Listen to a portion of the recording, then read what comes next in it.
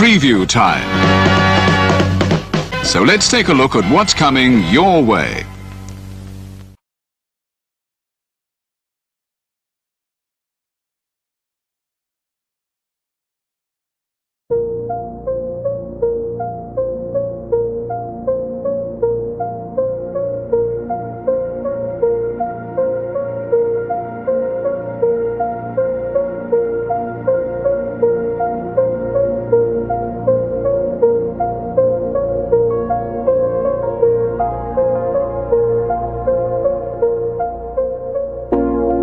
It's out of my hands, but I'm still in control. It's out of my hands. You can never take away the power of my soul.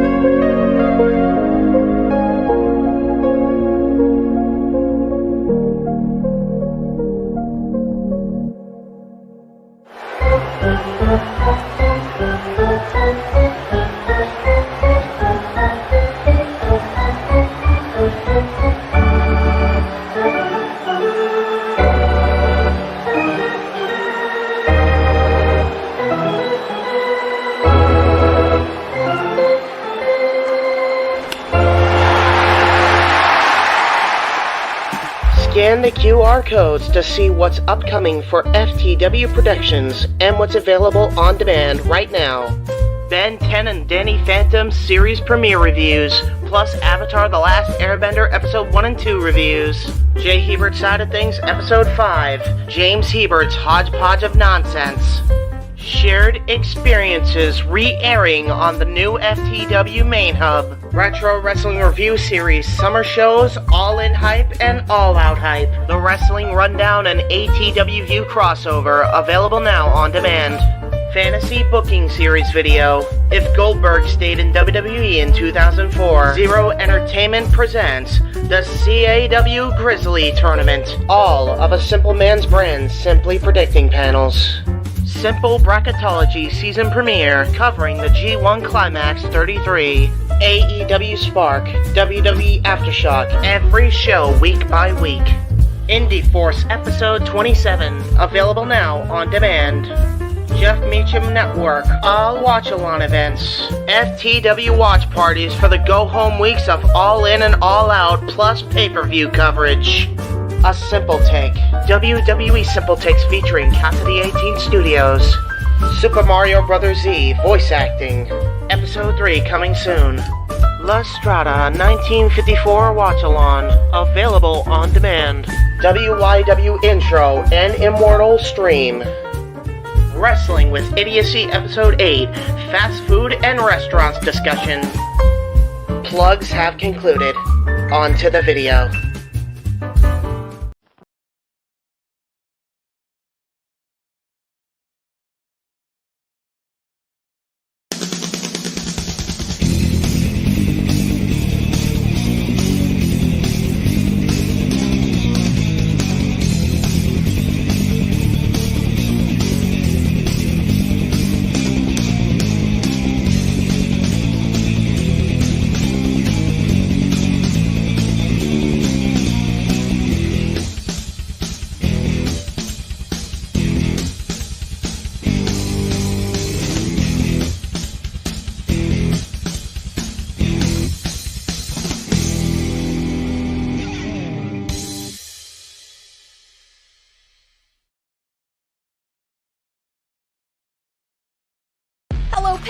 Alyssa Marino here, and as a friend of Parker Kane Promotions, I am super excited to share the awesomeness that they've got in store for you this November at WrestleCade.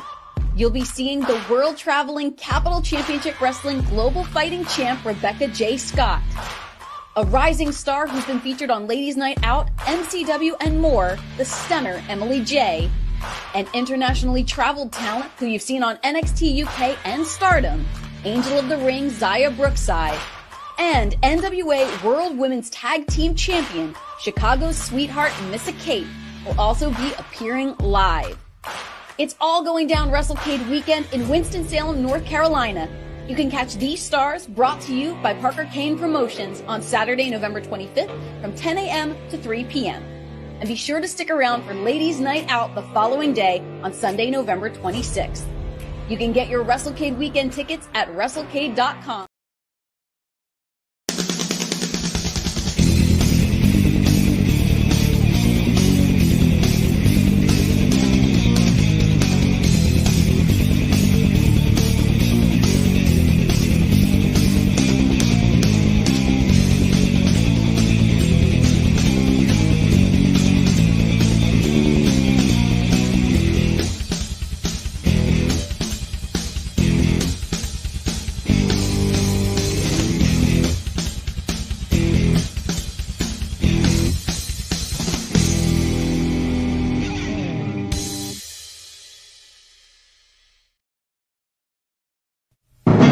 The Jeff Meacham Network's Multiverse of Media.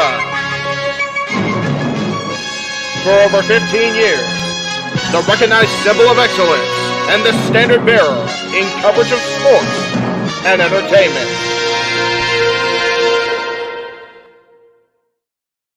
What is going on, everybody? Welcome to the Jeff Meacham Network Multiverse of Media and our coverage of Impact Wrestling and New Japan Pro Wrestling Multiverse United 2, For Whom the Bell Tolls. I am going to be your producer extraordinaire for the evening. You'll only see me during the pre-show and maybe a little bit in between matches. I am the Renegade of Wrestling, J.J. Williams. And if I'm being perfectly honest and transparent with everybody, main reason I'm not going to be doing color tonight is because I don't follow Impact. So I have little to no knowledge of the stories going into these matches. Unfortunately, James had some prior commitments, priorities over passions, as we love to say across the multiverse of media.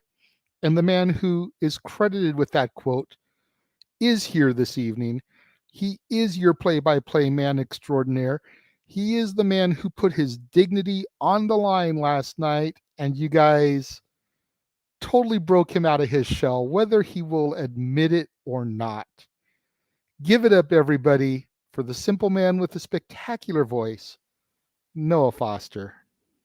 Hello, everybody. Hello, JJ. Good to see you again. It's good to be here in my actual comfortable domain of the Jeff Meacham Network with me at live watching on events. Haven't been in this seat since, well, prior to SummerSlam. And again, you and James did a great job on that call. James, take care of whatever you need to. Multiverse of Media, thank you again for everything you provided last night, too. We hope that we fairly engaged and entertained you. And JJ, it's always good to see you. It's always good to be seen, sir. You know, great to see you again so quickly. For those of you out there watching, we literally just came out of a studio on my channel, having canned my exclusive call, retro call, that'll go up to the members only section of the Casa D18 Studios channel. Me and Noah called the action for Chris Benoit versus Randy Orton from SummerSlam 04. That'll be posted this coming Saturday for all the people that pay for the members only stuff at the Casa D18 Studios channel. Again, it's only $5. I'm sure we'll have plenty of time to show that down the road here tonight. But man, this card, for as little as I know about the stories, I do recognize a decent chunk of some of the talent. There you go. I have YouTube up right now getting ready for the kickoff that's going to go live at 1:30 my time, 4:30 Eastern time. Same. And I'm seeing the graphic of Joe Hendry. I see Heath Slater. I see Rocky Romero. The others, not super familiar with. But those three names, whether I like them, don't like them, or have to believe in them, Hey, I know at least who those people are. we believe in Joe Hendry. I love that graphic. I know you do. I know you do. And I have it loaded in so that I can throw it up whenever you start to get flustered and frustrated. I know I can always count on that graphic to kind of snap you out of it. That's fair because the gimmick just works. It just freaking works.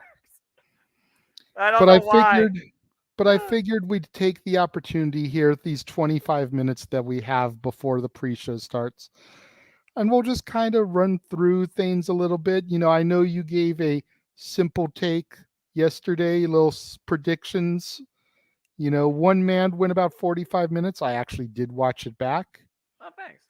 I tried to catch it while it was live, but I literally clicked the YouTube button as you were signing off. Yeah. So it was what it was. I had to wait for it to cycle through a little bit. Then I went back and I rewatched it. Very informative. Very well done, sir. As well as you work on, the shows with myself and Jeff, James, Datilla, or Chris Rotz and Jeff on your thing.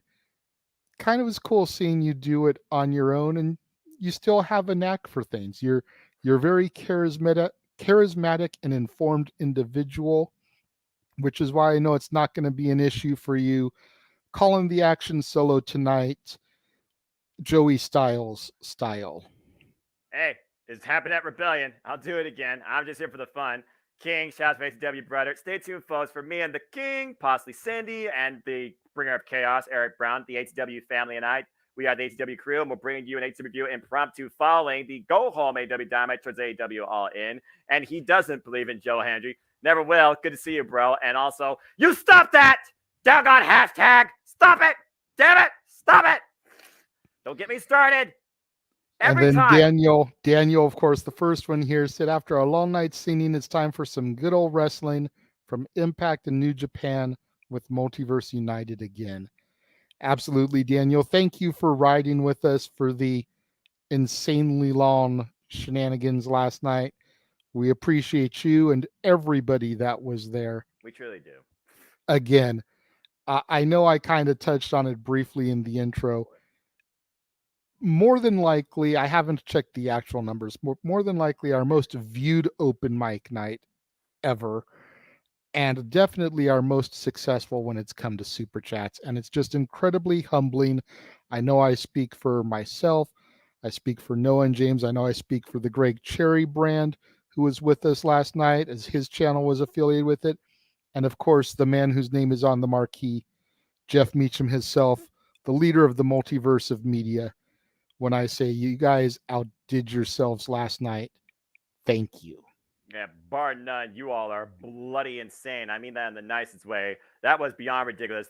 As we approach the biggest event in wrestling history, we had the biggest open mic night in Jeff Meacham Network Multiverse Media history. Dadgum. And now let's talk about some of these matches, and you can kind of call this like a successor to the Forbidden Door, because AEW did the stuff with New Japan last year. And then, of course, they did Forbidden 2 this year.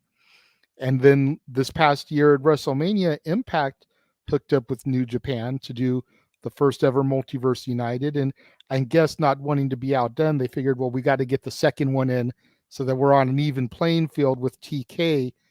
So, this definitely is a successor to the Forbidden Door. I would definitely say so. When you consider, again, you have Impact, you have NJPW, you have DDT Pro, and you have Stardom involved in this one. They took it up another notch when you think about at WrestleMania weekend. You had Tokyo Joshi Pro Wrestling with Miya Yamashita, and this time you got a freaking strong women's champion coming in and one of the meanest competitors in Stardom. But that being said, before we get there, like you alluded to, countdown's on my screen as well, and it will start here in 19 minutes. Let's see what we got. We got the KING King, and also the current DMC. The Digital Media Champion, Kenny King, defending the title against the heel master, Yoshinobu Kanemaru. Yoshinobu Kanemaru, heavily regarded as one of the best junior heavyweights up all the time, despite the fact he more so drinks nowadays and just goes along with whatever. That's what you get being part of Suzuki-gun. 27 years of experience, 6-time IWGP Junior Heavyweight Tag Team Champion, 7-time GHC Junior Heavyweight Champion, 4-time GHC Junior Heavyweight Tag Team Champion. But again, it's one of those things where about the Digital Media Championship being defended across the internet. It's one of those things right now where Kenny King will make sure he has more of a presence in cyberspace than I think the Hill Master needs. But if nothing else, this will test Kenny King, because I don't think Kenny King's truly been tested. He's tested himself to a degree, of course, in that pit fight with people like Billy, got KO'd. And as we saw with the help of Sheldon Jean, he had helped to finally dethrone Joe Hendry, blasphemy, of the title, as Joe Hendry will be the longest reigning Digital Media champion after 13 defenses. That being said, he's got Sheldon Jean in the corner. Just 5 guys are going to be busy throughout the night. I don't know if Yoshinobu Kamaru is going to have a second in his. I think Kenny King is going to win this by shenanigans. And Attila, good to see you. Please follow her, folks. Wonderful individual. It was wonderful having you again on the Open Mind Night. Looking forward to having you out there and predicting again soon. Johnny Swinger has also made his intentions be known. I still can't believe that guy is freaking relevant in 2023. I just got to say that right now. He has made his intentions be known. He wants to challenge Kenny King for his Digital Media Championship, and he already has a pinfall victory over Sheldon Jean. I think that more so Johnny Swinger will play distraction. But I think Kenny King's going to show Johnny Swinger exactly the only time you're going to see this title is on my shoulder. I think Kenny King's going to retain. Okay. Let us see here. I've got a bunch of tabs open now, so I can try to share as we go through. You just talked about the other match on the screen for the countdown. So let's go ahead and break that one down. So we got Joe Hendry and Yuya working as a team so far for 3 whole weeks. He is so damn good at these music videos. Anyway, Joe Hendry and Yuya Mera, they now have the idea to become champions. Tag team champions. And then you got Heath. But more so, this is a battle for pride and momentum. It's Impact versus NJPW. As Heath kind of finding his way after going rebellious against Alan Angels, and there has been no follow-up to that. On the other side, you have King of Sneaky Style, multiple time recognized IWGP Junior Heavyweight Tag Team Champion, Rocky Romero, 69th IWGP Junior Heavyweight Champion. They can model for jeans. Yeah, they can be models for jeans. Exactly, Tatilla. She understands. Tatilla the Noah. Believe in Joe Hendry. Oh, God. Before we go too far off the rails, the thing about this unique team from NJPW, how appropriate, by the way the graphic looks. Master Wata and Taguchi, I kid you not, their team name is 6 or 9. They are former IWGP Junior Heavyweight Tag Team Champions. Early last year, before losing them to the United Empire, which we'll talk about later. Taguchi and Rocky Romero, they're known as the Mega Coaches, the self-professed coaches of New Japan Pro Wrestling. And while they have great chemistry and mutual respect now, as a tag team, they never won tag team gold. I do think that Master Wato, Rocky Romero, and Zuki Taguchi are more of a united front, but I also think that the Mega Coaches might butt heads with conflicting plans or the Funky Weapon. And if Joe Hendry and you are going to prove, and again, we all believe in Joe Hendry, as we made JJ believe. Do you believe? Anyway, not to open up old wounds. If Joe Hendry and Yuya are going to prove working as a team can work, they need to win in some capacity as a tag team. This is their first outing as a tag team, even if it's trios. So I believe that Team Impact is going to get the win here. I'm going with Joe Hendry and crew. Okay. Mark, I mean, you joke about, not wanting to open up old wounds. Joe Hendry recently lost a championship, and this past week on Dynamite, a certain chosen one held a title belt high above his head after that Texas Chainsaw Massacre death match. All I'm going to say, that was $100,000 to a noble cause, and Leatherface should have made sure that Karen Jarrett was stuck in the shed, beheaded, but I digress. Okay, you got to win something. Marshall, welcome back. Thank you for joining us last night. It was a blast. And I kind of scrolled through it while you were talking about this match, but Daniel wonders when WWE will get the Forbidden Door open. NWA, Impact Wrestling, New Japan, and of course AEW. Well, we did see WWE at least temporarily swing the door open towards Impact when Mickie James entered the Rumble as Knockouts champion to Hardcore Country. Yes. So I definitely think it's something that can happen sooner rather than later, as long as Hunter is allowed to be in charge of the content and creative. But if things start to slide back to the Vinnie Mac era, in the words of the FBI, the D'Angelo family, and every other wannabe mobster, forget about it. Yeah, forget about it. Arriva Denci, as one Julia would tell you. I agree, Marshall. New Japan is Yeah. doing business with everybody. They know how to get their brand out there. Hey, we talked about. I think Oh, they're okay. probably the most likely to do a Forbidden Door with WWE at this point, because you can get things like Asuka, Io Sky, you've got Shinsuke Nakamura that can do crossover matches with some of these guys from New Japan.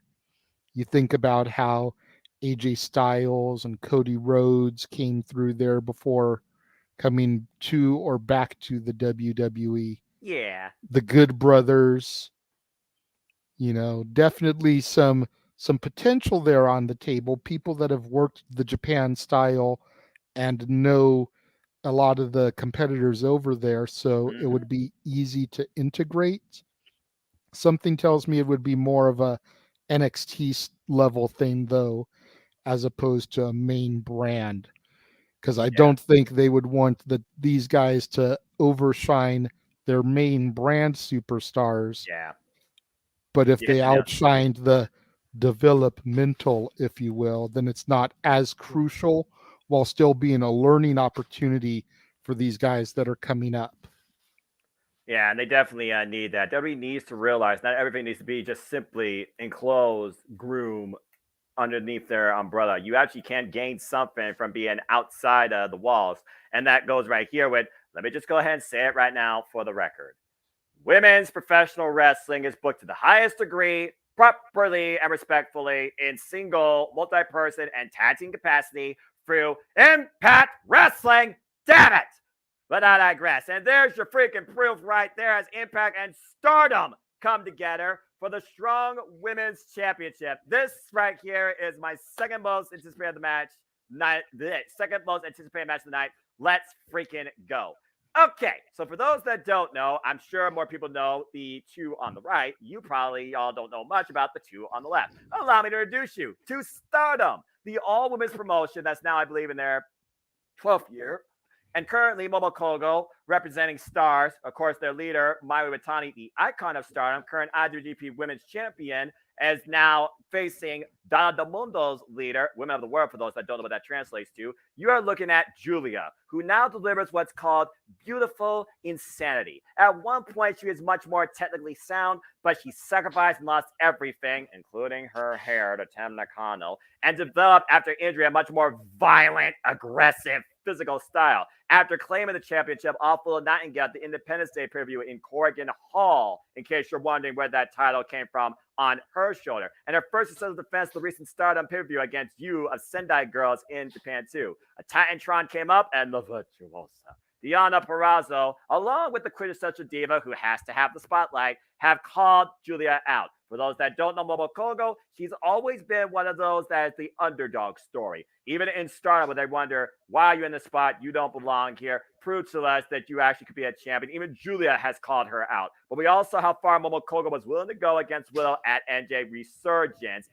the point you thought that she could beat her. She is the underdog here, but Julia is the champion for a reason. She wants to go international with this title, representing the New Japan of America brand.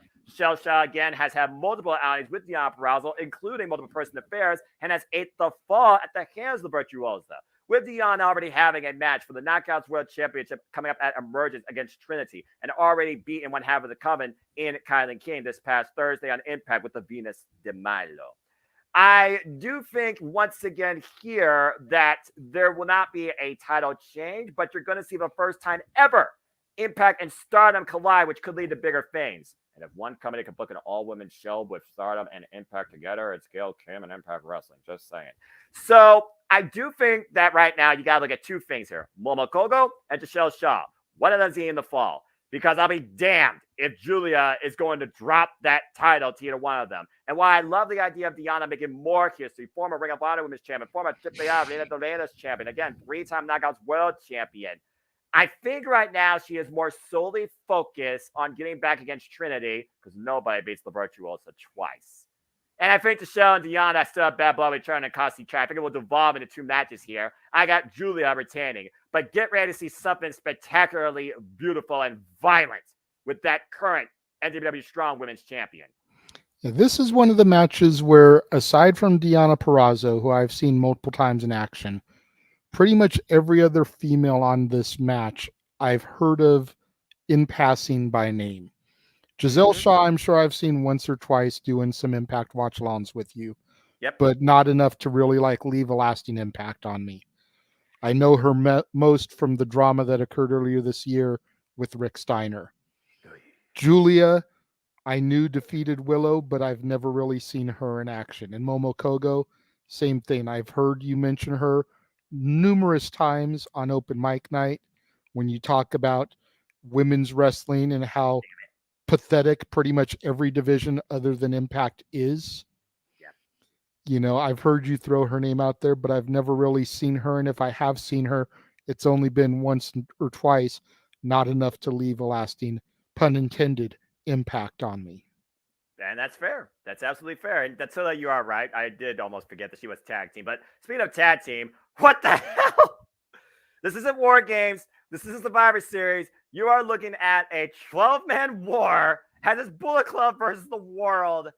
ABC, Ace Austin, and Chris Bay, former Impact Tag Team Champions, one half of the NWW Strong Tag Team Champions, and Alex Coughlin, the current leader of Bullet Club in New Japan, David Finlay, current Defy Champion and former NWW Strong Champion before losing to Eddie Kingston, Kenta, and one half of the IWGP Junior Heavyweight Tag Team Champions, and 100% proof, Clark Connors. That is your Bullet Club squad. On the other side, you're looking at the world of Impact and NJPW. In the French Canadian King Frankenstein PCO and the Iron Man, the Standard, Josh Alexander, the Gorillas of Destiny, 8-time IWGP Tag Team Champions, in Tonga Loa and Tama Tonga. Tama Tonga, the former NWW Never Openweight Champion that David Finlay now possessed after winning it off him at Dominion. The DKC, who works out of the LA Dojo under Katsura Shibata, and the former Bullet Club running mate, now with the People, ELP. Yes, JJ. Really quickly, because I don't follow Impact on a regular, when did Josh Alexander come back? Because I know he had been out on injury for a while. He actually came back at Slammiversary at the very end after Alex Shelley successfully defended the title against Nagolas and simply said, "I'm back." That's right. I think I do remember that now. It's just been a minute since I've seen it, so it slipped my mind. Right? It's a lot of stuff. And this Bullet Club thing that they're doing, like, I've been waiting to see something like this with one of the AEW Forbidden Doors. You figure, you know, Ace and Bay, the Bucks, and then Juice and Switchblade. Yes. Like, you could even throw Kenny in there and make it a 7-man against whoever you want to have represent, you know, the other side. But like, ever since seeing Bay and Austin, ABC in Impact, I've been kind of waiting for something to generate like that. And then going back to Daniel's point, you know, you finally get the crossover with WWE and you throw the Good Brothers in the mix. It's like, dude, the Bucks, Austin and Bay, the Good Brothers, Robinson and Switchblade versus insert 8 people here. Yeah, that's a team that is beyond measure, to say the least. And with so many different conflicts and ideologies, because you got to consider with that type of setup, you got a lot of generational Bullet Club members and leaders. Not to mention, you're leaving one particular name out there, the guy that was part of the very inaugural Bullet Club in the first place, Prince Devitt, Finn Balor. I only left Balor out because I know that he's grown leaps and bounds since then, and I was naming people that are known notoriously as still being tag teams within the club.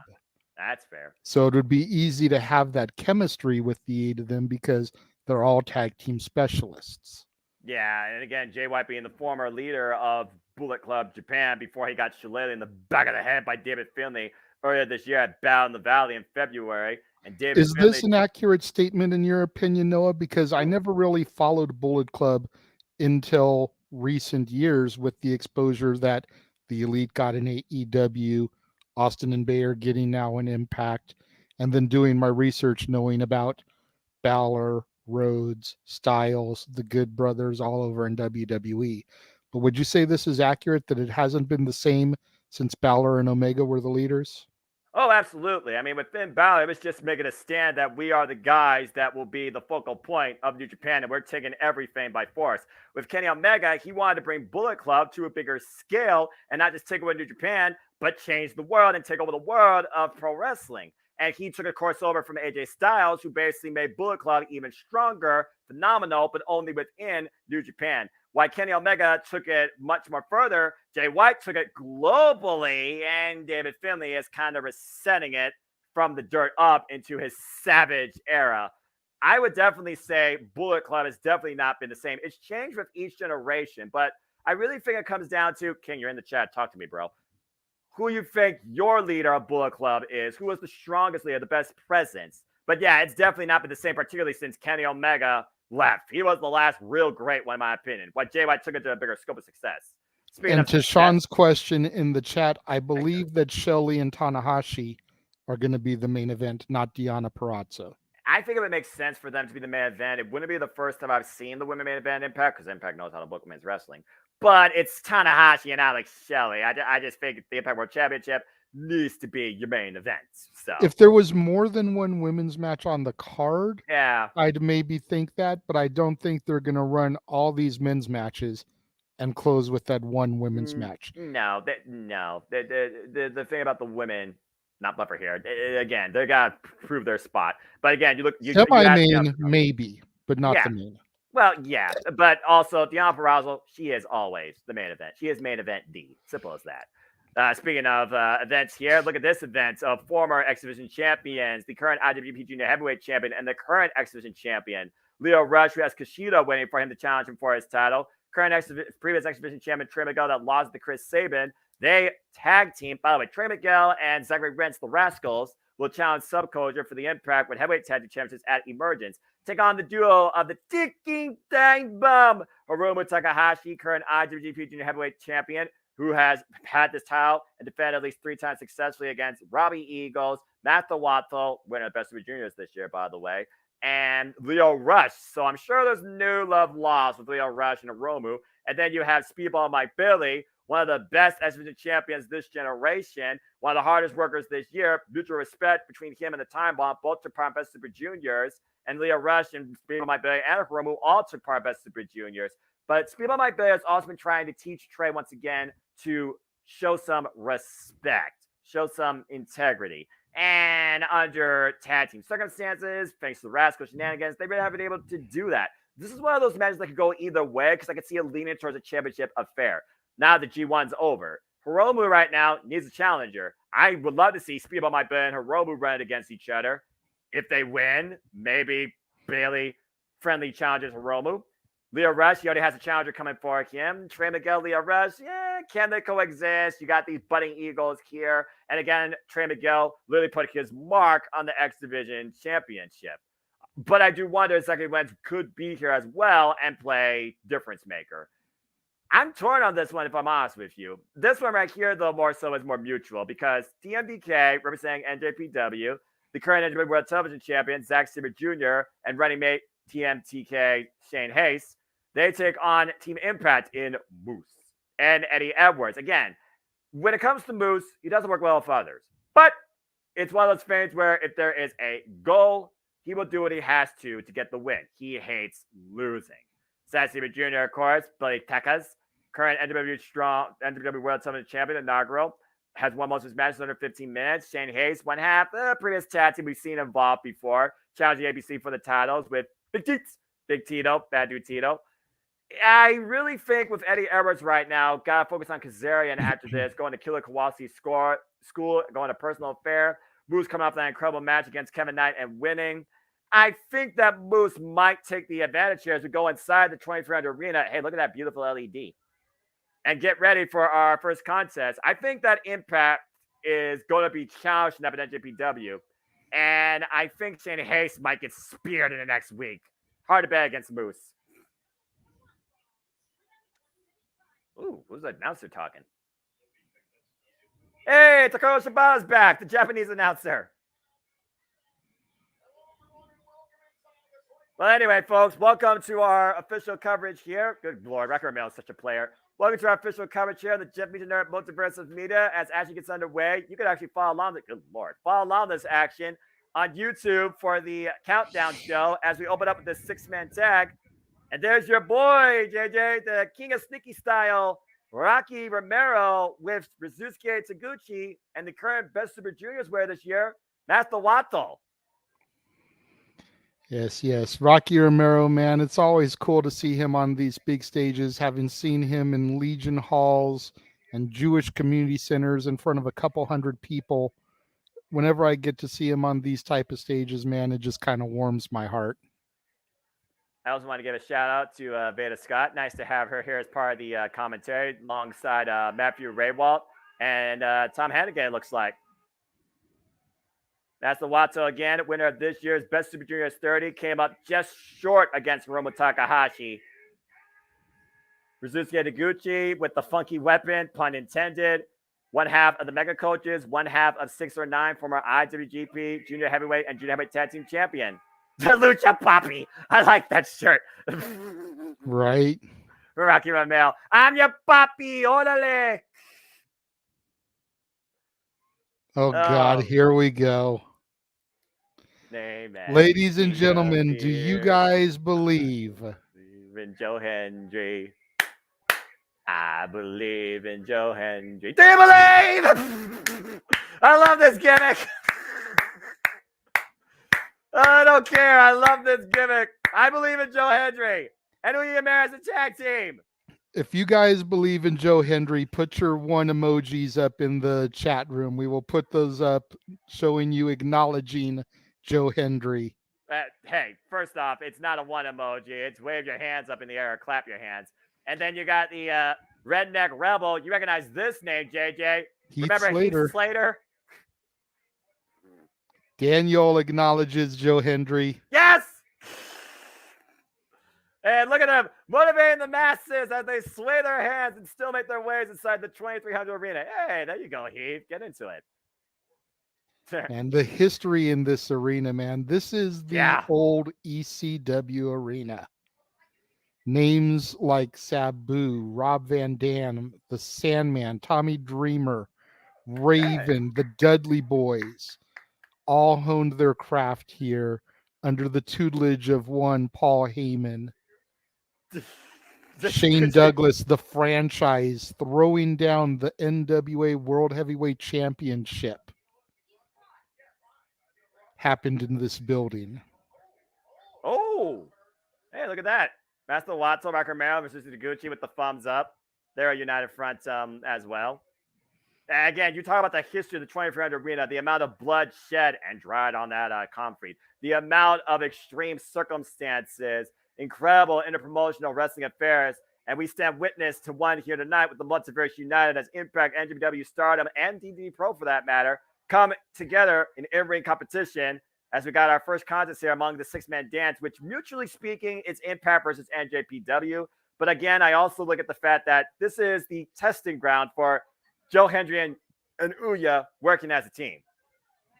The reigns were underway, and it looks like we're kicking things off with the Redneck Rebel and the King of Sneaky Style, Heath and Rocky Romero. And kind of going back to what we were talking about off air last night, looking at the setup of the ring, the setup of the seats and everything, you got to figure that if WWE was going to do something in Philly WrestleMania weekend, looking at the setup, it has to be NXT Stand and Deliver. There's no way they could do anything else. And just giving those kids the opportunity to perform in this historic venue. You see the side headlock here. Again, we talked about it all the time. I told you about the early days of NXT. Heck, one of the freaking very first matches. Oh my gosh, what a freaking Manhattan drop. Pop a Manhattan drop. Closed on by Heath. we talk about the history of the black and gold NXT. It was literally what ECW inspired when it came to an unapologetic, wild, relentless, crazy, underground feeling passion of professional wrestling. I would love to see an NXT event held here. Again, Rocky Romero caught and take over to Harris to Heath. And Rocky getting the bear of that exchange. Rocky Romero, by the way, the current NWA World Historic Welterweight Champion. As you saw that belt he came out with, JJ. I was wondering what title belt that was. He's had that now for 212 days as he's been working out of CMLL. CMLL, a longtime partner that has worked alongside New Japan Pro Wrestling. And, of course, those that don't know CMLL is, of course, the Consejo Mundial de Lucha Libre. It is the promotion out of Japan. Oh, my word. And Rocky Romero got a face full of the funky weapon, and Taguchi has no idea, figured that it was Heath. Coach, you might want to turn around. I'm not going to say anything else about what happened there, all right? All I'll say is that Rocky Romero better thank God that wasn't Rikishi that he ran into. The glutes of steel finally hits Keith in the face. The posterior right to the face. And there's a tag now to Joe Hendry, the former Impact Digital Media Champion, again, who held that title for 266 days, 13 successful defenses. Oh! And gets a face full of Rizuki Taguchi's funky weapon. And the Cannon King, of course, will defend the Digital Media Championship, still to come here on the countdown, against Yoshinobu Karamaru of Just 5 Guys of New Japan Pro Wrestling. And now we have Master Wato in here. Master Wato, since coming back from excursion, under the tutelage of Lion Hiroyoshi and Tenzin. Oh! Clubbing lariat. And Joe Hendry taking control for Team Impact here. Tad to Heath. When you look at this match, JJ, I got to get your take as a casual. What's your thoughts on what you've seen so far from the likes of Master Wato, that's right now being chopped, and Rizuki Taguchi and his, as he calls himself, King of Strange style? Oh, me of the minds. Honestly, it just seems like they have, a great personality, great level of entertainment going between them. I don't know much about these guys, but this is a great match to kind of get the crowd hyped and started with. It's enduring to the crowd. It's energizing. It's got the crowd like clapping and getting participation going with it. Perfect way to start off the night, I think. And you see, I don't want to call it comedy wrestling because I feel like that wouldn't do justice to these competitors. Agreed. But you kind of get where I'm talking about. I mean, the funky weapon, a jumping butt to the face, definitely spells comedy. I just to remind you, Rizuki Taguchi is the self-professed King of Strange style. Buy his shirt on NewWorld.com if you choose to. A nice triple synergy there, by the way, with the overtop plunges by Team NJPW. Off! And Master Wato cut off from some springboard offense courtesy of Keith. And again, the thing about Keith right now, he's kind of just part of the picture. The last time we saw Keith, he dropped on Angels with a wake-up call. I wonder if that was a wake-up call for Keith to try and find a new ground in his Impact Wrestling career. Formerly involved, of course, pursuing the Impact World Tag Team Championships. Former Impact Tag Team Champion with Rhino. Master Wild brought back inside, tag to Joe Hendry. And now that Joe Hendry and Uemura are looking to work as a team and become champions. Kudos, by the way, to Uemura learning some simple English there. And Datillo is saying that she's surprised that Joe Hendry didn't cut a promo before the match. I agree. Maybe he's going to teach Uemura how to cut a promo. Introduce the city, give a polite metaphor, and then tell people what to believe. Because what we believe is 250 pounds of pure motivation, the answer to all life's questions. And his name is Joe. But the stalling vertical, look at the power of this man. And squatting with him. Come on now. With Master Wato. You get a workout in, Joe Hendry. Why don't you? A delayed vertical suplex position. Power slam by Joe Hendry. There's a cover, hook of the far leg, and a 2 count. We got the end. Botch. Oof. Tag. And again, we talk about all the time the rules of tag team wrestling. It's the first time we're seeing Uya Uemura and Joe Henry working as a team in ring. And so far, they're working pretty well. There's a cover by Uya and Wato, and gets a 2 count only. Obviously, not enough body weight on the cover there. Uya Uemura, of course, product of the dojo system. One of the young lions on Excursion that has now been heavily involved in Impact Wrestling. Knocked him down with that chop. And taking out the Heath rest of it. applauding him from the corner there, telling him, good job. Well, I mean, that's what you do at the end of the day, right? You isolate your opponent, but also you be aware of your opponent's alliance of allies, and you take a shot at them when you can to make sure they can't make a tag. Isolate and dominate. Cut the ring in half. Speaking of which, tag to Heath. Oof. There's a knee strike. Calculated assault here on Master Wato, courtesy of the Redneck Rebel. Heath just put in the boots to Master Wato. Ooh. And Heath, definitely a tag team specialist. You think about all the people that he's held gold with over his career. Most prominently, Justin Gabriel from the Nexus, and of course, Rhino. Yeah, not only in WWE, but Rhino and Heath became Impact Tag Team Champions, as I said earlier. And Master Wato trying to fat back here. Oh, it's a leg lariat. There's a hook of the leg. Is that enough here for Team Impact to start the night with good momentum? No. 2.5. Referee seemed like he took a little bit too long to start that 3 count there. Yeah, I don't think the referee was in good position either for the fall because, like you said, he was slow to follow up on it. Joe Henry not slow, though, to follow up. Bit of a chin lock here. And Datilla making it known in the chat that she believes in Joe Hendry. There you go. And Datilla also believes Uya is a star, and I completely agree, star in the making. Again, under the tutelage of Joe Hendry, absolutely. Oh! Down goes Hendry. And this is the moment Wato needs right now to make a tag to Rocky Romero or Zusuke Taguchi. Again, believe it or not, how strange Taguchi is, it was Taguchi and Master Wato that came together as a tag team and won the IWGP Junior Heavyweight Tag Team Championships, JJ. So they are very functional. But speaking of functional, it doesn't get more experience than Rocky Romero. Rocky Romero is such a stud, always has been. I've been watching this guy on and off for 18 years. Yeah, it sounds like you've been watching him forever. As I say that, as well, Rocky Romero is giving Joe Hendry. Oh, well, I guess those clothes were not forever. Oh, and Master Wato back in the ring, looks for the roundhouse. Joe Hendry once again exercising his power. Now, are you kidding me? Look at this, 2 minutes at a time. What a faraway slam by Joe Hendry. So I gotta admit, that was impressive by Joe Hendry. That was motivational for his team, if nothing else. Again, right now, Rocky and Hendry are the legal men. Tag to Uya. Tag to Rizuka Taguchi. Whoop, funky weapon miss. Sorry, I can't help but laugh at Taguchi, man. He's so strange. And then, sometimes you just, your rear end backfires on you. Wow, really, Noah? I mean, am I wrong in what I'm saying? I guess the question now becomes has his back end ever misfired while executing the maneuver? You did saw what happened earlier, right? And that was a seated back end. Okay, we're going off in the rails here. Uya Uemura. Oh, wait a minute. Oh, it's that cradle too. Ooh. Kick out by That is Uya. accurate, Wesley. Thank you for reminding me. Heath is 1/3 of 3MB.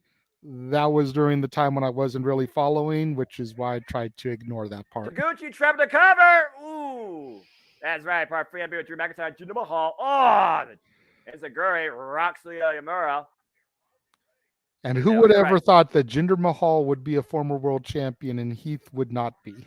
I'm just going to say that 2017 should have happened. Oh! What a right. Now hooking. Oh! Incredible strength being shown here by Uya Uemura with that ridiculous Uranagi.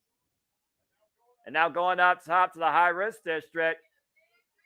And Taguchi on his feet. Caught with the cross body.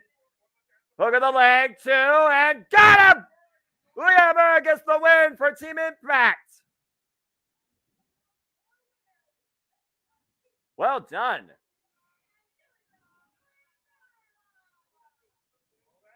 Well, that's a good way to start some momentum in this, what's going to be international affair, to say the least, as Team Impact wins the first bout here and the coach. Uyemura, Joe Hendry, and Heath stands tall in our opening contest here on the countdown as Multiverse United 2 for whom the bell tolls. Currently at TOLLS for Impact Wrestling. And hey, what about this? Joe Hendry and Yuya working as a team. I think they were pretty good for a first outing.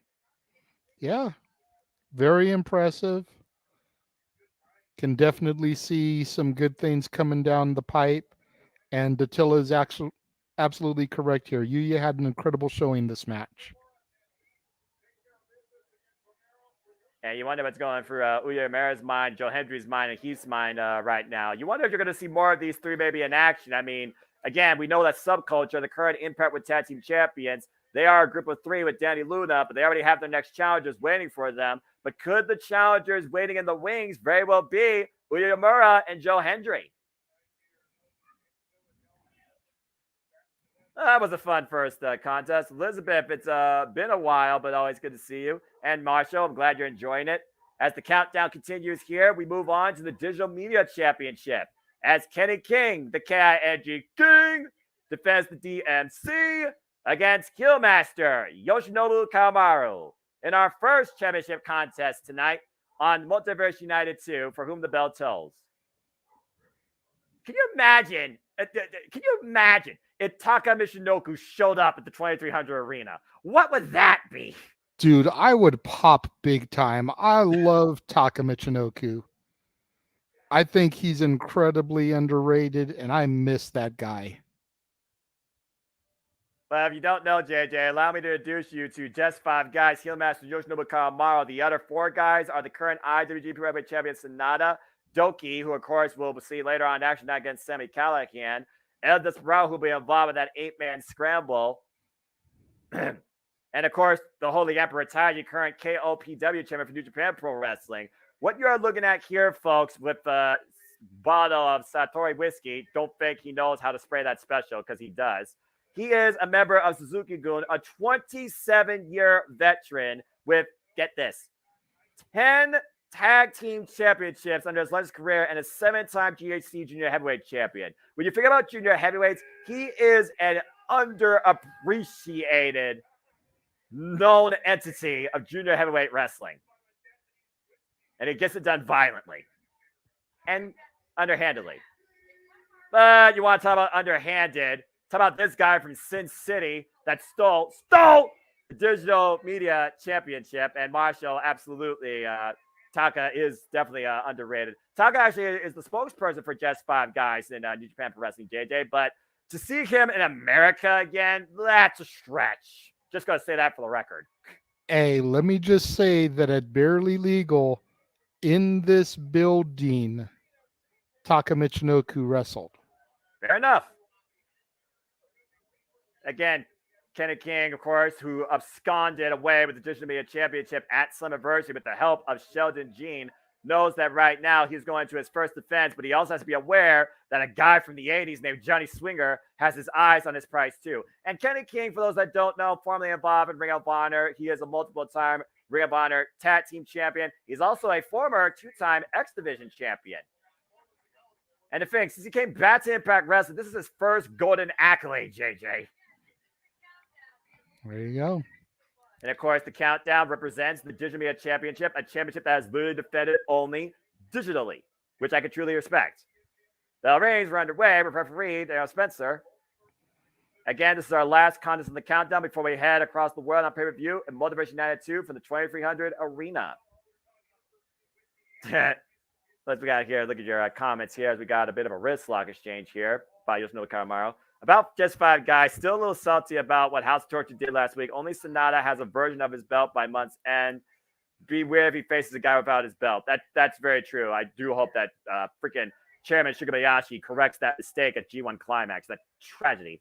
And just like with Forbidden Door, I don't know some of the people on the card. Well, I'm happy to educate you. And if nothing else, we'll all learn something here and have some fun with professional wrestling. Damn it. But I digress too. Buy that t-shirt. I don't market myself, but hey, support my friends. The side headlock again by Yoshinobu Kawamaru. Of course, influenced by the likes of King of Pancrase Minoru Suzuki, one of the longest running mates of Suzuki-gun. And right now, both these men Both have the itineraries of not only proving what it means to be a champion, but getting the job done at a ring by any means necessary. I find it very interesting, though, that I don't see Kenny King's second out here. Oof, the shoulder tackle there. Where's Sheldon Jean? That's kind of just something I'm just thinking about. Oof. Again, Kenny King's just showing off here, JJ. The hubris of Kenny King in full effect. Yeah, I was going to say, maybe Kenny King doesn't think he needs his second out here for this match. Whoa! Shot right to the left knee. Headlock takeover. Yoshinobu Kanemaru grounds the champion for the time being. I mean, he certainly needed him at Slammiversary when he screwed Joe Hendry.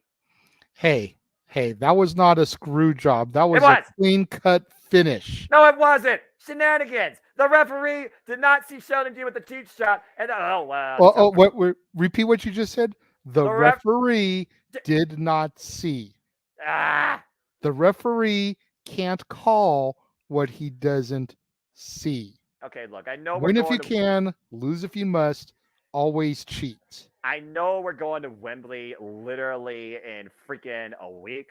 Ugh! But I wouldn't mind seeing some freaking VAR right now to go back to Slammiversary. And Kenny King falling up the clothesline, hanging up Yoshinobu dry across the top rope. Just to let you know, for Gaku Sanada's facing the 27th, only remember the last name, which is something. Can't remember the first name. Well, that is Jake Stuffin you're thinking of, and that is correct, because at Emergence, 1 week from today, Impact Wrestling presents Emergence, the IWGP World Heavyweight Champion Sanada will go one-on-one against Jake Something. Nice jumping leg drop there by Kenny King, hooking that near leg, and a 2 count only. And of course, that will be a watch-along event across the multiverse of media. Absolutely. And you can also catch Noah simply predicting that across the Simple Man's brand.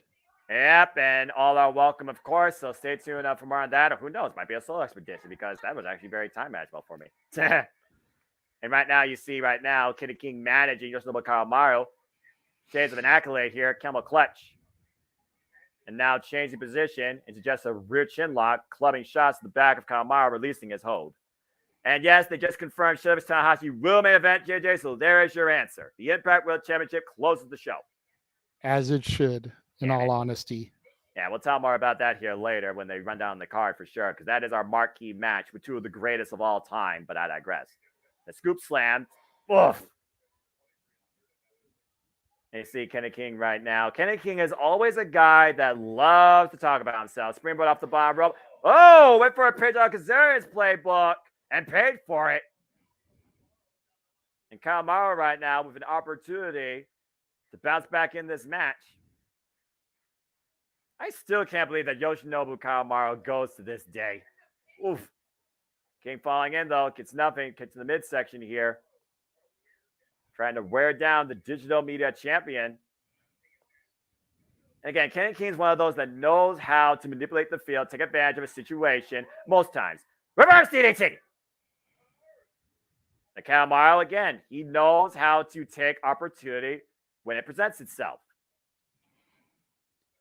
Now, let's not forget his infancy in the wrestling business, where he was on Tough Enough Season 2, made it to the Final Four, only to end up losing to Linda Miles and Jackie Gata. Yeah, you wonder where those two people are nowadays. Up and around DDT! Well, I can't speak on Linda Miles, but last I heard, Jackie Gata was still married to Charlie Haas, so... Oh, well, there you go. Oh, it's a cover, hook of the far leg, and a 2 count only.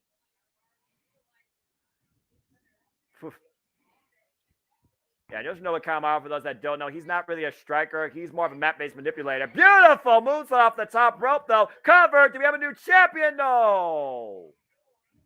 Kenny King able to power out there, but definitely exerting a lot more force with these covers.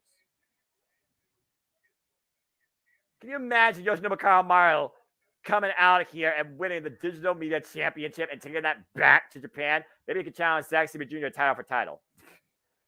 And Kenny King up and over. Nice reverse here. The roll up. 2 deep hook and a 2 count again. Oh, man. Spine buster. Planted hook on the near leg. 2 and no. Kanemaru still in this contest. Oof. Of course, Kenny King came back into Impact Wrestling as part of Honor No More, and they ran rough shot. for the better part of a year before Eddie Edwards decided between that family and his wife. Oh, wait, you know, Kamaru grabbing the official. Whoa, and almost pushed into Kage. Oh, the step up in Seguri. Single leg drop kick follow up. What do you think about this here that Elizabeth put in the comments? Time to set the clock for Tanahashi, as he said that if he doesn't win a title, he won't get into next year's G1. Well, again, it's one of those phases where Tanahashi's testing himself. Why, well, it was happy hour, but Kamaru missed the spit take. Oh, there's a roll up, Oh, and Kamaru almost escaped with the title. Oh, there's Goro, the overhead kick, rolling overhead kick. Royal flush. That is a hand that shows and wins. Kenny King retains the Digital Championship. And yeah, it's one of those favorite Tanahashi did not have the greatest performance in this year's G1, JJ. And people are even seeing it. We've even seen him stumble step. The ace is not as young and as spry as he used to be. He's out to prove a point that I don't just deserve a spot because of my pedigree. I need to prove to myself I can still hang with this rising generation of New Japan Pro Wrestling. So why the Impact World Championship is not necessarily at the forefront of Tanahashi's scope, it's a great stepping stone towards proving to himself that he still can hang and belong with a time-tested vet in his own right, Alex Shelley. So we'll see. Will Ospreay even said he gave himself a year to reset things, and in half a year he has. Can Tanahashi do the same thing in quicker fashion? And could it start tonight at the Multiverse United? It's a good question. Again now, whew. All right. Well, that was a fun countdown. We got a moment to brief here, JJ. I hope you all enjoyed those two contests as we get ready to go to pay-per-view here. Let me go to the Fight TV feed. And yes, Wesley Sonata is the former Great Sonata who ran part of Revolution, led by Cowboy James Storm. A good callback. Kenny King's one of those that, again, he's one of those I'm not exactly sure how to interpret, but he got the job done. Still the champion. There you go. All right. While we have a moment here and we're kind of speaking a little bit about Tanahashi and everything, yes, I just thought I'd throw this out there, a little bit of a teaser. I know you know, Noah, that I do movie reviews as my main bread and butter. Absolutely. I know you know that generally the month of March or April, I usually do movies that star wrestlers as we push into WrestleMania. I actually discovered this movie that I'm going to watch next year. My Dad is a Heel Wrestler, starring Hiroshi Tanahashi, as well as Kazuchika Okada, Hiromu Takahashi, and so many others that we have either been introduced to through the Forbidden Door or are on Multiverse United tonight. So make sure you check that out coming next year on Renegades Reviews. Oh, that's going to be a great watch right there. Enjoy that, of course. Might actually get you to watch that one too. Yeah, you might. As my clock right now stands at 40 seconds here from Multiverse United 2. So again, folks, let your thoughts, let your comments, let your takes, or let your questions be known. We will, of course, address them. But particularly if you want to dictate the conversation, you know what to do. Super chat at Cast 18 Studios. Super chat, it's as simple as that. Again, as we... And let me make it known that tonight we're going to be a little bit more lenient. You know, you guys went above and beyond last night, but definitely, especially as we start to get into the main matches of the card, super chats usually pop through in a different color in the studio here. Yes. Catches our eyes a little bit easier, and it's easier for us to address those in a timely manner. So. All right. So again, as we wait for this fan to kick off, again, folks, please like, subscribe, comment, tell a friend. As here on the JMN Multiverse of Media, we do these live watch events for all the pay-per-views and all the biggest shows across all things wrestling. Shout out to the family on Twitter. We hope that you enjoy the conversation that me and JJ will have throughout, and we hope that you will engage with us and have fun with it too. So without further ado, as the Multiverse United 2, for whom the bell tolls, is about to take hold, JJ and JMN Multiverse of Media, let's freaking go! Yes, and while we have just the split second and we wait for it to come live, you mentioned the other stuff that we have coming across the multiverse as far as watch-alongs go. Here is what is coming up, not counting this show that we are now covering.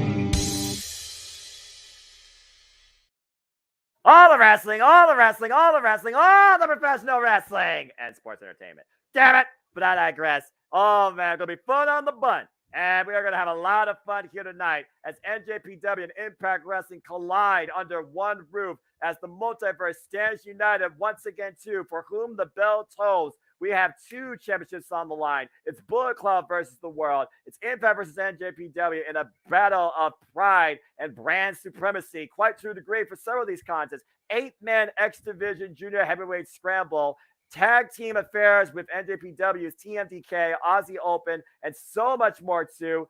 There is a lot to unpack, a lot to unfold, a lot that could develop tonight that goes not only towards emergence but beyond. You're seeing footage here across from NJPW and Impact Wrestling as we go back inside 24 Arena, and this show is live, so here we go. Welcome everybody to our coverage of Multiverse United 2, for whom the bell tolls, from the 2300 Arena in Philadelphia, Pennsylvania. So hello, everybody. Welcome once again to JMN Multiverse of Media. You know what this is. I'm the Superman of the Superbrand and the voice of JMN. And my name is Noah Foster. With me tonight in the color analyst hot seat is the renegade of wrestling, JJ Williams, as we got Tom Hannigan, the lovely Beta Scott, and Matthew Waywalt for on-screen commentary and thoughts. And you're with us for the entire ride. JJ, you ready to go and have some fun with professional wrestling tonight?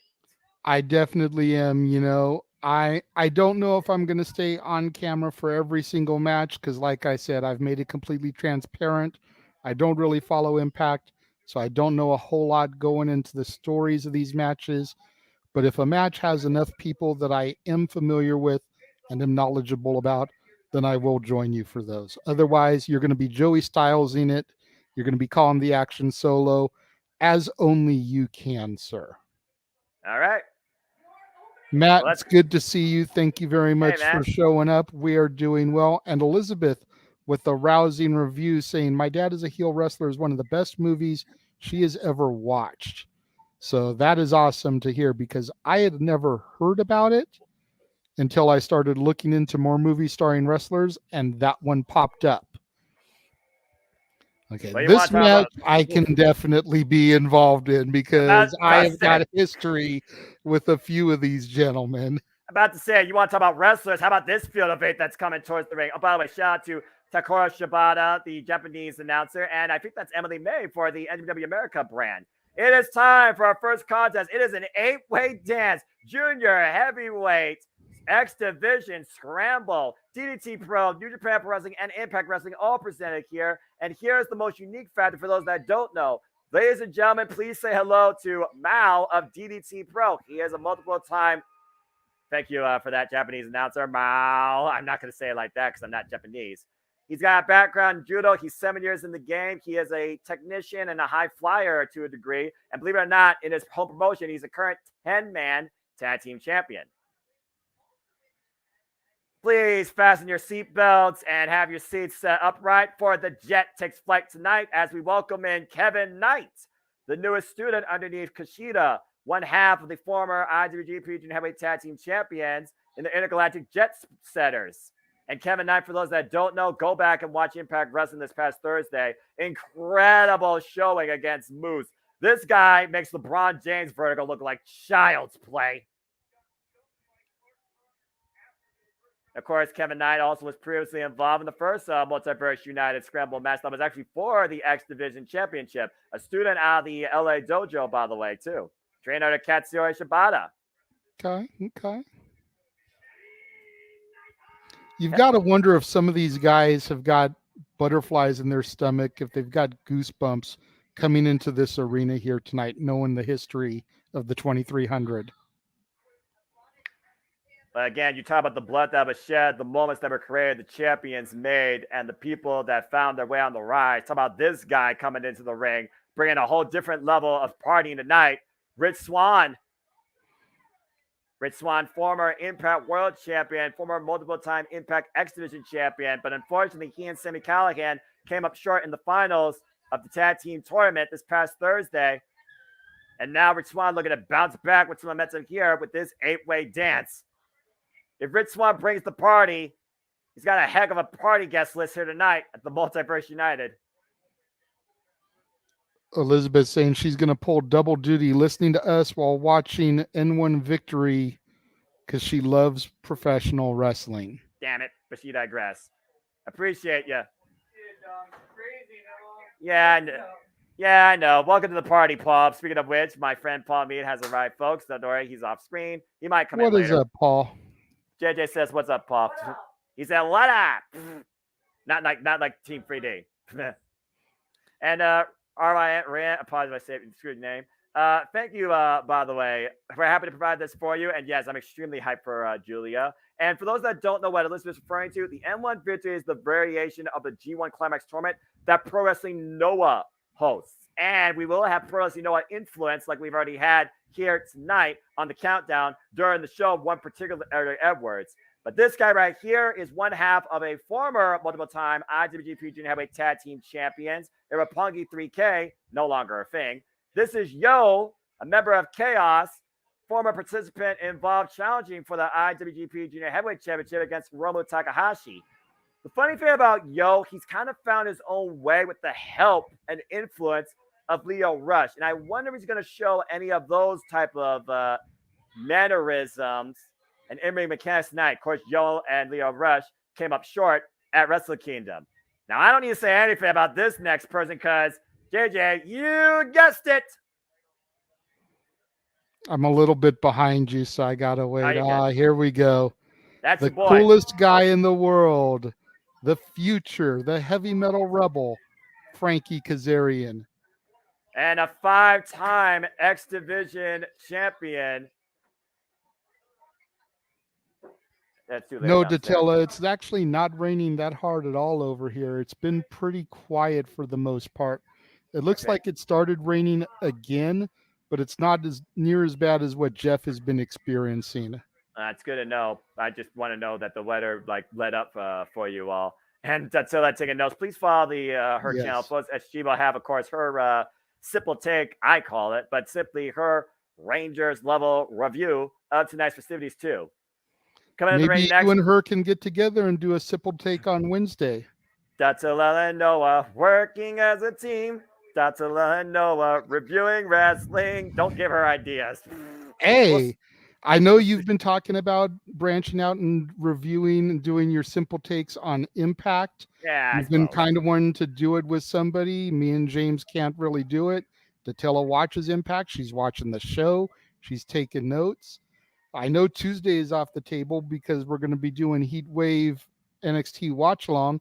Right. But Monday, Wednesday, maybe you guys can collaborate, before WWE goes live. I know you don't watch Raw, but she does. Before Dynamite goes live, right. 3:00 Pacific, 6 Eastern, maybe you guys can hook up on Monday or Wednesday. We'll talk more about some sort of ideas for that maybe in the near future. You never know. I'm the Joe Hendry, apparently. Datilla believes in me. All right. Datilla, if you're cool with that, put it in the chat and we'll discuss it. Noah can PM you about collaborating Monday or Wednesday, 3:00 Pacific, 6 Eastern. And here comes the Motor City Machine Gun, Chris Sabin. The 9-time record-holding, might I add, for Reigns, X Division champion and former TNA World Heavyweight champion. By the way, the previous competitor was Bushi. Bushi, by the way, member of Los Angeles Day Upon for New Japan Pro Wrestling, former IWGP Junior Heavyweight Tag Team champion, former 6-man number one tag team champion. Talking about this belt right here, Noah. Oh, this is El Desperado. He is a member of the faction now known as Strong Style with Minoru Suzuki and the son of Strong Style and Narita. But what's weird about this dude, he's developed a love, passion, and endurance for, get this, death matches. Literally been tagging alongside Jun Kasai of the Freedoms promotion in Japan and has survived Final Death, as it was called, recently against Jon Moxley at Independence Day. The thing about El Desperado, he wants to challenge himself because he wants to become stronger through competition against the best across the entire world. And now he's got a field of 8 to contend with tonight, including himself. Here we go. It's a hell of a field, I say, I'm not familiar with a lot of these guys, but I know Sabin, I know Kaz, and I'm moderately familiar with Rich Swann. I've seen enough of his work where I feel like I can comment about him a little bit. The rest of these guys are completely unknown to me. You got Kevin Knight, not to be confused with one L.A. Knight. Yeah. Yeah. There, I say it. Paul said dummy. A throwback to his Impact run. Dummy, yeah. I wonder who's going to be the dummy here. Who's going to be the fall guy? Who makes a move first? Don't blink, by the way. You might miss something. 8-man scramble, kicking things off here. And Elizabeth's been a fan of Chris Sabin since high school. Yeah, again, I mean, Alex, what the heck? Look at this. 8-way lockup. Yeah, Sabin is another one of those guys. Sabin and Kaz that I've been watching on and off for 18, 19 years. Kaz, I saw at my very first independent show back in 2004 for Ultimate Pro Wrestling. Nice. Sabin, I got to know in 05 through PWG, Pro Wrestling Guerrilla. Whoa. Which now has Daniel Garcia as its world champion. Oh my God, Kevin and I almost landed on his head with that little moment you were saying right there. I just want to say this for the record. I thought I was looking at a kaleidoscope for a moment, JJ. I don't know if you were. You saw the lockup, you saw the spread out, 4 men in corners, 4 men preventing a collision in the middle of the ring, then spread back out, sent over the top rope, and then 4 stereo planchas as we got Mao and Rich Swann doing something weird with their hips. And now we're finally going to wrestle here. Good grief. You know, a lot of people criticize people that have to over orchestrate and choreograph matches. There's no way you can do something like that safely without choreographing it a couple times to make sure everyone is in tune and in sync with their performance. Especially when you got this many guys in a match. You can't just let it get called on the fly. You've got to have things planned. Drop toe on the drive-by. And to your point, JJ, I do wonder how familiar are all 8 of these men with each other. Again, we talked about what these men are as individuals. We didn't talk about necessarily the connections between them.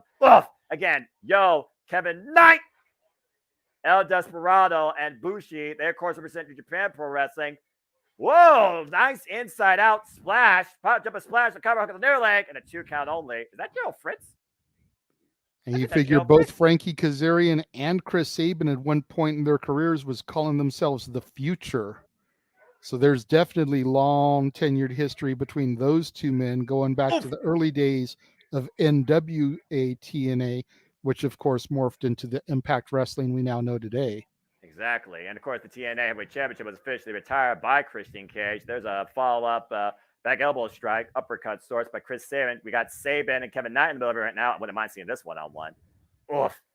Sabin going up to the high-risk district. I'm sure we're going to see plenty of that tonight here. Beautiful missile drop kick, sending Kevin Knight to the other time zone. But here comes Frankie Kazarian, the savvy veteran who came back to Impact Wrestling to affirm his legacy, but also take this company up beyond the stratosphere of what it could be right now for future generations to come. Beautiful scoop slam there, and off the second round. That's how you do it with the turnaround leg drop. Well, God knows he wasn't getting booked properly over in the All Elite Wrestling, so may as well come home to the company that put him on the map worldwide and gave him that name recognition that he has to this day. You know, a lot of people forget Kazarian did compete in WWE for a few months, mainly on Velocity, left because they wanted him to cut his hair, and he was unwilling to do so. So what does he do? He goes back to Pro Wrestling Guerrilla and loses a hair match and does it on his own terms. You wonder if he's going to figure it out on his own terms or not. That was a miscue by El Desperado Mao with the spine buster to Kevin Knight after sending Yo to the outside. And again, I also think about this. You find your place in this industry for a period of time. But oh my word! And El Desperado just found that right, straight to the face. Close fist. Again, there is no disqualifications here. First pin for our submission wins. And he might be going for a Moonalock here. Oh, Rich Swann preventing that. It's a crossface. Cobra. Oh. Okay. What's happening here? I'm seeing cravats. I'm seeing ankle locks. I'm seeing regular eyes and nose. I'm seeing Bushi trying to figure out what to do next here as Mao is trapped in the middle with El Desperado. And now Desperado with a leg hook and the ropes. Jeff Fritz needs to break up this 8-way, what do you call this? Erector set of submissions. That was ridiculous. Oof. All right. And yeah, I agree that spot was awesome here. It's amazing. Again, we don't know how well everyone hates Bushi, apparently, not just Wrecker and Merrill. We don't necessarily the familiarity of all 8 of these men amongst each other, but there's definitely a familiarity in their styles that works well quite a bit with one another. As right now, it looks like Kevin Knight directing traffic, and everyone's doing a forever clothesline train with Bushi. No one likes Bushi. Then again, no one likes anybody from the LIJ. What a splash! Oh, Rich Swann eats the turnbuckles. Now Desperado falls up the splash in the corner. Now Desperado is going to be part of the clothesline train. All aboard the train. When Yosin over the top rope to the apron. And Kevin Knightson up and over. Mount Desperado fall in, though. Okay, so Mount Desperado, they're like, okay, well, we'll work together for the moment. And Mal's like the wild card here. I wouldn't trust that guy. Rich Swann perched to the top rope. Again, Chris Sabin still looking to get back his Extra Championship from the Rush. Rich Swann, after him and Sonny Khan lost the tag tournament, not sure what's next for them. Frank Kazarian, of course, is going to face Eddie Edwards at Killer Kowalski's school to settle a personal score. And meanwhile, Tower of Doom! Connect from the Impact Originals. Rich Swann at the top. What a split leg frog splash by Kevin Knight. My God. Hook of the leg, too. And Leo breaks it up in the last possible second. That's some great double team work by the 2 men, like I said, that used to call themselves the Future, Chris Sabin and Frankie Kazarian. Yeah, and then that splash was awesome. Yeah, they haven't lost a single step. Hey, maybe Chris Sabin and Frankie Kazarian could come together as a tag team at a blind tag tournament. The idea for Impact Wrestling, just saying. Cartwheel escape by Yo and a rising knee strike to Kevin Knight. Kevin Knight rock. Kevin Knight, though. Whoa! Sky high, planted, too. No! And now Frankie Kazarian with the chicken wing. And I'm not talking about Bob Backlund. Oh, Kevin Knight's up and over. The ranginess of Kevin Knight, JJ, it's something really to see. Meanwhile, slingshot, ace crusher. Beautifully done by Kazarian. Now working against El Desperado. And we are down to 2 men in the ring for those that are wondering. Spinebuster! Planted! Double A approved. Bushi hitting everything that moves and anybody else for that matter, too. Chain reaction to moves here. Nice rebound is Gerber Swan, though. Handstand, springboard, got caught. Oh, what? The handstand escape. Are you kidding me? And there's press kick, rocks Rich Swann. It is an electrifying atmosphere here in this opening contest as expected. This is a scramble to the finish. There's a rock with a drop kick thanks to Bushi. Mao's gone. Now Yo and Bushi in the ring, and Yo hooks up Bushi. Ooh, Shigoroshi. And now Sabin, Sabin. Up backslide. Oh, wait, reverse counter. It's the midsection. The Future coming together in the present inadvertently. Up and around looking for a tornado DDT. And Kevin Knight, though, got hooked by Sabin. Whoop, whoop, whoop, whoop, whoop. Almost. Double DDT connects by the 9-time X Division champion. You figure out how long Sabin's been involved in this business. He still goes to this day. Cradle shot, cover, hook the leg on Yo. And Chris Sabin wins the scramble. Hail Sabin.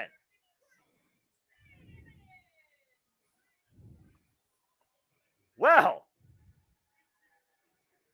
what are you going to do with that level of experience? Like I said, JJ, I talked about it on the show. What do you do against that level of experience and that type of competitor?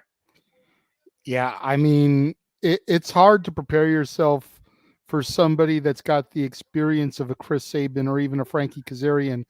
They've done so much. They know so much. You know, they're never going to show all their cards. They're never going to show and deal everything out on the table. And meanwhile, Bushi, again, never trust an unguardable one. He shakes the hand, raises it, and then misses Sabin in the face.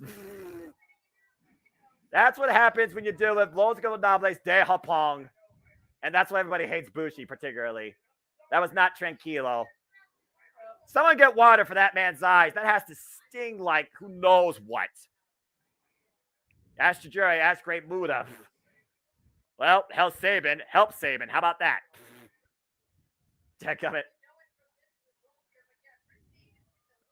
Big win, though, for Chris Sabin, as looks like Frank Kazarian. Again, the Future coming together here in the present, JJ, helping him out. That was a great opening contest, though. What a wild 8-way melee. For real. Hail Sabin. Again, and Frankie helping to escort him away from the ringside area. And, of course, we know this coming Sunday in Toronto, we will, of course, see Frank Kazarian and Chris Sabin involved in action at Impact Wrestling Emergence. More to come on that card, too, as the night here at Multiverse Night 2 continues. Bushi and the Return of the Mist. I miss doing the Mist. Barely does it. That's true. And Tatilla looks like she enjoyed that match. Oh, here we go. Now we're going to move phase into tag team action. It is TMDK, Zack Sabre Jr. and Shane Hayes taking on Moose and Eddie Edwards as Impact and NJPW collision competition continues. For whom the bell tolls? It tolls for the winning company. As we welcome the self-professed wrestling god to the ring. And I'm not talking about JBL. I am talking about the former self-professed greatest Impact World Champion of all time, the 5-star tool athlete, and a guy with a grudge and an ego on his shoulder as big as Mount Everest. Former NFL, I think running back or linebacker, someone can check that for me, Moose. Again, go check out Moose vs. Kevin Knight this past Thursday from Impact Wrestling. It's an unlikely alliance we got here, but at the end of the day, when the bell rings, we have seen Moose will put business first before personal ego as long as the match is going. Now, once the match is over, different story. And, of course, he was previously involved at the last Multiverse United against Jeff Cobb, and Jeff Cobb got the better of this man. Now Moose is here tonight in tag team competition. And you're all right, Elizabeth. It's all good for the air. And again, we always appreciate the Renegade JJ Williams, who, of course, taking care of things from the producer side, folks. So you and I are in it for the long haul for the rest of this show as we welcome the former heart and soul of Impact Wrestling and a great from Pro Wrestling Noah in Boston's own Eddie Edwards. Eddie Edwards now ride or die alongside his wife, Alicia Edwards, who he currently keeps away from Impact Wrestling after that shot with the kendo stick. Remember, Datilla, it was that inadvertent shot with the kendo stick where Eddie Edwards decided, as long as Kazarian's here, I'm not going to have Alicia Edwards at my side because it is a dangerous atmosphere. That's why Kazarian decided to sell fans of Eddie Edwards. So soon enough, we will see Eddie Edwards and Frank Kazarian sell the score once and for all at the place that all started for them, Killer Kowalski School in Massachusetts. More details to come on that. And I gotta wonder, is that more on Eddie Edwards' mind right now versus this tag team match? Especially with the past history he and Moose have had. They're matching. Hey, they're matching. Sort of. They're noticing it. Yeah. His first ever Impact match. Let's go ahead and welcome in these young punks. And as you just said, Paul, this is Zack Sabre Jr.'s Impact Wrestling debut, the frontman of TMDK and the inaugural NJPW World Television Champion too, Bloody Tekkas to the highest degree, Zack Sabre Jr. I love this theme, by the way. This takes me, this really takes me back as if I was in the UK and I'm just, just walking around and stuff like that. The young punks. And, of course, we have Mad Shane Hayes, a guy that surprised everybody in his G1 Climax debut run, getting a win over Tetsuya Naito. And, yes, Elizabeth, you are correct, and thank you for those prayers and well wishes and safety. It sounds like things are selling. Speaking of which, ladies and gentlemen, the man whose name is on the marquee for a brief moment, Jeff Meacham. So, yeah, I'm on data right now running the booth for JJ while he had to step out for a minute. I have been in and out of the garage battling the flood all day. Hillary is here, and no amount of any sort of universal health care is going to help this house. It's crazy. Oy. We are not prepared for this shit in California. We are not at Disney World. We Disneyland people. This hurricane shit's nonsense. Anyway, enjoy the call, Noah. But we everybody that I know is safe and hunkered down and ready for it. Brace for impact. All I gotta say, Jeff. Brace for impact. See on the other side. Jesus, no kidding. Ladies and gentlemen, the man whose name I'm making, Jeff Mother Blippin Meacham. And he will endure. If he can get through this, he can get through anything. Art of Dying. Zack Sabre Jr., for those that don't know, is our inaugural NJPW World Television Champion, a title that is contested in matches that only go up to 15 minutes. And he has been defending that title successfully and winning underneath said time limit almost every time except for Jeff Cobb, who literally got him to a draw. And Zack Sabre Jr. bounced back at Dominion and got the win back under the 15-minute mark. He also has been the inaugural champion and won this title at Wrestle Kingdom this year in January. No one's been able to beat him for this title since.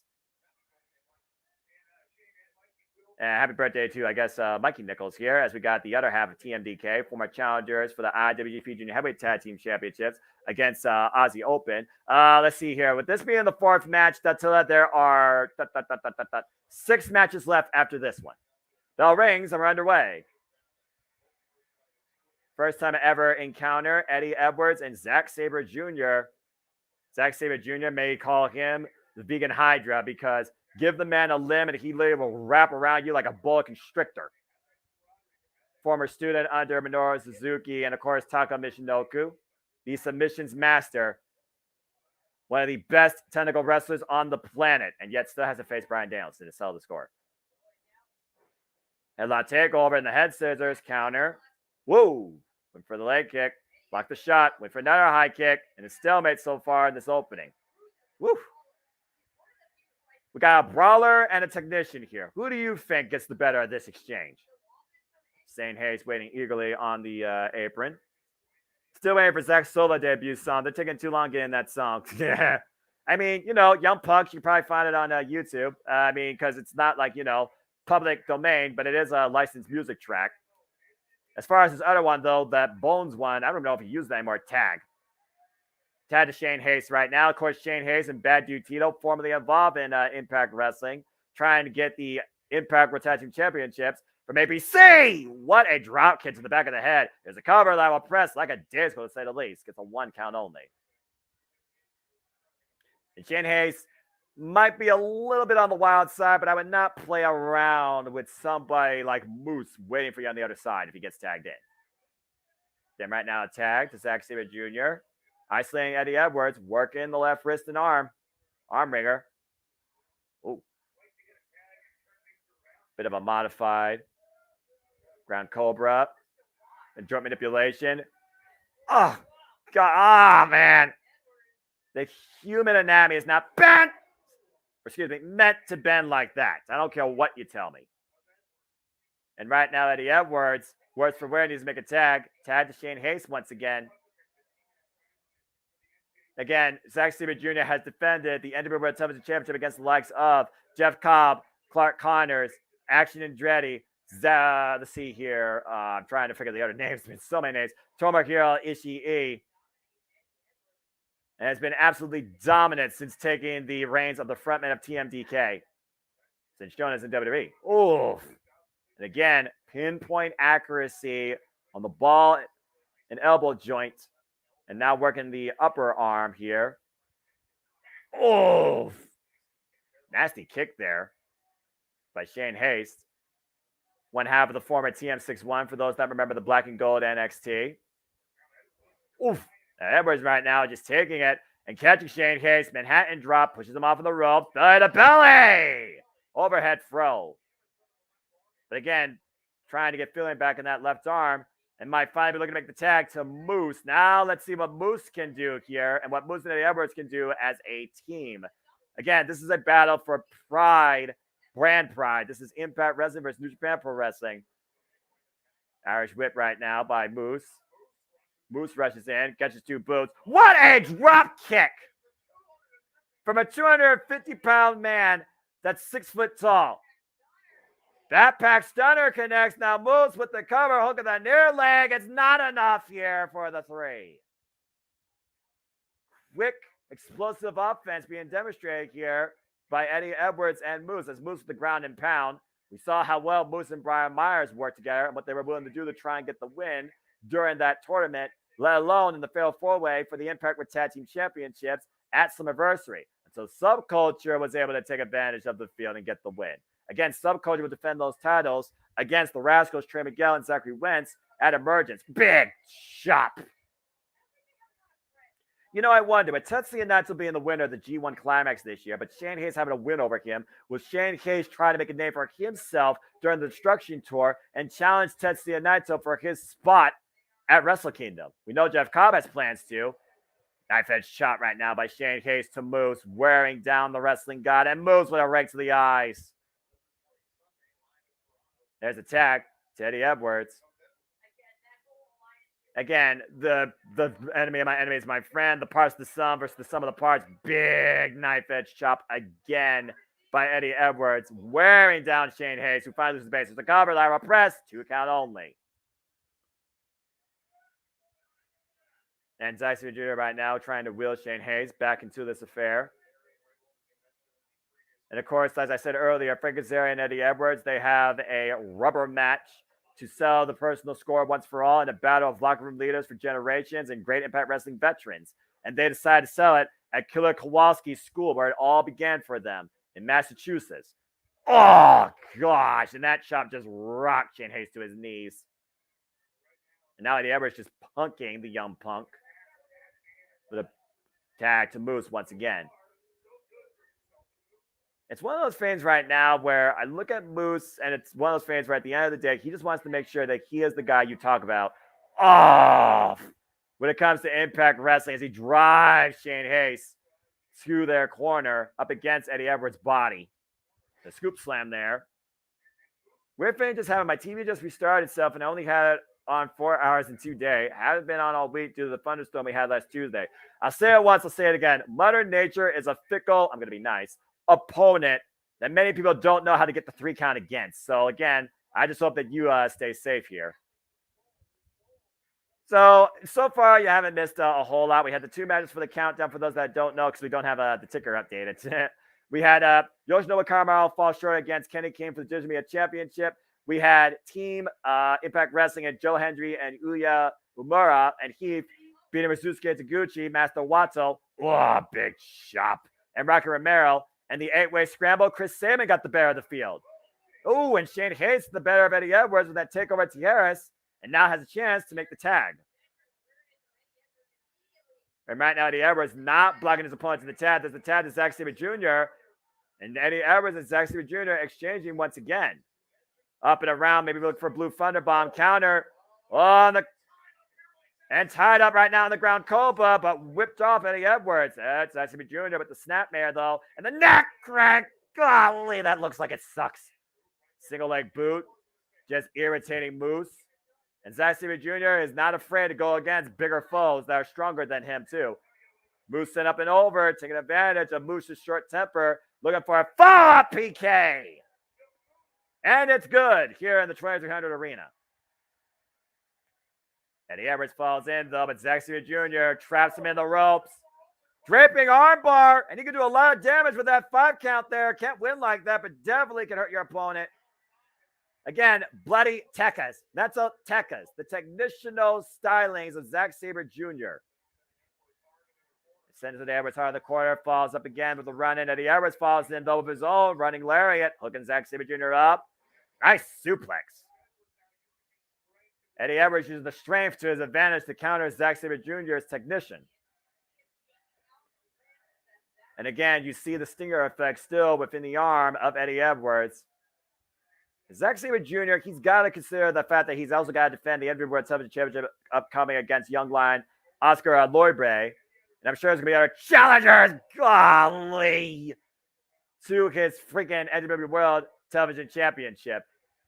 Oh, knife edge chop. That was almost in the throat. She's with Tomohiro Ishii right there. A little bit high there. Oh, Zack Sabre Jr. catches it that time. Yeah, pinpoint shot to the elbow. Rocking the arm, now rocking the chest. Oh, and a chop and a kick exchange here. Who's going to give first? I'm not sure who's going to just literally disable the other. Oh, Zack Sabre Jr. getting the better with these kicks. Fleming shot. Ooh. Went for the Enziguri. Zack Sabre Jr. duck. PK falls to Eddie Edwards. Eddie Edwards falls through, though. Zack off the ropes, up and around. Blue Thunder Bomb! And Eddie Edwards can't capitalize with both men down. Woof. That was quite an exchange there. Both men in need of the tag. Zack Sabre Jr. closer to his corner. I got to wonder if Mikey Nichols is watching this from afar. Tag. On both sides, Moose and Shane Hayes now legal. And with Moose no longer having a road to the Impact World Tag Team Championships, Wimwookie put his focus back on the Impact World Championship. Big clothesline miss. Runs into the uppercut. Shane Hayes rocking Moose down to a knee. And looking for the front headlock, trying to take Moose up and over. Can he get the big man off his feet? And Moose affirming his base. Uh-oh, counter. The straight from Moose. Uh-oh. Wow! Whoa! Counter the Uranagi into a hip toss. Well done by Shane Hayes. Big jumping cannonball in the corner. Now hook of the legs. Enough for the win for TMDK. No. 2 count only. Again, confidence building for Shane Hayes here in this match. But clearly not enough body weight on the cover, nor enough wear down on Moose. Now trying to get Moose up on his feet again. Oh, and a headbutt. The pump kick. Uh-oh, got hooked this time. Big Uranagi. Planted. Saxby Jr. falls in, eats a pump kick. Moose taking control of the field. Sends him at the corner. Saxby Jr. up and around. Catches Moose with a DDT. And Edwards wipes out Sabre with a clothesline. All 4 men down here at Multiverse United 2. Whoa. This is quite a competitive tag team contest right here. First time ever matchup of sorts. Shane Hayes and Zach have to win to build momentum on their upcoming title matches, TMTK and Bishamon 3 in Kobe. That is correct. For those that don't know, please check out NinjaWorld.com for their upcoming tour. Destruction in Kobe. Titles will be on the line, and it could have Wrestle Kingdom implications, including TMDK, Shane Hayes, and Mikey Nichols going after Bishamon, Hiroki Goto, and Headhunter Yoshihashi for the IWGP Heavyweight Tag Team Championships. Oof. And again, if Zack Sabre Jr. doesn't win here, let alone eats a fall, could Moose and Eddie Edwards put themselves in contention for the NWA World Television Championship? Got Shane Hayes and Moose right now exchanging bombs. Uh-oh, Moose took the elbow cover off. And we're just going bone on bone. Discus. Oh, eats a high kick. Moose rocked. And now Shane Hayes looking to once again plant Moose on his head. Counter, though, by the wrestling god. Kick to the midsection, bringing him up towards the corner. A powerbomb on his own. Wait a minute. Whoa, reversal. Moose is going for a reversal. Uh-oh, Zack Sabre Jr. catching Moose, trying to bring him down. Draping armor once again. Or triangle here, triangle, but the one-arm deadlift. Look at the power of Moose. And Zach transitioning into a sleeper. Zack Sabre Jr., of course, with that mental clock where if you can't beat your opponent within 6 seconds, you change position. Whoa! And set up for that big knee strike covered by Shane Hayes, and Eddie Edwards makes the save. Oh, just decks Zack Sabre Jr. Eddie Edwards hooks up Zach, counter, overhead kick to the arm. Whoa! Boston knee party to Zack Sabre Jr. And Shane Hayes, pump kick, up kick, Eddie Edwards up and over. Oh! Inside out, but Moose in position, looking to turn Shane Hayes lights out with the spear. Moose driven into the second rope, or second turnbuckle. There's a roll up by Shane Hayes too. Oh, got him. Last possible second, Moose finds a way to escape the cover. What a contest here. What a battle. And Zack Sabre Jr.'s next title defense against Bullet Oleg. That's right. But a wild feeling Kiyomiya could be after him. Kiyomiya Uiwa versus Zack Sabre Jr. Ogawa, September 3rd in Osaka. Thank you for that, Elizabeth, for the update on that card.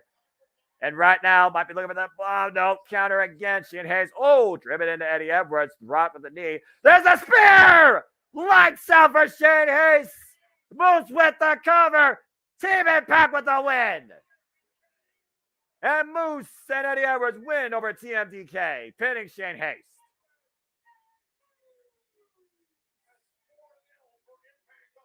And so far, for those that are keeping track tonight of the festivities, it is 4-0 for Impact Wrestling. An inadvertent Survivor Series of sorts for brand supremacy, to say the least. Wouldn't you agree, JJ? Yeah, definitely. You know, unfortunately, I missed a good chunk of that match. Had to step away for a few moments, but what little bit I did see at the end there was phenomenal. And Attila is right. Impact is on a roll. You wouldn't think it would be so slanted this early on in the goings. You'd think it'd be a little bit more even Stevens. Yeah, no kidding. It's one of those things where at this point I don't necessarily know how NJPW can bounce back from this. We're seeing who the strongest brand right now is, for whom the bell tolls. It tolls for New Japan. They need to get back in the game here quickly. Thanks, David Jr., though. Great debut for Impact Wrestling. We'd love to see more of them. And speaking of seeing more, it looks like we're going to go to our only women's contest of the night, folks. Prepare for the NJPW Strong Women's Championship, representing not only Stardom, but New Japan of America's brand. It is Donna Del Mundo's beautiful insanity of a leader in Julia, defending the title against the virtuosa of Impact Wrestling, Diana Purrazzo, the quintessential diva, Michelle Shaw, and Stardom's own Momo Kogo. In a fatal four-way dance, these knockouts, these women, these professional wrestlers are looking to steal the night. Get ready for something special. Oh, Dattila. Earthquake! Uh-oh. I did not feel it, Dattila. No, I did not. And Elizabeth here, let's take a look at some of the comments. That's not good. Momentum just went down to her. Well, I mean, technically it wasn't TMDK that the fall was Shane Case and Secretary of TMDK. And I don't think necessarily this would hurt him, when the fact of the matter is they've got the momentum on the New Japan side of things in Japan. What you're looking at right now, folks, the video packages that led to this match, how Julia won the title against Willow Nightingale on Independence Day as a such defender against you, but also the bad blood that we've seen with Diana Purrazzo, Giselle Shaw, and Impact, and how Momo Kogo and Dattila have constantly been challenging each other in Stardom too. It is more than just a title on the line. It is about who is the strongest woman here. This is going to be an incredible four-way contest. Get ready, folks. What's this button? Stream this to your audience. What's this button? Oh, I don't know what that is. As long as we're still live. Yeah, we're good. Okay, I just got a button up here that says stream this to your audience. I'm like, what? All right. Ooh. Oh, it's probably the freaking copyright music.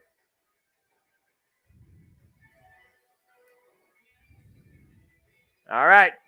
NJPW Strong Women's Championship on the line, and a former participant in the inaugural tournament once again takes center stage. Momo Kogo, the underdog story of Stardom here, and New Japan Pro Wrestling America's women's division, looking to finally win the NJPW Strong Women's Championship. Again, she talked about how she came back from the injury and why she still hasn't fully found her smile. She still believes that she can regain it. And getting the NJPW Strong Women's Championship will definitely bring that back. Momo Kobe is 4 years, by the way, in her young professional wrestling career. Member of Stars, of course, alongside the current IWGP Women's Champion, Mayu Iwatani, who successfully defended her title recently against the Queen of Roses of Queen's Quest, Utami Hayashishita, at the recent Stardom pay-per-view. And spotlight, please, for the former Rev Pro Women's British Heavyweight Champion, the quintessential diva, the self-called Black Widow, not of Impact Wrestling, Giselle Shaw. And no Shawtourage in tow tonight.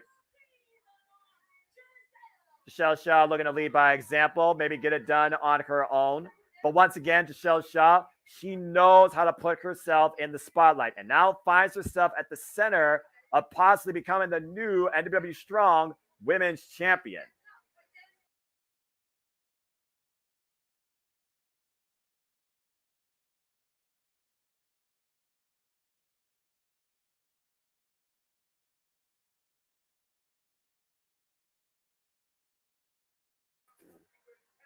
I don't know what happened there. Sorry, folks. Technical difficulties.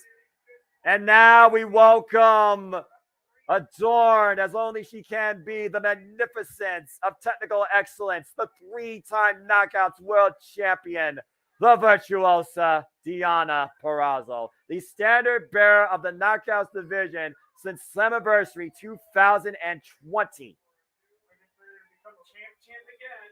Diana Purrazzo is known for making history across the world of professional wrestling. Former Ring of Honor Women's Champion, former AAA Lena Delana's champion, and again, a 3-time Knockouts champion looking for her 4th crown 1 week from the day it emerges. But will she add another gem to her illustrious crown in the form of the NJPW Strong Women's Champion as we welcome the opposite of Virtuosa and this beautiful insanity of Donna Del Mundo's leader of Stardom. This is Julia.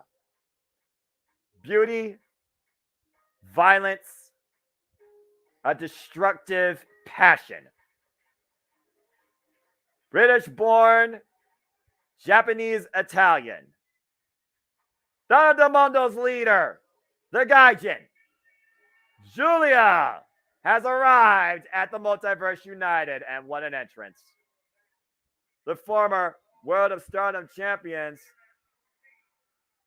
Nah, that's fair. Julia, of course, for those that don't know, has been involved in Stardom now for the better part of over 3 years and has sacrificed everything, friendships, relationships, even her own hair, and has come back from the injury, not only winning the most prized possession in Stardom, the World of Stardom Championship, but adopting a much more violent physical style versus a technical style she once came in. And a dawning inspiration to women everywhere with beauty and fashion, with that beautiful, destructive passion. And now Julia, of course, spans the world and is the face of New Japan of America's women's division and comes as the NW Strong Women's Champion. And to think, she just coming off an incredible defense against you of Sendai Girls promotion. This is so damn incredible seeing Stardom finally involved in Impact Wrestling. I'm so damn happy. This is women's professional wrestling, damn it. Of course, heavily involved right now in their version of a G1 tournament, the 5-Star Grand Prix, looking to go 2 years in a row. It was that tournament that catapulted Julia to the World of Stardom Championship last year at Dream Kingdom against former running mate and friend Siri of God's Eye. Again, this is a fatal 4-way. Still the same rules apply. The only way the title changes hands via pinfall submission inside the ring. There are no disqualifications. And the champion, of course, can lose the title, not being involved in the decision. It's one of those things, though, where I think Deonna Purrazzo has a strength in 4-way matches. She won the Fatal 4 at the last Multiverse United, and that was just for #1 contendership towards the Knockouts World Championship. So again, Deonna Purrazzo and Julia are the most dangerous threats here, but I can see Giselle Shaw not only trying to steal the spotlight, but steal the victory. And everyone loves an underdog story, so don't count out Momo Kogo as the referee checks all competitors here. Bell reigns, and we're underway for this incredible one only women's contest on this card. Of course, Veda Scott was there when she saw this title first crown of Willow Nightingale after surviving, audibly, Mercedes Moné. And right now we have all full women. Apparently just had 5 or 6 earthquake. I didn't feel it, but my net is now acting wonky. Hopefully it won't affect the stream anymore. It might have already. All right, well, keep me posted. As long as we're live and the people know, again, please keep us posted on your not only natural disasters and weather phenomena, but also that you are still able to engage in the action. Oh, here we go. Julia and Deonna, get it on. Yeah, just show Momo Kogo. Just sit back here for a moment. Face to face here. Beautiful insanity and the virtuoso. Ooh, what a shoulder tackle. And Julia getting the better of that. Over Momo with the roll-up. And now just Giselle with the rope on Momo. Now Deonna with the rope on Giselle. Referee in precision. 2 counts galore across the board. And a 4-way standoff. Whoa. Again, the beauty, pun intended, of this match. Pinfall submission can take place anytime. I love this chant. Other companies need to learn this chant better. Women's wrestling. Damn it. For those that don't know, I am an advocate for women's professional wrestling. I believe it needs to be respected. I believe it's still highly underappreciated in this day and age. And if you don't know, you know. Thank you very much. Giselle Shaw right now, once again, making sure she's at the center of the spotlight. And Deonna and Momo and Julia have had enough of that, rocking her. As Julia, oh my gosh, what a single leg kick. Single leg drop kick right now. We are down to 3 women inside the ring. Again, no counts, no disqualifications. All 3 women meet with kicks. Doesn't need the clothesline, and we might pick up speed here. Deonna Purrazzo takes down both members of Stardom here with a clothesline. And again, folks, this is still Impact versus NJPW. Impact right now have ran the table. 4 straight wins in the matches for Impact Wrestling. Michelle Shaw is something else every time I look at her. Read what people said about her, but she is what she is. Has that aura that screams champion. Oh, bar none. Whoa. And right now, Deonna tied up with Julia, but broken free thanks to that kick to the side of the head by Momo Kogo. Again, Momo is young and spry, but she has potential. Well, and Julia inadvertently using mobile to her advantage. Since the drop kick and the drop with the bat drop suplex. Or bat drop driver, excuse me. By the way, not all people, just a few when it comes to Shaw. There's a certain amount of people you look at this industry. There's potential, and then there's champion. Shaw has already lived up to potential since being a part of Impact Wrestling and hanging with the likes of Deonna Purrazzo, Masha Slamovich, and Mickie James. She, to me, is just a little bit away from actually being called a champion in Impact Wrestling. And I do wonder, with the Tiger Feint kick by Momo, could it happen tonight? There's a deep stack, and Shaw right now breaks the fall. Again, Julia has Donna Del Mundo at her side. Thekla and Micah, of course, they're involved right now in the 5-star Grand Prix, not with her tonight. And Deshelle Shaw, you do not want to slap Julia in the face. I'm just saying. Hard Irish whip it to the other corner. Oof. Right to the elbow strike. Oop. Caught the legs. Nice elbow strike. Hanging up Julia across the second rope. Oh, went for the knee. Wait a minute. Caught Momo coming in. Now Momo sent into Julia's midsection. Both women set up on the bottom and second rope. And double stomp through both by Deshelle Shaw. And Deshelle Shaw with the cover on Julia. 2 count only. Now cover on Momo. Hook on both legs. 2 count again. And Deshelle with another cover on Julia. Quick covers here. Yielding near falls. Another cover on Momo. And Deshelle Shaw. 4 straight near falls. Sean Garner with the prediction that Julia is going to retain. Well, Sean, again, anything could happen. This is the Multiverse United 2, and Deonna Purrazzo is known for making history in women's professional wrestling, for other championships, and winning fatal 4-ways. Hooking up Deshelle Shaw for wait. Deshelle Shaw finding out of it. Punch was going for either Gustav Pardo or a powerbomb. Meanwhile, kicks the midsection. Rising knee strike. And a Russian leg sweep. And the takeover into the Fujiwara armbar. Locked in place. Not fully extended, or Deshelle Shaw reverses the pressure and forces Deonna to relinquish her hold. Again, the multiple pin attempts right now by Deshelle Shaw. Now by Virtuosa is calling for the Gustav Pile Driver. Gets a backdrop for her trouble. Again, how well does Deshelle Shaw and Deonna Purrazzo know each other? Contests in both tag and singles, of course, going all the way before sacrifice earlier this year. Now Deonna pushes Julia to the outside. But Momo Kogo sent the high risk district. Looking to fly! Crossbody wipes out both champion and whatever challengers. The stars are bright tonight here at Multiverse United 2. And will it be the time that Momo Kogo becomes champion as Deshelle Shaw might be setting up herself for something here? Over the top. Whoa, wow. Over the top to the outside. That was almost disastrous for her. I think her knee almost collided in the apron. But she did catch her opposition on the field. Everybody down on the outside. And yes, John, we are well aware that Deonna does have a match next week Sunday against Trinity, but it would not be the first time we would see Deonna Purrazzo potentially with 2 women's world championships.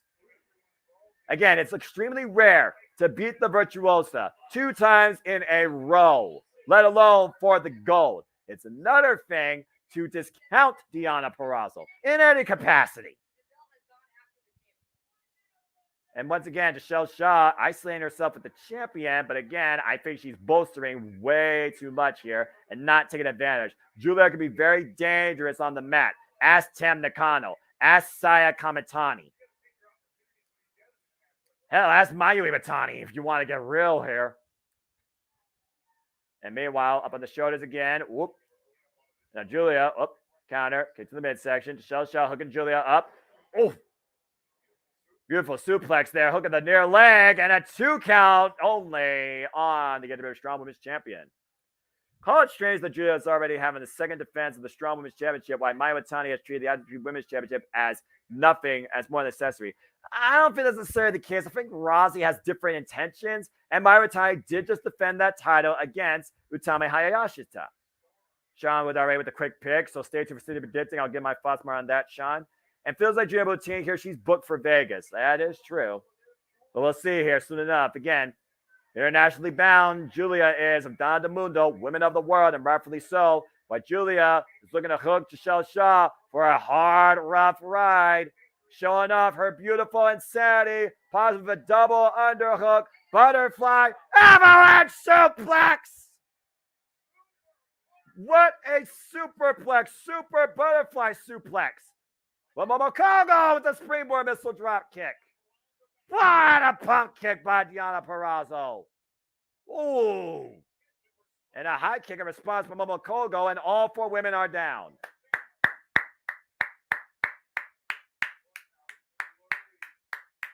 Beautiful flurry of offense being demonstrated here by these 4 incredible competitors.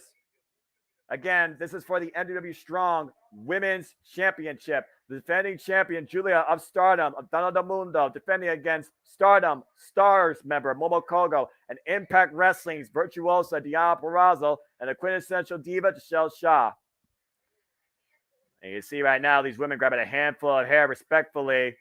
Diana Purrazzo and Julia squaring off one-on-one. Seriously, this should have been a one-on-one match. That's just my opinion.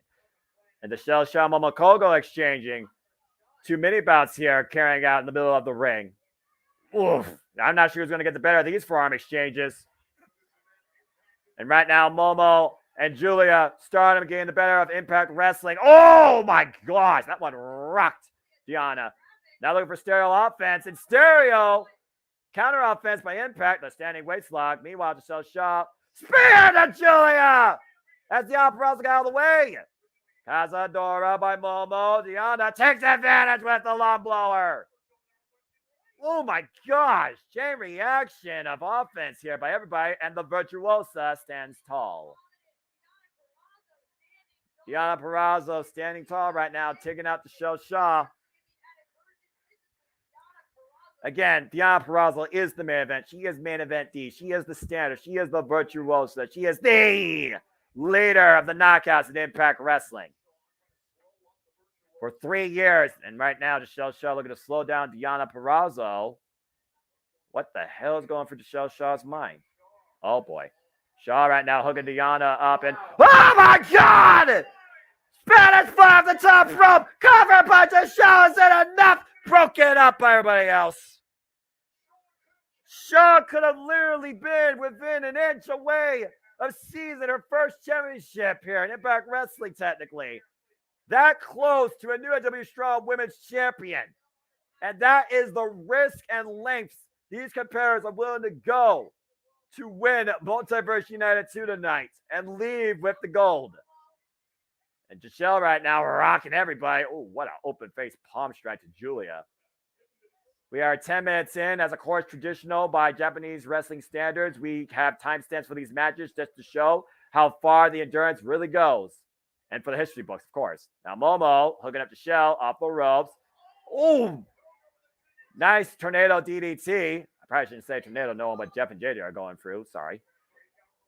Got toe hold into the second turnbuckle by Julia. Now Julia hooking up Momo. Whoa! Saito suplex. Not as dangerous as Taiji. Now Diana scouting her spot and looking to hook Julia. Oh! Queen's Gambit! Queen's Gambit! Cover to win the NWW Strong Women's Championship. No! Julia kicks out. Julia kicks out of the Queen's Gambit. This is not the main event, but it might as well be, as Diana immediately goes into the Fujiwara armbar, and Julia is trapped in the middle of the ring. That arm nearly hyperextended vertically, and meanwhile, Giselle Shaw is hooking Momo up for her own Fujiwara armbar, taking a page on the Virtuoso's playbook. And Diana and Giselle are finding each other while holding the other two down for the submissions. Finally relinquishing their holds. The bad blood with Giselle Shaw and Diana. Oh my! I love when these women fight it out as hard as they do. Shock and backbreaker DDT combination by Giselle Shaw to Diana Purrazzo. What an incredible match here. Ooh. And a kick there, right there. Yep, there are 5 matches left for those that are counting. By Momo Kogo. Planted! Spinebuster! By Giselle Shaw. Now Giselle Shaw and Julia isolated in the middle of the ring. Might be looking for the debutante. Ooh, that knockout knee strike. The Julia with the roll up. And Giselle Shaw escapes. Ooh. Single leg kick by Julia. Giselle Shaw's on her feet. Paint press by Julia. Now looking to hook her up. Northern Lights bomb! Cover! Julia has retained the title at Multiverse United 2 with her beautiful insanity over the quintessential diva. What a contest.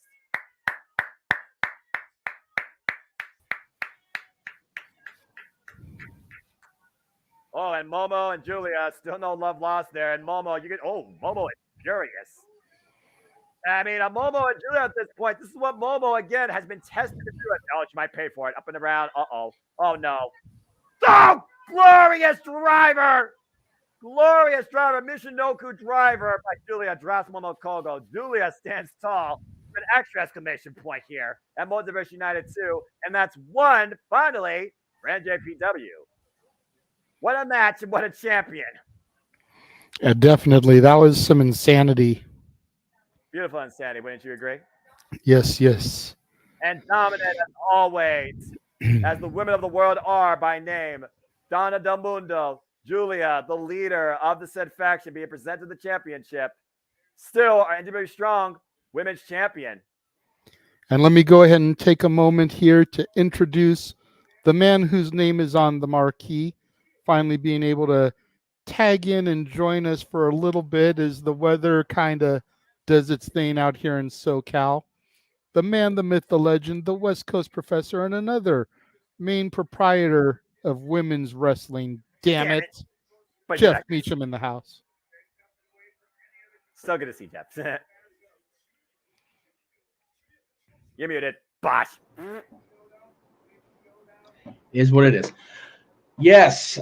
It's funny. I actually came in at the start of that match, and I hand to God, I sat down, and I got in my little executive chair here, the rolly chair.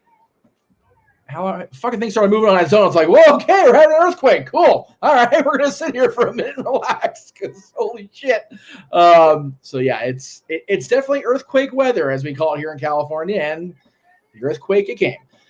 Yeah, see, I haven't felt the earthquake. Maybe it's because of the way I'm sitting, but I didn't feel a thing. Maybe I'm further inland. I was gonna say, yeah, it could be you're farther out into the high desert there. It probably is because I felt it here. I know Tatilla was saying she was felt this because she's more closer to you than me. Yeah, more like LA proper, I guess would be the best way to describe it for her. So yeah, it's oh yeah, all about that. Like, let me have that match every week. Well, not every week because then we'll get bored of it. But yeah, soon. Yeah. Again, Jeff, let me just go ahead and silly say it. That is women's professional wrestling. Respect it, right. Damn it. Damn right, man. And you know, it occurs to me as I sit like this, I need an Impact Wrestling hat. Or something, or a New Japan hat, one or the other. Y'all can help me out on that over at Pro Wrestling Tees. Either company's fine. I'm good with that. There you go. The two and I are literally on the same wavelength. I need to see Deanna Purrazzo versus Julia one-on-one. That was so darn good. And now for our feature presentation, not. Right. We've only just begun. Woo! Yeah, right now the Renegade's on mute, just making sure he's okay. No, Jeff, remember what I said about Julia and how she has beautiful insanity? Oh, yeah, very much so. Well, get ready for the exact opposite of extreme brutality. Here comes Sami Callihan. Oh, this crazy muckerfuther, yeah. And he's facing someone just as crazy, a Doki. Oh, yeah. Okay. We had a good classic women's match here. Now it's just going to settle in for some violence. Yeah, exactly. You got a guy that literally wields a baseball bat. The other guy wields a bent-up pipe and is willing to swing at anything that moves. Okay, well, since I'm not making money off the mouse, I'll go ahead and cover Mickey's face with the Impact logo. That'll work. Right. I don't think Mickey would agree with this type of action we're about to see. With the no, definitely more suited for the freaking dark side of Disney up in this bitch. Dark side of Disney. Goodness gracious. For those that don't know, Sami Callihan, former Impact World Champion. I literally saw this man wrestle live against Kenny Omega in a bloody death match at Summerversary 2021 for the Impact World Championship. Came up short, but again, he is the draw. And now it's Taka Michinoku over at the Titantron. I never imagined that Sammy would be as long-lasting as he would because of the nature of his character. But man, he has endured. He's become a like. I'm happy that we get to see Sami Callihan because he's intriguing to watch. Well, you want to talk about intriguing? Get ready to watch this Yahoo. He local. Say hello to Doki. 31 years of age, 12 years in the game, trained by Ultimo Dragon, influenced by Taiji, came back from Mexico to be part of New Japan Pro Wrestling, part of NJPW, recent competitor in Best Super Juniors this year, and a running mate of Tai to the current KLPW champion. And he is about as extreme as they come in New Japan Pro Wrestling. Yeah, I'm not too familiar with how do you say his name for sure? Doki. His name's Okay, Doki. Doki. He has the Doki Choki, Kevin. He could be a champion one day. You know, what are you doing here? I'm glad it's Doki because I wanted to say Dookie. I knew that would sound wrong. Really, so I'm like, Well, Doki. yeah, because that's how would we assume to do it with the DOU, do. Yeah, Dookie, yeah. And it's like, okay, no. so Sammy Callahan is taking on shit in the ring. Got it. Yeah, I mean, that's where I was going. I'm like, that can't be right. So no disrespect. I hear Noah laughing over the Doki's. like, No. Yeah, definitely not I can't. trying to disrespect. I can't. Again, from beautiful and say, please tell me Sammy is not going to do what I think he's going to do. Of course he is. He's going to turn this into an Extreme Rules match. Well, of course he is. You crazy Yahoo. Why not? We're in the 2,300 people. Seriously. We've got to have an Extreme Rules match in the home of Extreme. Seriously. As Sammy is echoing your sentiments. We all up in it. Like, come on, folks. And while Sammy is on the mic, Jeff, I believe you had an announcement you wanted to make to the public. Oh God, I forgot what it was. Isn't that awful? That last night. Oh yes, okay, we can do that if you want. We raised last night during the insanity, and I do say insanity with no grain of salt. That was a legit batshit crazy episode of Open Mic Night that we did. We raised $475 last night between 3 channels, y'all. Like it wasn't like it was, oh no, it was like very one-sided to one channel. The other, all 3 channels ranged in the same area. And I am so happy for that. I am ecstatic that JJ is going to get the payout this month because I know having not got it last month, it was a bitch. And I know that everybody is hurting for certain, but Greg, man, first time we get Greg in on it, and he's going to get himself his first payout from YouTube in a long time that I'm aware of. So I'm happy for him. I'm trying to find the freaking information I had saved here, but I'm getting texted by people making sure I'm not dead, which is always good, always good to not be dead. Oh boy. But yeah, it was a wonderful experience. So thank you to everybody again who participated. Thank you to everybody who super chatted. And if y'all enjoyed the insanity that was Open Mic Night British Invasion Edition in 3 months, much to Noah's chagrin. Oh, we get to do Disney karaoke. So there you go. The opposite of Disney is destruction in this case, and this match is turned into a South Philly street fight. So get ready for your crazy madness. You want an extreme at Tri-Red Arena? Jeff, you got it, and you got it too, JJ. Here we go, folks. Anything goes, and these two are about to go balls to the wall insane at the 2300 Arena. And don't give it a chair in the midsection of Sammy Callahan. Sammy Callahan has been involved in Barbed Wire Massacre, Clockwork House of Orange, Monsters Ball. The guy literally lives in death matches. Well, the guy hasn't faced Jun Kasai is beyond me. This is a just straight up fight. This is a Donnybrook. This is going to be straight up craziness. Whoa. Hey, where's the Philly cheesesteak? I'm hungry now. Uh-oh, up on the shoulders.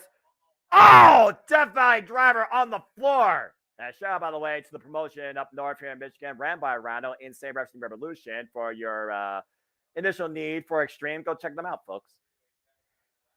I believe the next show is coming up here pretty soon. Just follow Rhino, I believe, on the Insta or IWR. Thank you. Oh, September 28th. Thank you, Paul. Yeah, we'll see if we get a rise out there. Hey, we'll talk more about that later. 1, 2, 3. I wonder if that payback's going to be better than WWE. Probably. Sorry. Say that out loud.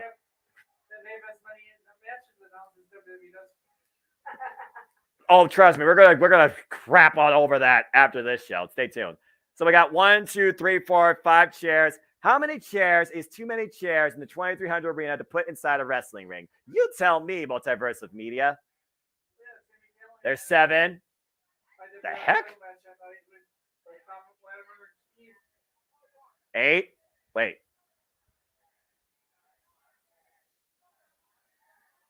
Then another chair. And Sami Callihan takes a bow. Bravo. Oh, by the way, Julia, thank you, by the way, for the incredible match. Arrivederci as you make your way back either to Las Vegas or to Japan Pro Wrestling. And meanwhile, let's also keep in mind for the women, Mercedes Moné will be waiting eventually, folks. Is that a picture? Oh, it's an autograph. Sami Callihan has an autograph. Oh, no. I know what he's about to do with that autograph. You know, I don't know what's worse, stepping on a Lego or getting a paper cut in between your fingers. Which one would you rather have? Can I take option C? Oh, I can't? Oh, damn. Oh, no. Sami, no, please.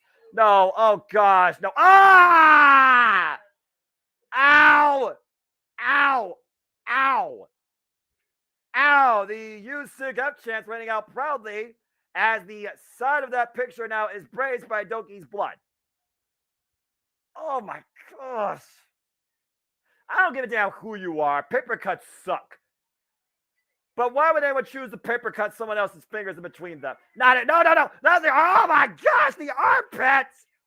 The armpit. Ah, golly. And another bow by the maniacal madman, Sami. Sami.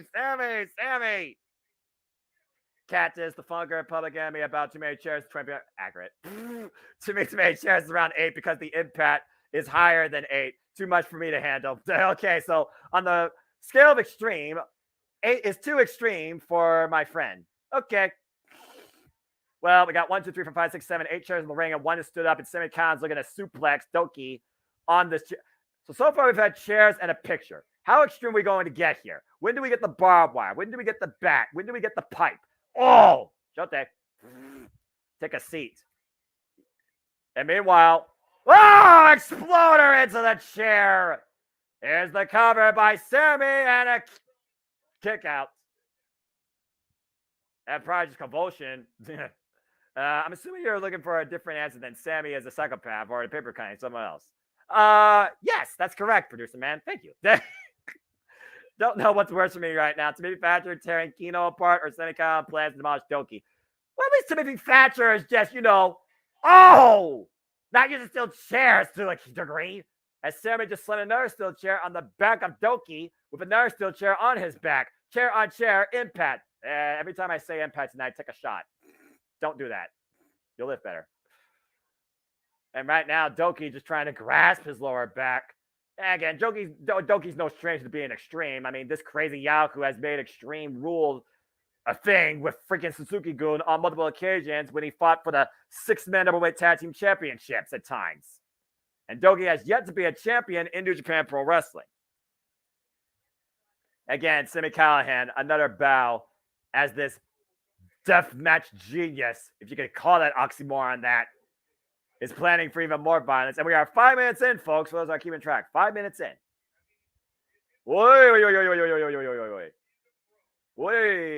for those that don't know, by the way, at the All-Star Junior Festival that just happened recently, Philly Cheesesteak Cup Freeway Tag Team Ladder Match, Doki was involved, and Doki and Lowrider did get the win. Nice step in Seguri against Blake Christian, Master Watson, Romo Tanahashi, and Rocky Romero. Oh, and the split drop sends Sami's on momentum face first to the chair he set up in the corner. That was resourceful. Doki with a bit of the yoga here, apparently. And what else can Doki find underneath the ring besides the chairs that Sami has thrown in the ring? Oh, good grief. Oh, kendo stick, Singapore cane, whatever you want to call it. Suzuki knows how to swing that thing. I don't know if Doki does. Kendo stick, that's always a fun tool to use, especially when it starts splintering off. ECW chance reigning proud in the ECW, 2300 arena. And Sami at this point, just taking it.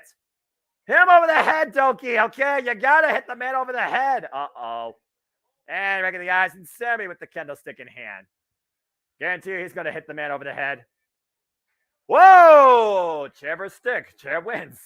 Nice shield there. Drop toe hold face first. Sami goes in the chair. The resourcefulness in what is now this Philly street fight at the 2300 arena. Who's the biggest innovator here of violence, destruction, and ultimate madness? We're gonna find out. What is Doki thinking here? And Doki right now setting up a bed of chairs on top of Sami Callihan. There's one chair, there's two chairs, there's three chairs. Good grief. I'm praying for no cheese. No, don't get them ideas. I'm just going to say that for the record, my friend. And Doki the top rope. Double stomp! Through the chairs, through Sami Callihan. Here's the cover. Hook of the near leg. Shoulders down. It is not over.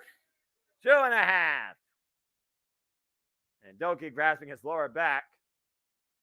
My word. Okay, so when do we get a table? That's the most sensible thing that could happen here next, right? Wait, I'm saying sensible with Sami Callihan? What the hell am I saying? This is the same dude that literally brained a man with a trash can lid after he went through thumbtacks twice. And that was probably gentle play by Sami Callihan, considering what extreme Sami will go to. Of course, a promoter for our Wrestling Revolver, for those that don't know as well. And Doki right now looking for Sami to get up over the top, looking for the dude. No, got caught. Death Machine catches Doki. Oh! Off the top rope, the swinging neckbreaker cover. 2 is enough here to win. No! Not enough to put down Doki. Oof. You know, at least this isn't as extreme as Juice Robinson and freaking Fred Rosser was. And no food's coming to play either. Then again, I guess we're not watching Tommy Dreamer. You think about the people that laid the foundation of Extreme in this very building. Terry Funk, Cactus Jack, Tommy Dreamer, Sabu, Sandman, Rob Van Dam. Just to name a few. I'm sure you all can name quite a few that have made a violent history of 2300 Arena. Hell, you want to go more recently? You had Lance Archer, you had John Moxley, you had Eddie Kingston. You had Minoru freaking Suzuki. And right now, Sami Callihan with diabolical plans. Just so you remember his name, wonder how long his excursion's going to last because he's still on it at this time. I don't know at this point. Oh, and here's the ladder. That's one of those basic ladders right there. That's a hardware ladder. Chance of Sami Callihan reigning out among the violent Impact faithful, which I am, of course, proud to be part of. After seeing Sami Callihan live. As he goes, thumbs up. Thumbs down, looking to send Doki powerbomb first, and Doki reverses, sending Sami buckling into that ladder. And over the top, DDT connects. Here's the cover, hook of the far leg. It is not over. Callihan escapes again.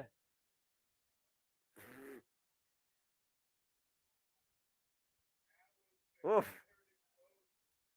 Again, how much more can you wear down the Death Machine, Doki? How much more are you willing to do against this maniacal madman that's been endorsed by the likes of Raven? Impact Hall of Famer, by the way, folks. As that warp ladder is planted on top of Sami Callihan. Might be looking to give him some bad vibrations. Planting a chair off to the side of him. What is Doki thinking here? I mean, this almost puts me in the mood for a cheesesteak, but not for the right reasons. And meanwhile, top turnbuckle, Doki with the double. Oh my God! Senton bomb onto the ladder as Sami rode out of the way. Oh no! Big clothesline. That's gotta be a cover. It's not over. And Doki kicks out. He explodes out. Adrenaline makes a man do crazy things. Cactus Driver 97. Cover 2. And Sami does not win. Doki kicked out again. The official 2 9/10. Are you kidding me? Doesn't get closer than that without the bell ringing. I thought that was it. Cactus Driver after the freaking senton bomb through the ladder. Referee's hand did not hit the mat for the 3. This match continues. Who won in the women's one? That would be Julia of Donna Mundo of Stardom. Julia retained the title against Yana Purrazzo, Chelsea, and Momo Kogo. And yeah, Datilla, I'm with you. I got ribs though, so I mean, I'm good for the day. And meanwhile, I'll probably eat more of those after this thing's over. And Sami Callihan setting up a bed of trouble with 4 steel chairs. And Doki, again, currently not moving. On his own will, anyway. Doki won't fall to Sami Callihan. Well, not that easily, but he might fall. Oh, no. Well, you say that. He might fall here. Cactus driver through the steel chairs while standing on them. And Doki, oh my gosh, the footing here is so unstable.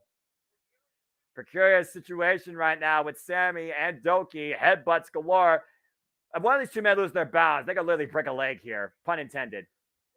And Doki fighting back, forearms to the side of Sami Callihan's head. And wearing down the death machine, just clubbing shots to the back. And Doki. Oh, what a grab.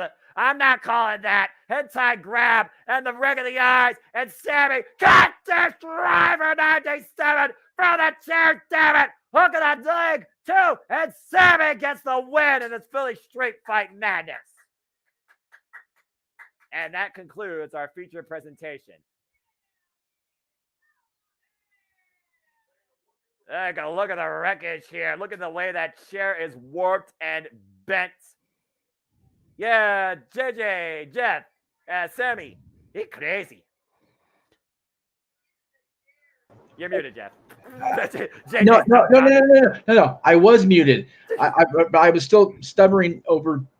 Yeah, no. You're wrong for that. I just want to know where Joey Styles was to call that match. Right. We're 2.5 hours in. You sick fucks. Right. Yeah. Seriously.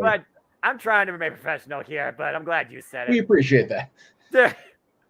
Because, yeah. I mean, we know Mickey James is immune. Apparently, Doki's not. And if you know, you know.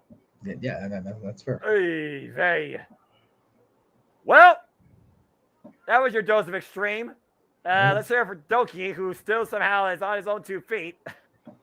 Somehow. I didn't want to be mean, but Doki looked like a Mortal Kombat reject character to me. You're not wrong. No, you're not. I was hoping he would impress me enough so I wouldn't feel bad thinking that, but then he lost, so you know. Yeah, you know. Well, it is Doki. Every group has a fall guy. Bush is the fall guy for LI Day. Doki's the fall guy for freaking Just 5 Guys. But hey, kudos to Doki's effort. Gotta applaud effort. I mean, there's a reason why Serpentico is still, appreciated, and he's got 101 losses. That's fair. Let's hear it for Serpentico, even though he's not involved here tonight. Look at Doki, though. Got a lot of pride. He wants to go on his own 2 feet. Doesn't want any help. Well, let's hear the Iron Mike Strasberg Heroes of the world, by God. Yeah, that's the truth. That's right. JJ members, by God. I'm sure that people remember. Thank you. Just scared me with the finish, Noah. Call that somewhat shocking despite knowing what the result would be. I mean, it's Sami Callihan. Oh, by the way, for those that are keeping score, that's Impact Wrestling 5 and NWW 1. Hey, but that one was the women. That's a big one to be able to go over on the Virtuosa. Yeah, and Michelle Shaw for that matter. And then drop her own freaking Stardom fellow compadre, even though she's not in the same faction post-match. All right, well, we're going to change things up here in a contest that is neutral ground. This is a straight-up JBW contest here, folks, between TMDK and the United Empire, crowns up, if you will, as the Sniper of the Skies, Robbie Eagles, and Kosei Fujita representing TMDK take on the former IWGP Future Tag Team Champions, Catch 2 and 2, Francisco Akira, the Fireball, and somebody that Jeff and I have got a lot of history with. Please talk. TJ Perkins, TJP. The recently married TJP, yes. The former Manic. I do love me some TJ. I know that he and Area just got married recently. They've got another one on the way. God bless him. Hey. So. Things apparently didn't work out for the first person that I knew that he was with, but you know. No, definitely not. She's having a very successful post wrestling life, and good for her. What's that? That's what's most important. Exactly. She's happy. Whether you agree with her field of choice or not, she is happy, she is healthy, she is successful, and that's what matters. Yep. Exactly. Been a while since we've seen this guy in Impact Wrestling. Oh, Former yes. X Division champion that went 63 minutes with Josh Alexander. TJP, aka Manic, back in the building. And a guy that's sitting underneath his ring, the youngest member, not only of the New Japan Pro Wrestling roster to a degree, but the United Empire, Francisco Akira. He also is Italian born. He was the first Italian to actually be a part of Wrestle Kingdom this year, as Cash 2 and 2 successfully defended their IWGP Junior Heavyweight Tag Team Championships against Leo Rush and Yo. But the thing of the matter is, TJP and Francisco Akira lost the titles to, who we'll see later, Bullet Club. When the Bullet Club War Dogs were formed at Dominion, and former running man United Empire, Dan Maloney, turned their back on the United Empire. Dan Maloney and Clark Connors took the titles from TJP and Francisco Akira. So honestly, this match right here could be a stepping stone to get them back in tag title contention. Sorry if I'm coming in late with a comment. Did I miss the match where it was Bullet Club versus the World? Do we already do that one? No, you haven't. Okay. That's probably going to be semi-main now at this point. But 12 men, JJ, just saying. 12 freaking men. I'm only asking. We were talking because we thought the women might semi-main, but at this point, I think you've got to go with the Bullet Club. But right now, we're going with the Robbie chants. Robbie, oi, oi, oi. Oh, man. Well, this will be a fun. You were further asking, Jeff? I was just noticing that, you know, the graphic on that one was hard to edit because there's so many freaking people. I ended up hacking off some guy's hand. At the bottom of this is like, oh, jeez. The fact that people in the match. Yeah, the fact they put 12 people in that graphic is ridiculous enough as it is. Good Lord Almighty.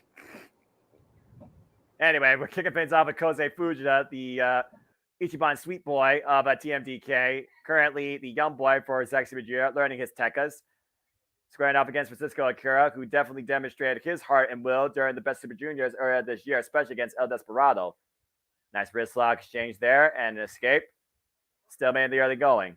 Nice to finally stabilize things here. Let's see. From what I read, heard about IWGP Junior Tag Team, Kevin Nakashita could be next because what Clark did post-match last night. Oh, okay. See, I got to catch up on the road shows because I'm still recovering from G1. Good Lord Almighty, what a sprint. Again, congratulations to Tetsuya Naito, who will be a part of Wrestle Kingdom 18, which we will cover here. Currently in the main event of the Tokyo Dome against current IWGP Heavyweight Champion Sonata if things don't fall to destruction during the tour. Up and over right now, the waist lock. And Akira trying to break the hold and does so off the ropes. And Kosei Fujita, Cazadora, whoa! Nice hit toss there, or arm drag. Drop kick by Kosei Fujita, catches Akira running in. Again, Kosei Fujita, so much promise. Not necessarily on excursion, but not necessarily a young lion anymore. As Zack Sabre kind of just self-adopted him. Oh! Kind of like how John Moxley self-adopted Shota Umino into who you see today, Shooter, a.k.a. Roughneck. And I do gotta wonder, if he will be involved in Stampede. Again, folks, stay tuned for our coverage not only of Emergence, but AEW All in Wembley, London. The biggest event in wrestling history. Ooh. Spinning solo, just had TJP, take him out the legs. Now Akira falls in, running into the drop kick. Good capability there right now with the United Empire. Catch 2 and 2, as they're called. There's a snapmare. Oh! By the way, love Fujita's new ring gear. Those tights are made. Cover by TJP. Gets a 2 count only with the lateral press. What Clark did last night was not at one of the road shows. Oh, that's right. All-Star Junior Festivals last night. The pay-per-view. I'm sorry. Botch. Took place last night. Didn't have enough money for it. I got to watch that when I can. Oof. I was just referencing that a moment ago as Doki and Lowrider won a 3-way tag team ladder match. So again, and respect Doki, Kevin. Not Kevin. Oof. Single leg kick. There's a tag to Robbie Eagle. Snapper in the sky. And former IWGP Junior Heavyweight Champion and Junior Heavyweight Tag Team Champion with the Flying Tigers. Part, of course, with Tiger Mask. And driving the knees of Akira into the mat. Hard impact into the canvas, even with those knee pads. And, of course, for those that don't know, Robbie Eagles, trained out of Australia. He runs his own training school to a degree. I think I've literally mentioned his name for some people. He's actually trained at other promotions. He might be setting up for that Robinson special. A lateral press instead, and a kick out by Akira. Woof. Again, Robbie Eagles always works over the legs. There's a tag to Kosei Fujita. came within an eyelash of beating Hiromu Takahashi, nearly taking the man's leg at Sakura Genesis earlier this year in April. Single leg kick. Of course, Robbie Eagles came back to New Japan Pro Wrestling, joining TMDK during the New Japan Cup. Nice roll through there by Kosei Fujita, tying up Akira, what looks like a knee bar, and grabs the rope. Oof. Again, you see how much desperation there was in that hold. Your leg's not meant to bend that way. You think an ankle lock's bad, try the knee bar or a heel hook or an ankle hook. And again, Kosei Fujita, under the learning tree of Zack Sabre Jr., adopted more of a mat-based style. But Akira kicks from underneath, and TJP takes out Robbie Eagles. Catch 2 and 2 working together, isolating Kosei Fujita. Whoa, and Akira launched the Kosei with the takeover at T. Harris by TJP. And the step up. Oh, man, Scalera flies off the top, wipes out TMDK on the outside. Crowns up for the United Empire and their latest Fiend, by the way. And, of course, we know United Empire will be heavily involved next week at All In, as Will Ospreay will go one-on-one for the first time ever against Chris Jericho. And they put pen to paper this coming Wednesday on AEW Dynamite. Everything going on, all things professional wrestling, Impact, NJPW, Stardom, AEW, oof, and Ring of Honor for that matter, too. Oh, my God. That's an open palm strike if I've seen one. Dag to TJP. And right now, hey, take picture. Akira up in the electric chair position. And dropped. Ooh. Beautiful team right there with a falling senton and a kick out by Kosei Fujita, showing great will and heart. And again, Robbie Eagles right now down the outside. Kosei Fujita has been isolated and is being dominated. And TJP looking to wash his face with his boot. Not only is this insulting, but this is just agonizing pain. And TJP don't give a damn, man. He doesn't. Oh, man, just paint brushing Kosei Fujita's face. And now looking to follow in. What a running boot to the side of the head. Woof. You think about Samoa Joe using similar tactics like that. And of course, Samoa Joe will be involved, taking on CM Punk in what they say is to confirm their legacy. But apparently it's for the British Championship at All In as well. And I mean, off the ropes, Kosei Fujita. Nice chop block there, taking out TJP's leg. And right now, Robbie Eagles getting back up in the apron. There's the tag to Akira. And there's a tag to Robbie Eagles. Robbie Eagles springboards in. Now fans are going to pick up. Oof. Up and around. Takes a moment to Tierras. Robbie Eagles. The snapper of the skies. Oof. Spinning heel kick. Now TJP coming in. Caught with a tailback kick. Irish whip off the ropes. Irish whip counter. Whoop. Up and around. Now Robbie Eagles falling through from the mighty straw position into a drop kick. Takes TJP out of the picture for now. Pinpoint accuracy by the snapper of the skies. Yeah, you know, Robbie Eagle chance to kind of work, you know. Oh!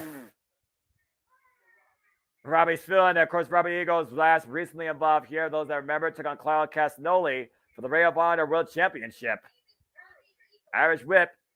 Meanwhile, drop kick. Powerful shotgun drop kick and the double knee follow-up.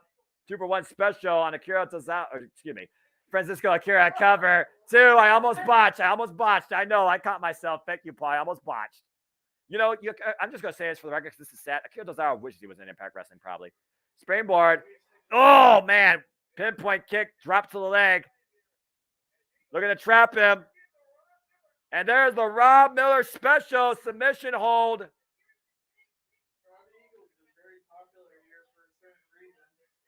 Gee, I wonder why. And Akira right now finding his way towards the ropes, but Francisco Akira dragged back towards center. Robbie Eagles firmly control the hold. TJP trying to break it up. Kosei Fujita prevents it, though, but gets enough of a kick in to allow Francisco Akira's legs to be free from the Rob Miller special for now. Rob Miller special, of course, passed down by Robbie Eagles, perfected by him, have led him to multiple junior heavyweight championships, including at the Tokyo Dome against Hiromu Takahashi. Oh, man, what a shot. And one leg hobble. She's got two good right arms. Oh, look at the reversal roll up here by Kara. And a 2 count only. Almost caught Robbie Eagles there.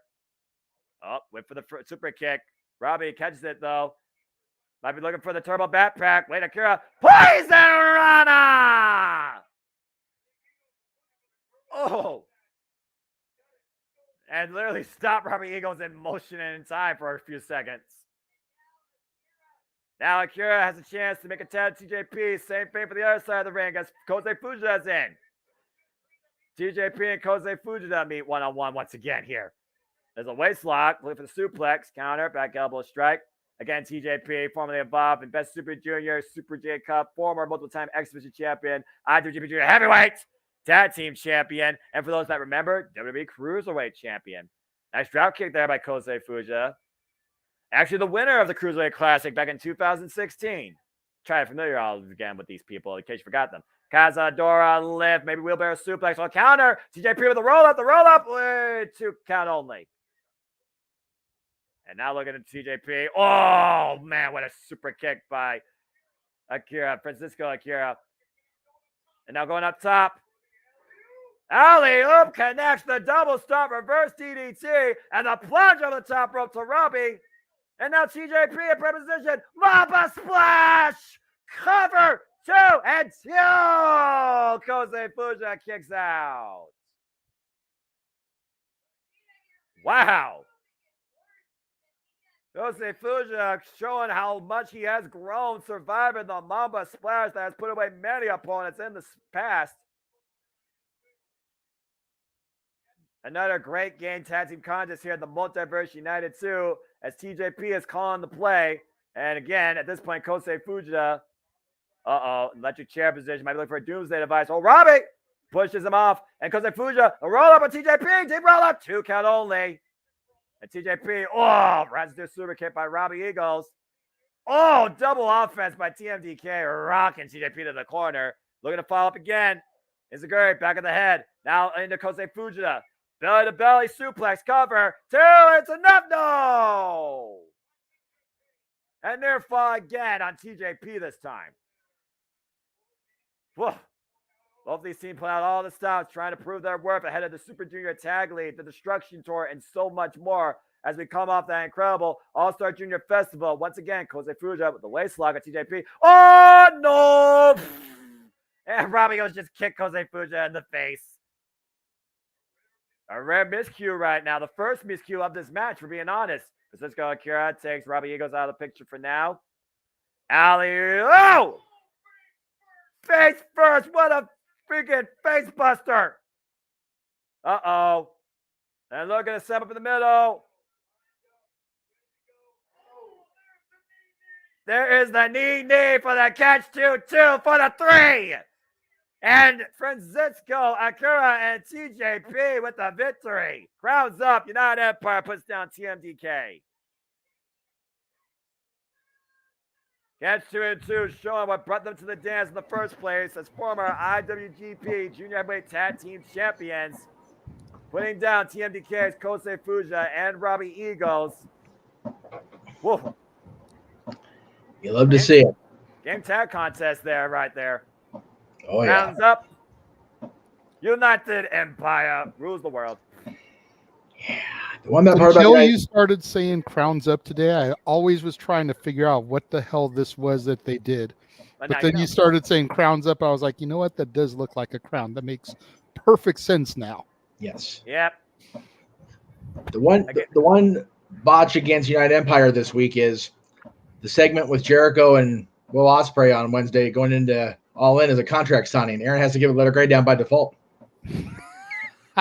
Damn it. Yeah, Jericho and Ospreay, we got to have a letter grade down because of it. Like, no. You know what? I'm just going to say this for the record. I think contract signings actually have more merit because it doesn't always involve somebody going for the damn table in AEW. So I think this contract sign might actually surprise me. But here's the problem I've always had with them. It's like, if the contracts aren't signed, why are you promoting the match happening? It's like a prelude. It's like a teaser. It's still. Like I get what you're saying. I get what you're saying. The straight lack of logic in that very basic wrestling booking. You go, huh? Well, again, wrestling and logic. You can't always put that in the same sentence, but it's even less logical in WWE. Sorry, that's sorry. No.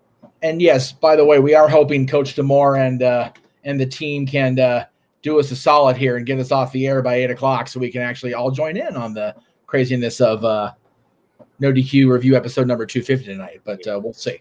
We'll see. As we go backstage to Emily May and Speedball Mike Bailey. And yes, Safet, so far we are staying pretty safe.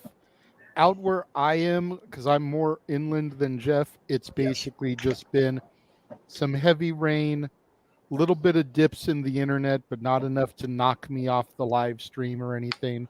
Right. Jeff has got towels down. He's getting a little bit of flooding. He's closer to the coast than I am, but it hasn't been drastic. No. Talk about drastic. Look at what's next. We did have the earthquake hit on this side though, so that was crazy shit.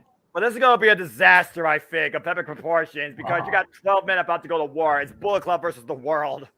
I'm surprised they're doing this one now. That means that Leo Rush and Speedo Mike Bear, Hiromu Takahashi, and Trey Miguel's tag match is the semi-main because there's only 2 matches left after this. Yeah. All right. Well, so you guys definitely have some thoughts towards this. I mean, we talked about the generations and the evolution and maybe the derailment of Bullet Club, JJ, in the pre-show. So, Jeff, feel free to let your mind flex. We got more than enough entrances because I don't think Bullet Club's going to come out all together, if you know what I mean. Well, as here's my KC kicking things off. Yeah, I would say the Bullet Club has definitely jumped the NWO shark at this point. There's so, and I'm not saying that some of the members aren't of that, are on that B level, like freaking, Virgil or Stevie Ray or, Right. Ed Leslie or whatever. Right. But, and by the way, all those guys I mentioned were in the Hollywood side. So there's that. Just saying, like, You're not wrong. I'm a Hulkamaniac, but the black and white was what it was. Yeah, true. But there are just so damn many members in so many damn different companies. It's just like, it's hard to keep up. I had no idea there were there's facets of this thing in every one of the non-WWE mainstream companies, New Japan, AEW, and Impact. It's bonkers. And there is in WWE too, because you got Styles, you've got the OC Styles and the Good Brothers. True. And then you've got Cody and Balor. Right. No, I'm not. Granted, all 5 of them aren't running under the Bullet Club moniker, but Styles and the Good Brothers are running as a squad. I mean, they're still throwing up the 2 Sweet before their matches. I mean, they're Orange County. I'm sorry, they're the OC. So I mean, it's one of those things where it's like, hindsight's 2020 because they can't make money off the whole Bullet Club thing as the other companies still do. Because again, Impact Wrestling, ABC, Ace Austin, and Chris Bay. You talk about AEW with Bullet Club Gold, with the former leader of Bullet Club, Switchblade Jay White, Rock Hard, Juice Robinson, and now he's enrolled a couple of top guns part of the freight too. It is a little bit consistent at least. And then if you want to even go back further, the Elites, because again, the Elite, they were Bullet Club, Kenny Omega, Heyman Adam Page, and the Young Bucks, despite what they are, is what they are. It is insane to figure how much Bullet Club has driven the industry and still does to this day. Yeah. Go ahead, Jeff. As talented as the guns are, those guys, and listen to me, those kids, because they are kids to me, are talented. I would say that for me marks the okay. Now we're getting into freaking B team, because they're good, but they don't really fit in with the Bullet Club mentality. It's like I just don't see it for me personally. But anyway, my point. You know what? Some of us would argue that the Gun Club are better than the Bucks, but I digress. Okay. So go ahead. At the time they formed, they joined the Bullet Club and then spun off into the Elite. Those guys and Kenny were untouchable. I'm not even gonna deny that shit or try to claim otherwise. Nowadays, with their Elite noses in the air, full of their own shit, I'll totally rag on that, Nick. No problem with that whatsoever. Well, why don't we go ahead and talk about this previous tag team of Bullet Club that for the longest time were not only the flagship team in my opinion of Bullet Club, but were the deal makers, the Tongas, now part of one side. Tama Tonga and Tonga Loa 8-time IWGP Heavyweight Tag Team Champions, multiple-time World Tag League winners, and it was Jay White that excommunicated them from Bullet Club before what really felt like GOD was finna to excommunicate them. Yeah. Hello to you from the UK. Good to see you. Thank you for joining us. Yeah. Cheers. I was saying during the pre-show with Noah that what I really want to see at one of these Multiverse Uniteds or Forbidden Doors is kind of what you were just touching on there, Jeff. I'd like to see Austin and Bay, the Bucks, and Switchblade and Juice as a team. God knows we can't get the Good Brothers to come and represent for the time being. But if Triple H ever opens the door further than Mickey James in the Rumble, once we can get away from Vince's creative completely, maybe we can have that too and have 8 of them against pick 8 people. Right. Represent the rest of the industry. Look at this but, lineup. It would just be epic. And I'm not even an Austin and Bay fan. No, I'm not either necessarily, but and they're all coming out as a unit. I'll be darned. That's awesome. You love Say to hello see to it. Bullet Club, folks. Ace Austin, Chris Bay, Kenta, the current Defy champion. Clark Connors, one half IWGP Junior Heavyweight Tag Team champions. Alex Coughlin, one half NWA Strong Tag Team champions. And the leader now calls it Rebel Club. You're looking at the Rebel, David Finlay, your current number open weight champion. Oh, yeah. And, the comment there, David Finlay taking shots at the other companies for using Bullet Club. I'm not telling David Finlay not to do that. Yeah, he's crazy. I'm surprised the way that WWE is that they didn't call Styles and the Good Brothers the Club of Bullets, right? Or the Ammunition Club or something, just something, right? Yeah. Artillery, the artillery. Yeah. And I like that. That's good. Austin and Bay are the only ones without gold, correct? That is correct. They're the former Impact World Tag Team Champions, but as we saw at Slammiversary, thanks to the help of the freaking Rascals, they lost that fair 4-way, and Subculture of all the teams got the titles, and will be defending them at Emergence against the Rascals 1 week from today. And just to answer Will real quick, Will, ticker spoiler alert, you did miss that fair 4-way, and honestly, I don't know if I would call that my favorite match of the night. Maybe just because I'm biased, I love women's wrestling, but that was one of my top 3 matches so far. This show has been incredible tonight. It was good. Yeah, it has been. Yeah. What the heck's going to happen here in this 12-man dance? Good luck to this official. Chaos. Yeah. No, Chaos in New Japan. Different faction. Bullet Club versus the world. It's war. And at the forefront, you got David Finlay, who took the Never Openweight Championship from Tama Tonga. Beat him so bad, you and I called that, Jeff. He sent Tama Tonga to the hospital. Oh my God, that was just unnecessary. See, I'm surprised you didn't go to Chaos, the worker from XPW, which took over the 2300 after ECW folded. Well, to be fair, I just saw Joey and Sil, and when I heard Chaos watching this show, I think of New Japan first. So that's accurate, to be fair.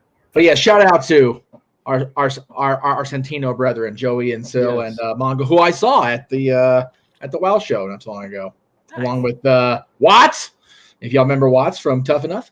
And Heather Monroe was there. She actually lives in Chicago now, but she was in for a visit. So it was a cool outing. I just wish the production and in-ring quality would have been better. But it was cool to see everybody. Fair enough. I have no idea who's going to start this thing off. Good grief. What I find funny, and again, this is I'm not trying to downplay the importance of this because this is a stacked match in itself, but PCO was not that long ago in the main event, like the big title matches, and Josh Alexander is the most recent former world champion. It's like well, I mean, not the most recent because Macklin, but even still, they just freaking threw PCO and Josh in here. It's like, okay, you guys are big stars, and we need you somewhere. Do this shit. I mean, to be fair, this is Josh Alexander's first actual match since coming back from injury, and he'll be involved in an 8-man tag at Emergence 1 week from today. And then you do have PCO, who was written off for dead, courtesy of Bully Ray. Now he's back to haunt Bully Ray. And Bully Ray's building tonight, as far as we know. That was a really cool, especially as a Universal Monster fan like I am, and I know somebody else is, to see PCO go freaking basically full Frankenstein. Like the event that happened yesterday is the All-Star Junior Festival 2023, separate pay-per-view that was also held in this very building. That's the event they're referring to, Dattila. Available for purchase at NWWorld.com. Yes, there you go. Walking Weapon chants raining out. Again, the standard, the Iron Man, the heartbeat of Impact Wrestling. Bell rings are underway, and look at this kicking off thing here. David Finlay and Tama Tonga. Tama Tonga beat David Finlay during the G1 Climax and derailed his way towards winning the entire tournament. And David Finlay has not been able to live it down since. I think these two are... Oh, man, the disrespect. Come on, man. Seriously. How much Tama Tonga has grown and changed as a singles individual since not being a part of Bullet Club under the tutelage of Jado is amazing, too. I love it. Oh, man, these two are just throwing bombs, wailing away at each other. Back in Finlay into the corner, just wailing away. Again, this is still a normal match, folks. Whoa, upside down. Again, and this may be a stupid question, but are either of the Tongas related to the bloodline? Because the one outside of the ring does have quite the resemblance to the Usos. They're the sons of Haku, so I don't think so. And over the So top rope. Yeah. They're not blood family, but I'm still not messing with them. Fair enough. Look at this game mentality. Look at this. And there it goes. What was that word you used earlier? Accurate. Yeah. I know. Men melee. I know Haku has been tight with the Yanawahis for many, many years, and Haku's just even now at 432 years old, the baddest motherfucker in the business. So I'm not messing with his boys. Elizabeth with a question here. Maybe you can answer this, Noah, because I've got my volume turned down pretty low. How's the crowd reacting to Finlay? Because there was mostly silence during the G1 for him. They aren't necessarily cheering Finlay. They are just saying Bullet Club, 2 sweep, whoop, whoop. So I would say it's mutual. At the end of the day, this also is in California where he was booed out the damn building after taking out Switchblade Jay White before he could give his send-off address. So I would say right now the reaction just to Finlay is mutual because right now the crowd is cheering for PCO. Damn.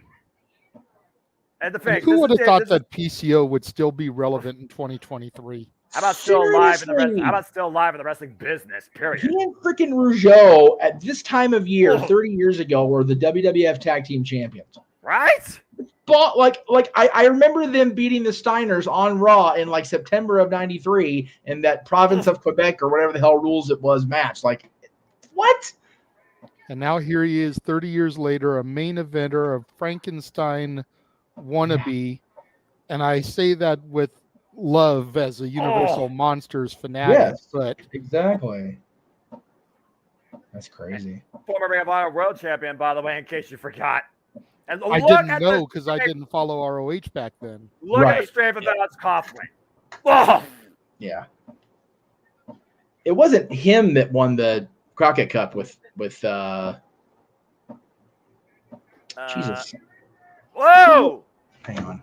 And PCO breaks the bam as you look at that fat, says over the top rope, and now the world is taking out Alex Coughlin, and there goes the melee again on the outside of the ring.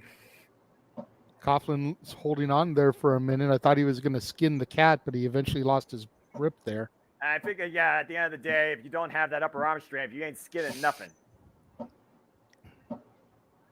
Got a pure 6 brawl outside of the ring there in front of the fans. Yeah, okay, it was. It was him and Brody King of Villain Enterprises that won the Crockett Cup. Yeah, I remember that because Villain Enterprises ruled Ring of Honor with the 6-man overweight. I had forgotten that. 6-man. Well, yeah. Well, to be fair, that was when Marty got himself in some trouble and kind of went away. So I totally forgot about them. Yeah.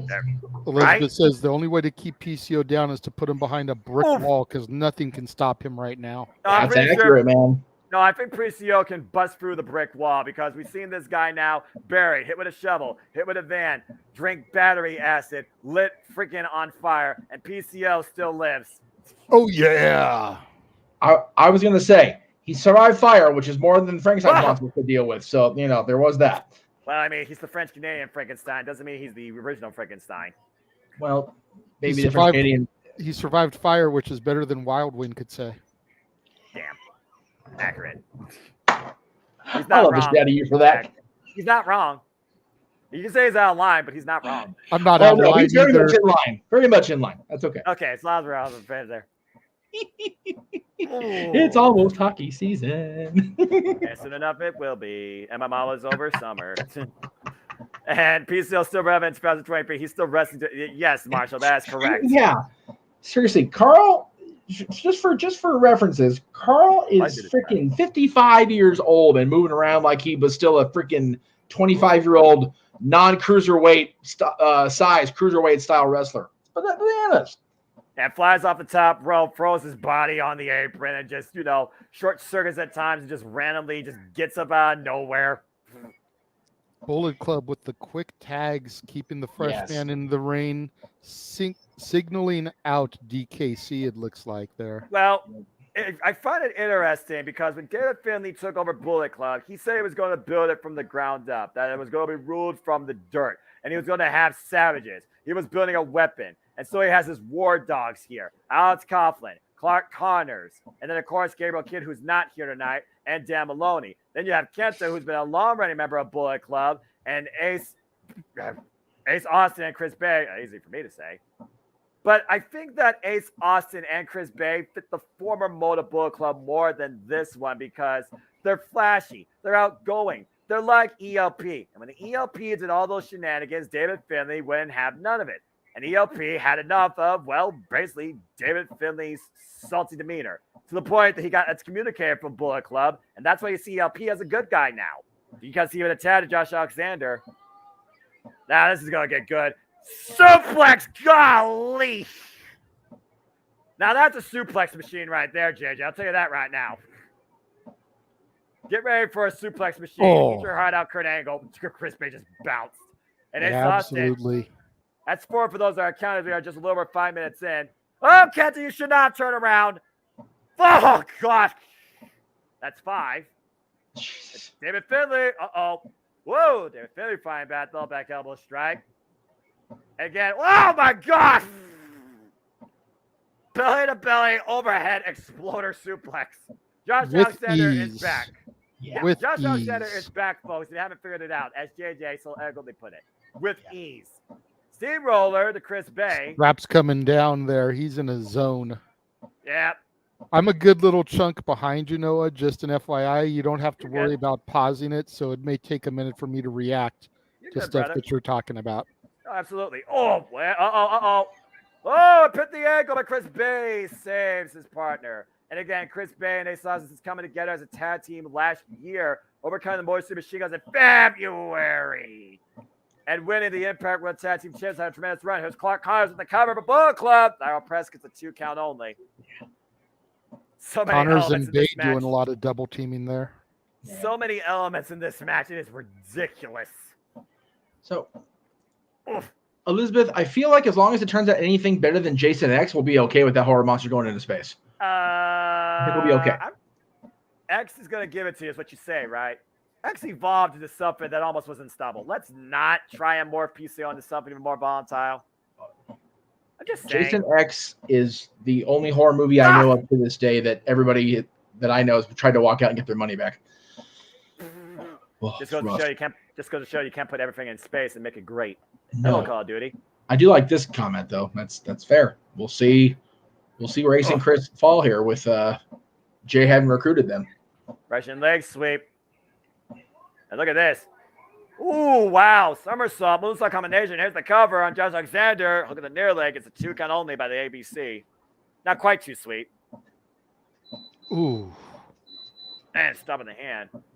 And that is a good point because, again, I do wonder, since JY's been excommunicated, never able to compete, not only in Japan, but in a new Japan Pro Wrestling ring again, will we one day see the confrontation between him and David Finlay particularly? Will there be a loophole maybe at some point? There's a tag right now to Kenta. Yeah, by the way, I know what you're reacting to. Again, paper cuts, even with a freaking plastic playing card out to the 9th degree. Oh, that spinal tap was also painful. Kenta, one of the most powerful strikers. Here's the cover again. 2 count only. Cover again by Kenta. 2 count again. The third quick cover and kick out immediately before 1 this time by Josh Alexander. Of course, Josh Alexander and Kenta previously faced each other one-on-one for the Impact World Championship. Oh, tag. And tag now to Ace Austin. Josh Alexander isolated in Bullet Club's corner. And so far, Bullet Club working as the united front on all cylinders.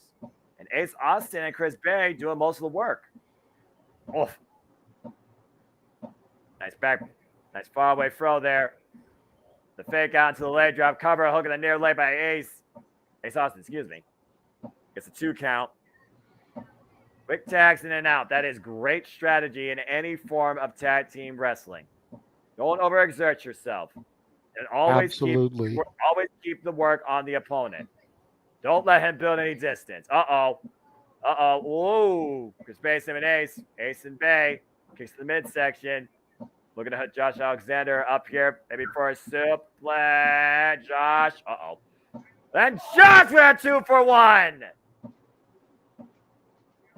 The strength of Josh Alexander. Taking Ace Austin and Chris Bay for the ride. Now needs to make a tag. ELP stands ready. A tag though first to David Finlay, who slowly makes his way and lets the tag come into ELP. El Phantasmo again, the last person excommunicated from Bullet Club. Oh, the boots. Trying to find his way out of Bullet Club's corner. Dangerous territory as he learned at Dominion.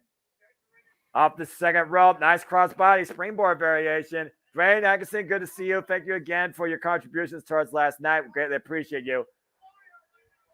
Look at that with the moonsault, somersault combination from one side to the other. Hook on the near leg and nearly got the win on David Finlay. ELP did. Yeah, the show's been really good so far, Dwayne. Thank you for showing up. Yep. Raymond, after this, we only have 2 matches. Yep. Oof. Tongaloa coming in. Tongaloa has been out on injury now for the better part of a year. Humbled to have been back to participate in the G1 Climax. Pretty decent score for his first time ever, I believe, in the G1. Oh, and Chris Bay splashing Ace Austin. And Tama Tonga flies in. Brothers backing up brothers here. And thank you to everybody that's been watching across the JMN Multiverse of Media. We appreciate y'all. Please subscribe, comment, tell a friend. As David Finlay is isolated with all 6 men in the middle of the ring. Hey, it's time for ping pong. Oh, and Josh Alexander just setting up Finlay to be rocked by everybody. Discus elbow. Not the mama. Look by PCO. Not the mama. Not the mama. Not the mama. Oh. Big splash cover 2 and broken up by Bullet Club again, saving their leader. Got Jeff cracked it up. That's all that matters. All the bodies hit the floor. How's that for a reference? Because all the bodies are flying everywhere. Kenta, Josh Alexander squaring off in the middle of the ring. PCL taking Chris Bailey outside. 12-man melee here at the 2300 arena. I'm sure they're no strangers to that type of chaos. Oh, no. Double underhook. Again, man, we talked about it early. The history of this building: Raven, Sabu, Tommy Dreamer, the Dudley Boys, the Rottens, Excellent Ian, Balls Mahoney, Rob Van Dam. You know, you think about the cruiserweights, Super Crazy, the Insane Luchador, Yoshihiro Tajiri, Little Guido and the FBI, Little Spike Dudley, the franchise, Shane Douglas, the Triple Threat. And PCO right now taking advantage of the field to Ace Austin. Wiped out everybody. Now PCO is going to do something reckless and stupid. And PCO off the other side. Reign so down. Pick up speed. PCO flies cannonball between the second and top rope. Wipes himself and everybody else on the outside. Again, PCO, he's not human. Jesus look at the pile. Christ. Look at 55-year-old man doing that. What the hell? Look at the pile of bodies at PCO. PCO salts! What the hell? Now DKC up to the top rope. Oh, and the knees driven up by David Finlay. Now looking to send the DKC power bomb. High stack 2 for the win 2. There it is. High stack off the power bomb, and Bullet Club wins this contest as the melee continues in and out of the ring. David Finlay with the victory. And they're not done. They're going to try and take bodies with them. You see Tamatanga being teamed up right now by Bullet Club. Chris Bay isolating Tongaloa on the outside. That was a ridiculous powerbomb, by the way, too. And David Finlay with the shillelagh in hand. Bullet Club owns the ring and wins tonight on Multiverse United. Good grief. Again, David Finlay still reminding Tama Tonga, you may have beat me during the G1, but I am still the never openweight champion. Message sent to the entire world, Bullet Club still firmly in control. And you see all the gold finally being handed back to Bullet Club. Good grief. And DKC game effort, but I think we all saw that kind of coming. Well, a wild affair, and so far it seems Ace Austin and Chris Bay fit the mold of David Finlay's Bullet Club. I'm not sure if they're savage, but they definitely are effective. Sorry. Oh, you're good. Still got a karaoke more from last night. Yeah. ALP still jaw-jacking Kenta, giving Kenta his quickest loss ever, probably one of the quickest matches ever in G1 Climax history. Yeah, that was crazy.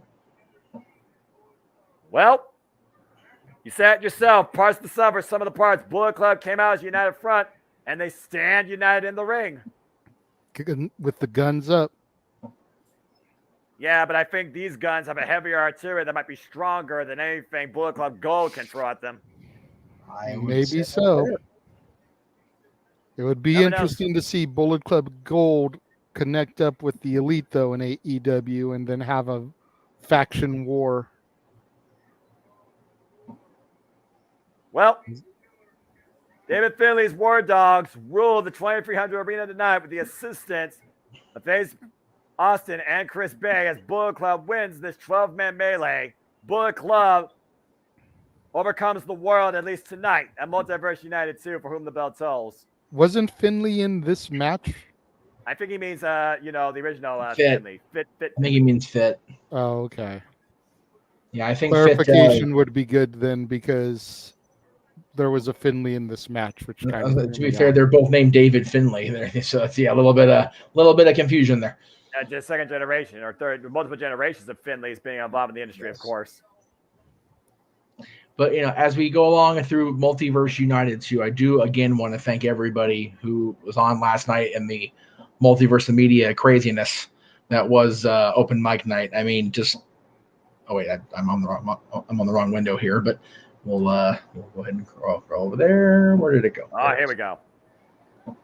I again, these numbers speak for themselves. It's hell. Crazy how many people we had throw up money yesterday. I was so tickled by that. So thank you guys again, everybody that was involved last night in the process.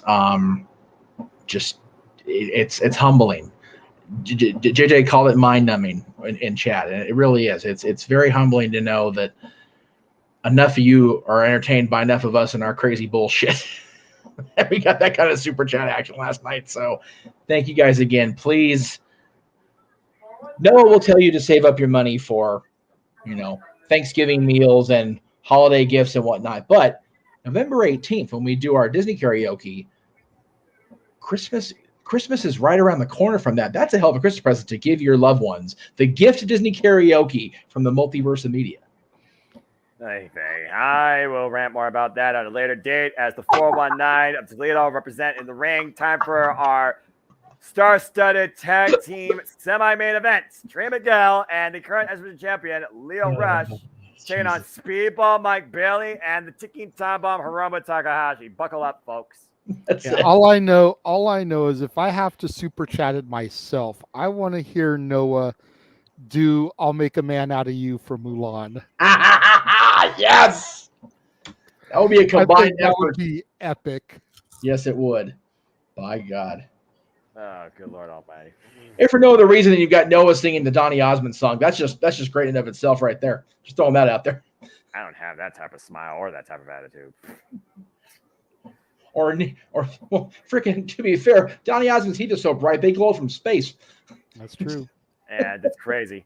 Can any of you guys confirm, did they just call Trey Miguel the Fresh Prince of Midair? That is correct. That is correct, because the man flies like there's no tomorrow.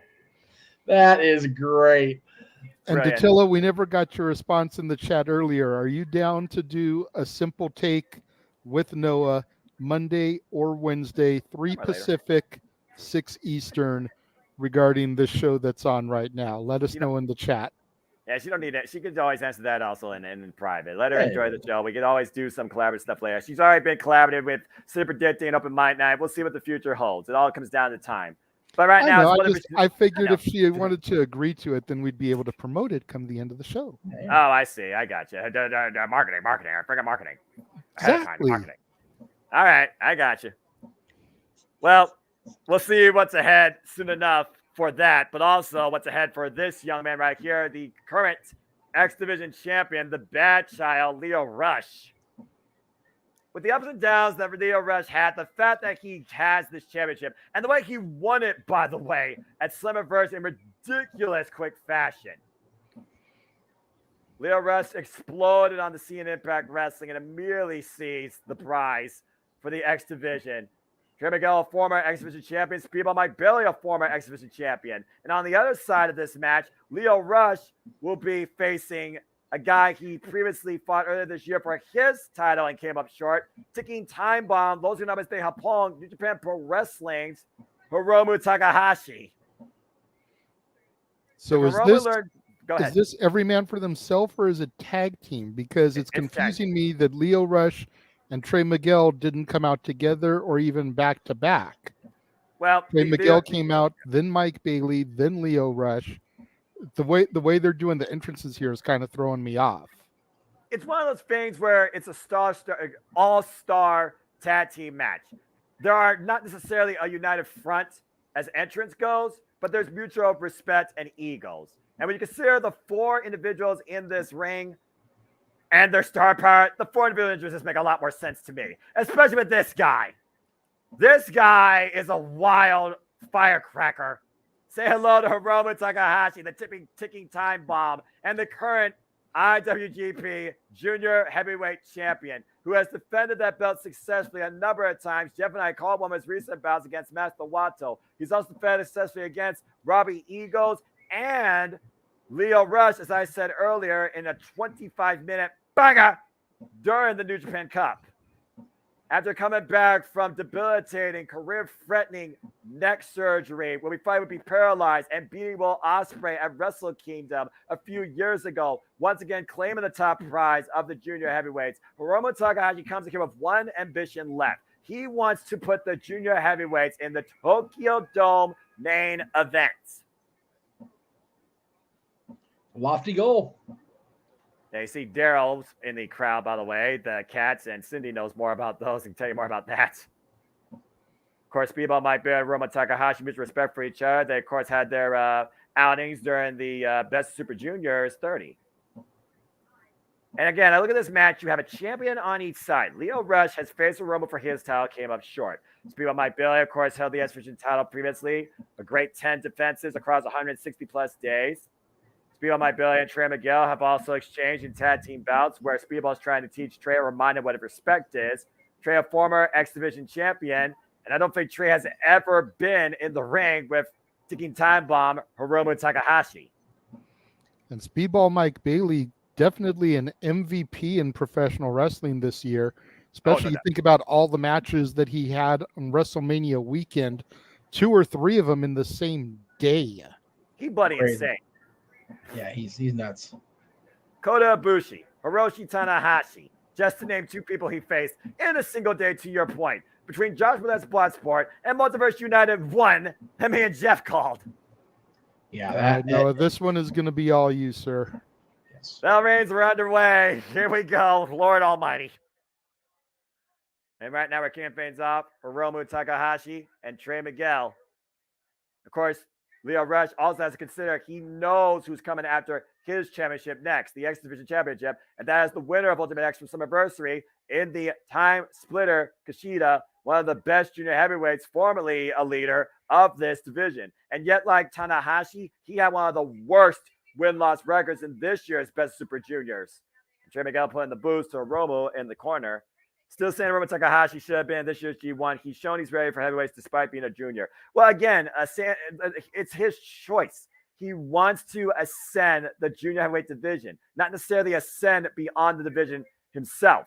Oh, he wants to be that standard bearer. He wants to see if there's a guy that's as driven, as passionate, as reckless as he is to lead this division into the promised land, into the future. And here we go. Feel the rush once again of the speed demon, the bad child, Lio Rush.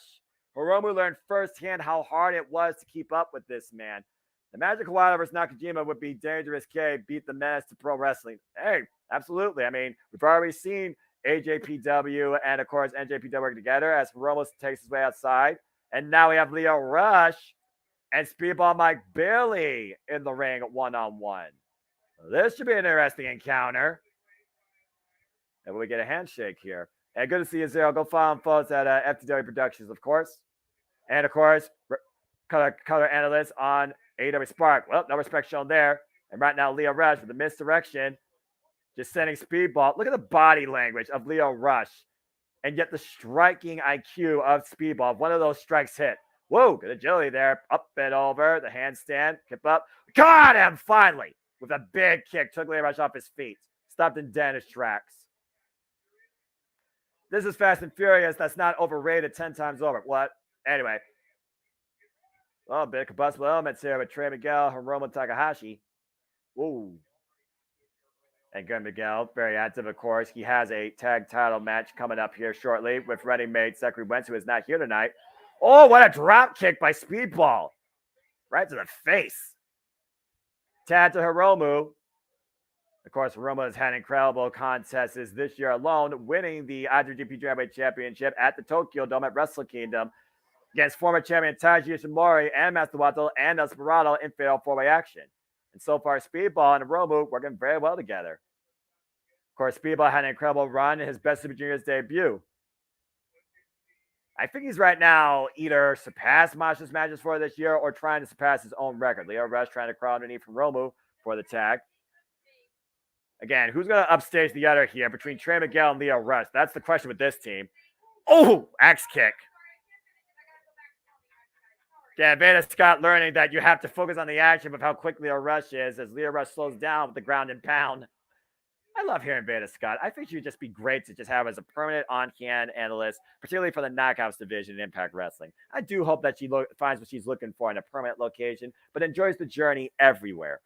And Trey Miguel right now just clubbing forearms to the side of Ed Hiromu. Trey Miguel reminding everybody why he put his own mark on the X division. A tad of Lio Rush. And again, this contest mutually bound. It is Impact versus NJPW as Impact Wrestling takes control of the match. I find it interesting that Speedball is kind of representing maybe NJPW, but more so Impact and NJPW at the same time. Because all the man is just about mutual respect. And Lio Rush right now, isolating Hiromu in the opposite corner. Tag to Trey. All these tag matches right now, smart strategy has been followed. Isolate and dominate. The double Irish whip. Kicks to the midsection. The double team snapmare. Both sides. Meet in the middle with the drop kicks to the side of the head of Hiromu. Both sides, respectfully. Oh, and a cheap shot by Trey, dropping Speedball off the apron. At the end of the day, Trey's always happy with his dastardly work. The Rascal cover, lateral press, and a 2 count only. Congratulations, by the way, to Trey Miguel and the creme de la creme, Ashley Dubois, who, of course, also made their own engagement well known. Oof. Headbanging right there in the corner. Hiromu sent face first to the top turnbuckle. And, of course, we learned during the Best Super Juniors how much Lio Rush literally carries his heart on his sleeve when it comes to his family. But as far as anybody else, he is the bad shot of professional wrestling. Whoa, and Hiromu gets out of the corner up against Trey. And Hiromu looking for the tag to Speedball. Trey once again denies it, though. Oof. Blocks the kick. Hook the arm. What's this? Whoa! Dragon screw leg whip with the arm locked in place. Damn, that move has to suck. That warps your entire thigh muscle and femur. There's the tag to Speedball. Whoa, and a single kick to the face. Huge kick, handstand, springboard. Whoop. Trey got it, though. And again, you gotta block this with your arms and your wrists and your freaking head getting kicked in like that. The striking prowess of Speedball Mike Bailey is unmatched. Speed intended. Oof. The spinning Soulbot is an axe kick, bringing Trey to his knees. Another kick to the chest. And Speedball right now might be looking for something here. The running shooting star press. Cover, hook of the near leg. A 2 count only. Whoa. And Leo Rush right now, no sense of urgency, it seems, did not go in to break up the fall. As Trey right now struggles to get back to his feet and just get some oxygen back in his lungs. Oh, wait a minute. Hooking him up. Oof. Nice suplex there. Fisherman suplex of sorts. Now Leo Rush tagged in. Runs into the corner, quite literally. Snapmare throw off and runs him with the clothesline. Right now, Leo Rush, X-Division champion, firmly in control of the opposition. Oh, there's a counter. Wait for the kick. Woo, nice. Matrix pause there. Combination offense by Leo Rush. Blocks the kick again. Hook Speedball up.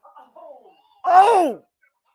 High on the head of the neck. Michinoku driver of sorts and a 2 count from it.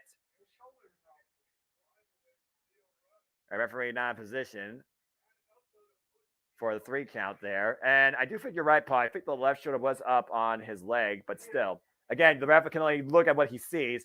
Referee position is key. Oh, forearm shot, drops Speedball to his knee. Of course, Speedball Mike Bailey has been heavily involved in many great contests this year, including a best of 3 series with the Octopus, Jonathan Gresham. Jonathan Gresham and Speedball. Oh my gosh, what a forearm strike. Stopping Leo Rush in place for a moment. Now getting double teamed by Leo Rush and Trey Miguel.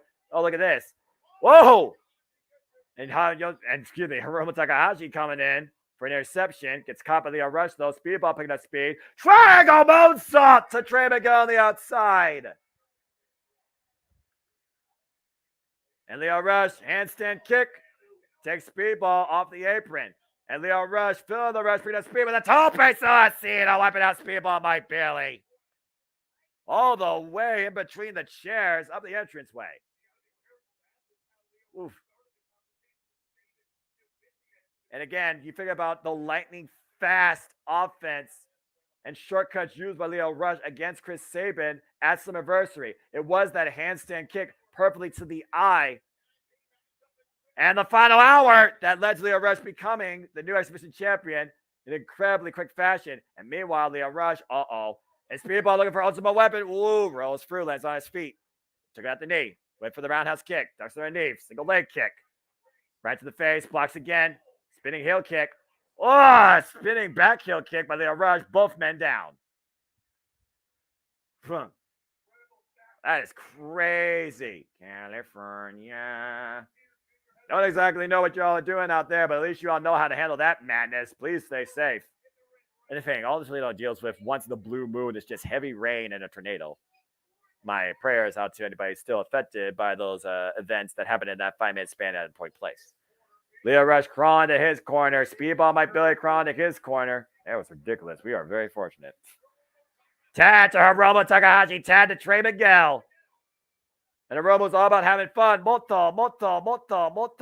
Oh, gosh. Do not start a chop exchange with Hiromu. It was over 100 plus with Ryu Lee in the new beginning, Trey. I don't think you can handle that. Oh, wow. Look at that. Springer like a pitbull on prom night with the axe handle.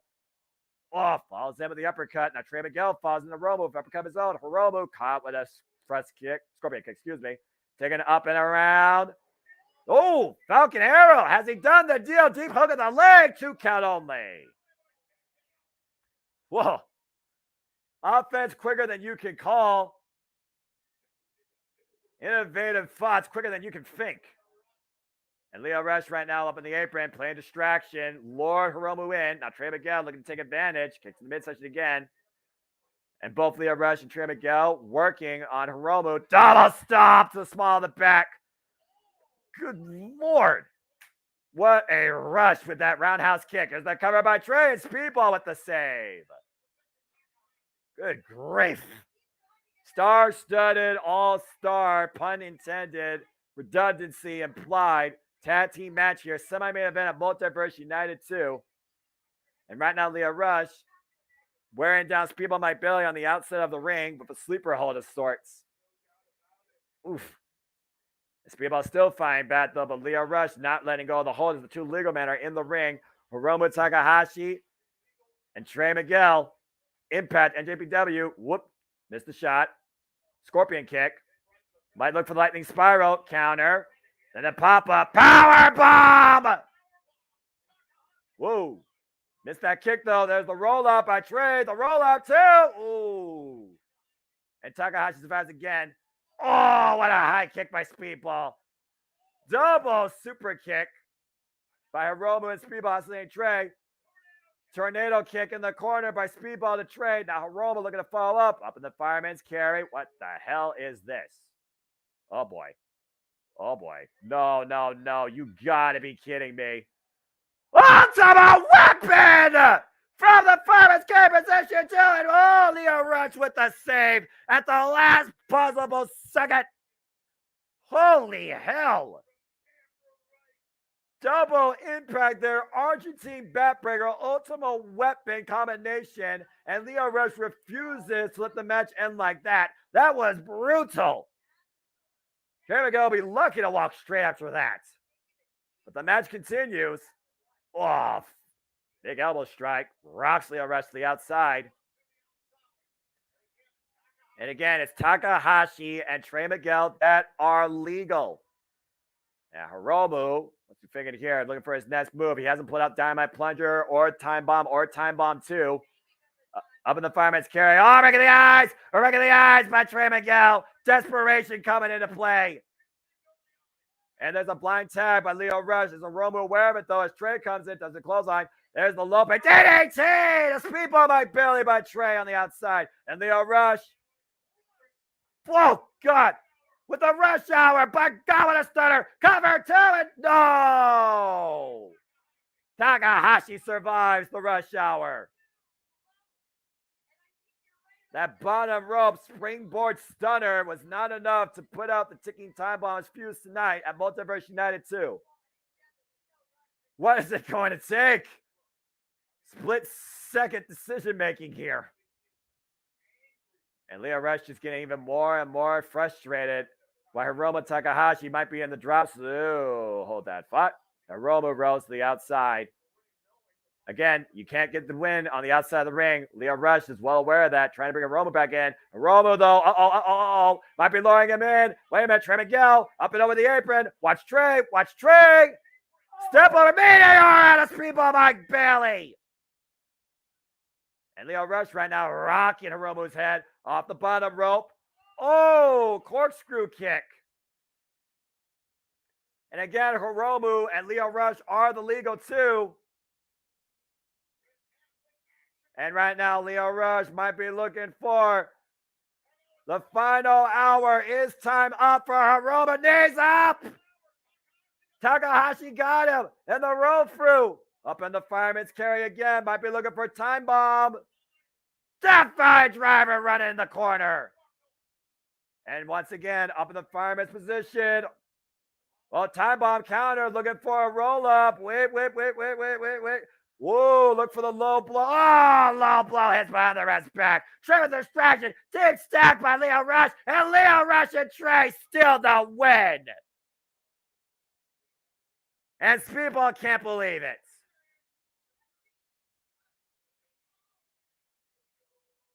Hook and by crook. Bad child with bad intentions steals the win thanks to an inadvertent low blow set by Trey Miguel. And Speedball Mike Bailey and Hiromu lose this all. My mom's going to pull the cash out on our way home tomorrow, so we're good. To Leo Rush and Trey Miguel. What a match, though. Seriously. And again, Trey's going to do what he has to win, and so will Leo Rush. Woof. Well, Kushida, be aware of that. Wait a minute. Leo Rush wants the mic. Do we have to give Leo Rush the mic? All right. Uh-oh. Gonna add some proverbial salt to the wound.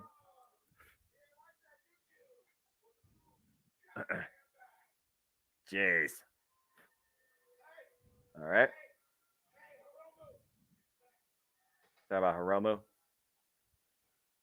What now? The people saying shut the F up. Try encouraging, they love it.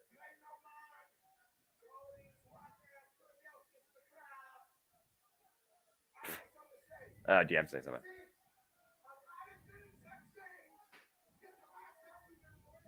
Yeah, it's true. Leo Rush finally getting better than Hiromu. X Division title. What? What's he looking at?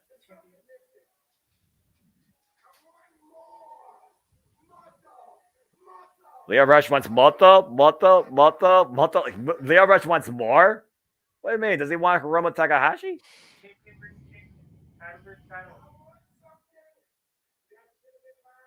Oh, Leo Rush has not forgotten the original goal going to New Japan.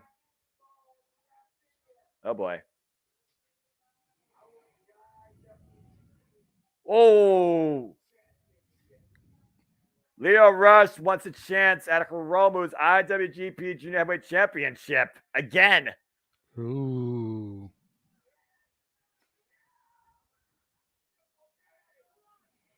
And Hiromu saying he wants it. Come get it. Wait. You can't do this tonight. Come on. You can't do this tonight. And Leo Rush even saying he'll see him later. Well, man, the hour works in his own time. But it looks like Hiromu's not done feeling the rush. I wonder, though, will it be title for title, or will Hiromu just accept on behalf of pride, if nothing else? Looks like we're going to get a rematch here, though. Leo Rush, Hiromu Takahashi for the IWGP Junior Heavyweight Championship. But look at people like Billy. I mean, he's a little bit surprised that Hiromu fell for that. Give him the title shot. Why would he do it? Yeah, I'm going to say, Hiromu, again, you're playing with your head, not with your heart. Bailey almost looks like he thought that he was going to get the shot. Yeah, possibly, JJ. And you got one who's going for Speedball's mind right now. Yeah, Speedball. I don't blame him. Triple threat Victory Road. Come on. Definitely looks like that comment may hold true here. May get a three-way here after all. Yeah, and I think Paul even talking about he's thinking maybe Victory Road, but honestly, we got Impact 1000. That'd be a star-studded match for that show, since the X Division has been the standout alternative that has led Impact Wrestling through the darkest times too. But again, it's not necessarily for that stretch of title; it's for the IWGP Junior Heavyweight Championship. So I guess only time will tell. We'll see what everybody decides between Scott D'Amore and, of course, the chairman of New Japan of America. I say do a slow build to it. Save it for Bound for Glory. Now that would be epic, actually. That would be. Give you a couple months to do it. You could do one-on-one at Victory Road. You can do one-on-one at the 1000, and you can do the triple threat come Bound for Glory. There you go. I kind like of that. do the slow build here as we get the video package for our main event.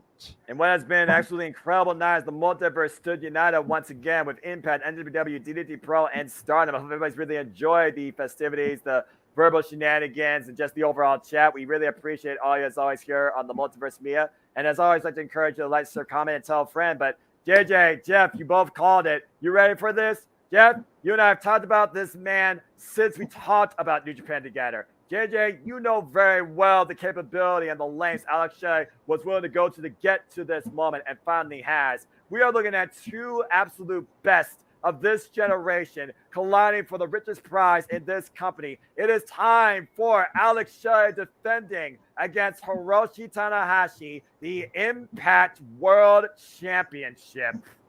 Yeah, let's freaking go, dude. Like, oh man.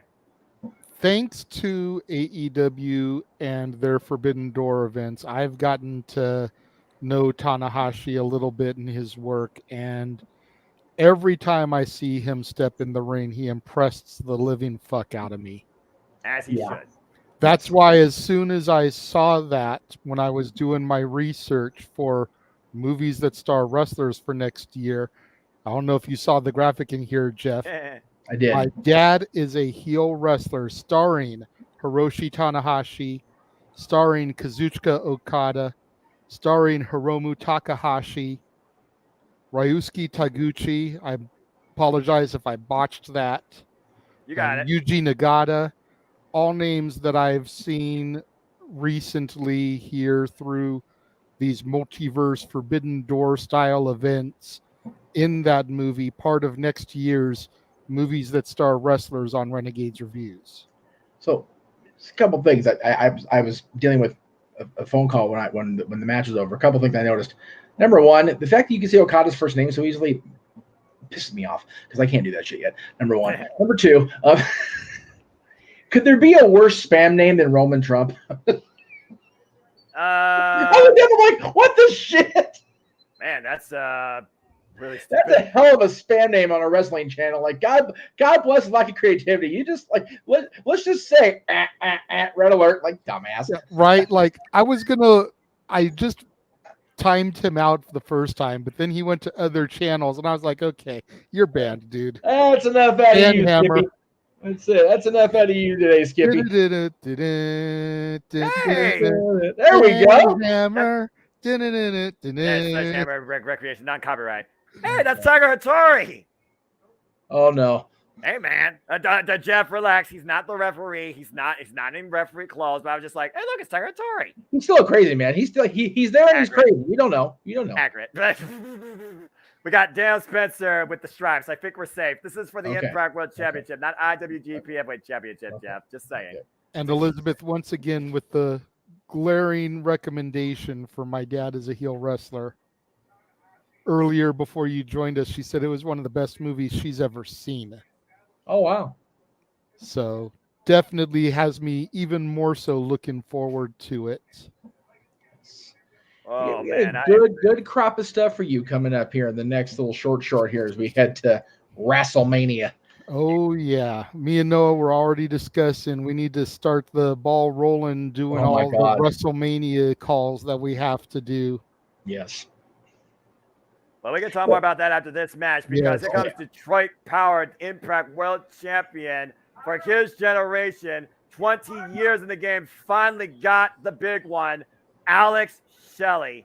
The other half of the Motor City Machine Guns. And to think for a split moment, Shelley was the Impact World Champion. Sabin was the Impact X Division Champion. Right? If only they could have ran with that for a little bit longer, got the Impact tag titles, had the OG two-man power trip thing going in Impact, considering all the years that they've put into the company, that would have just been awesome. But alas, it was not meant to be. But still, to see Alex Shelley finally ascend to the top in a major promotion. No disrespect to Wrestling Prestige, where he is their world champion as well, or any other company that Sabin and Shelley have been champion in. But to see him finally get to that upper echelon of Impact, where they've basically been based for the primary focus of their career, is just awesome to see. All right, let's go down for the introductions for our main event. Oh, I like this announcer. With, of course, Takuro Shibata, the Japanese announcer. I love the fact these shows have an English and Japanese ring announcer. That's so damn brilliant. It was really neat at Forbidden Door to have Brian introduced by Justin Roberts, which Justin just got such a fucking kick out of, and then having the Japanese announce, and then Excalibur losing the shit at ringside because, dude, Excalibur was there like all of us were through all those years with Brian, and yeah, it was the Pistons music first. He had to get that in because fucking Excalibur, but of course, it's a moment, man, and having these multiple language announcers shows how much the wrestling industry has grown and how far-reaching the industry is, and how fortunate we are in the multiverse of media to get to call and get to observe things like this. damn near every weekend now. For real. And, going back to what I was saying in the earlier match, the fact that we go back damn near 20 years with a guy like Alex Shelley. Yeah, right? I saw this man in a Jewish community center 18 years ago. Oh, boy. And here he stands in front of us at this joint show as the world heavyweight champion. As Tiger Hattori presents the title to both champion and Tiger, don't drop it. Hey, man. Tiger Hattori still got it. Against a generational talent like Hiroshi Tanahashi, like for real. Seriously. In an arena that is so rich in wrestling lore. Real. Like a lot of people crap on the ECW arena as an old bingo hall or whatever. This building holds as much wrestling history as the Cow Palace, the Olympic Auditorium, and Madison fucking Square Garden. Amen. I'm just gonna say this once before the bell rings. This is professional wrestling, damn it! Oh man, I cannot wait for this. It's matches like this that remind me why I'm a fan of this so much. Bell rings, we are under freaking way. JJ, give the here we go, man, because James isn't here. Here we go, ladies and gentlemen. Damn right. Hiroshi Tanahashi, Alex Shelley, the 2300 in Philadelphia, Pennsylvania, the original ECW arena. This is our main event, Noah. Impact World Champions on the line. We got a little car double time and they're going, and Tanahashi immediately green Blake. Again, you talk about Alex Shelley, 21-year veteran, 40 years of age, finally reaching the big one, beating Steve Macklin at Against All Odds. That Palm Eats Saw Live. Lucky, damn it, lucky. And of course, Tanahashi, the most recognized name in New Japan Pro Wrestling history, saving this company, bringing out of the dark ages, and is, of course, a 8-time IWGP Heavyweight Champion. He is the ace for a reason. He is truly a talent that you only see at 1 in 100, if that. He is one of a kind. He is the top star Ishitara. He is the face of New Japan Pro Wrestling. But this is as much the proving ground to Tanahashi as it is for Alex Shelley. Alex Shelley proved at Slammiversary he is not transitional. We saw him overcome Nick Aldis. Now Alex Shelley needs to carry that mental forward and truly show his pedigree of what he can be as a champion. Yeah, absolutely. And you notice Alex Shelley drew the line in the sand there, so to speak, at the start of the match. And challenging Tanahashi to cross the line. And of course, Tanahashi is not afraid of doing that. We know Tanahashi, if he has to reach down and dirty, he's willing to do that under extreme circumstances, even if it goes against his moral code. Let's not forget, this man's moral code was challenged by one Kenny Omega back at Wrestle Kingdom 13 when Tanahashi last won the IWGP Heavyweight Championship. He hasn't had the World Heavyweight Championship since. You got to think a competitor like Tanahashi can't go without a championship for long. You got to be thinking he's plotting and scheming how and when he's going to get his next opportunity. The funny thing is, JJ, he currently is a champion, but he's not a singles champion. It's like Okada, okay? He said he needed to change things up. Okada, Kazuchika Okada, Hiroshi Tanahashi, and Tomohiro Ishii are the current 6-man never openweight champions after beating Strong Style, El Desperado, Ren Narita, and Minoru Suzuki. They currently hold those titles, and they essentially defended them so far against Blackpool Combat Club's John Moxley, Claudio Castagnoli, and Shota Umino. But right now, I feel like those titles are the last thing on all three of those men's mind. With Okada falling short in the G1 Climax, we haven't really heard much more from him, but Tanahashi has made it be known. If he can't win a championship within the next year, he says he doesn't belong in the G1.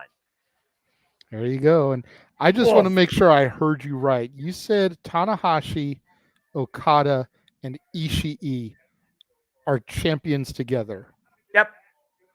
Holy fuck. Talk about a trio I don't want to cross. Oh!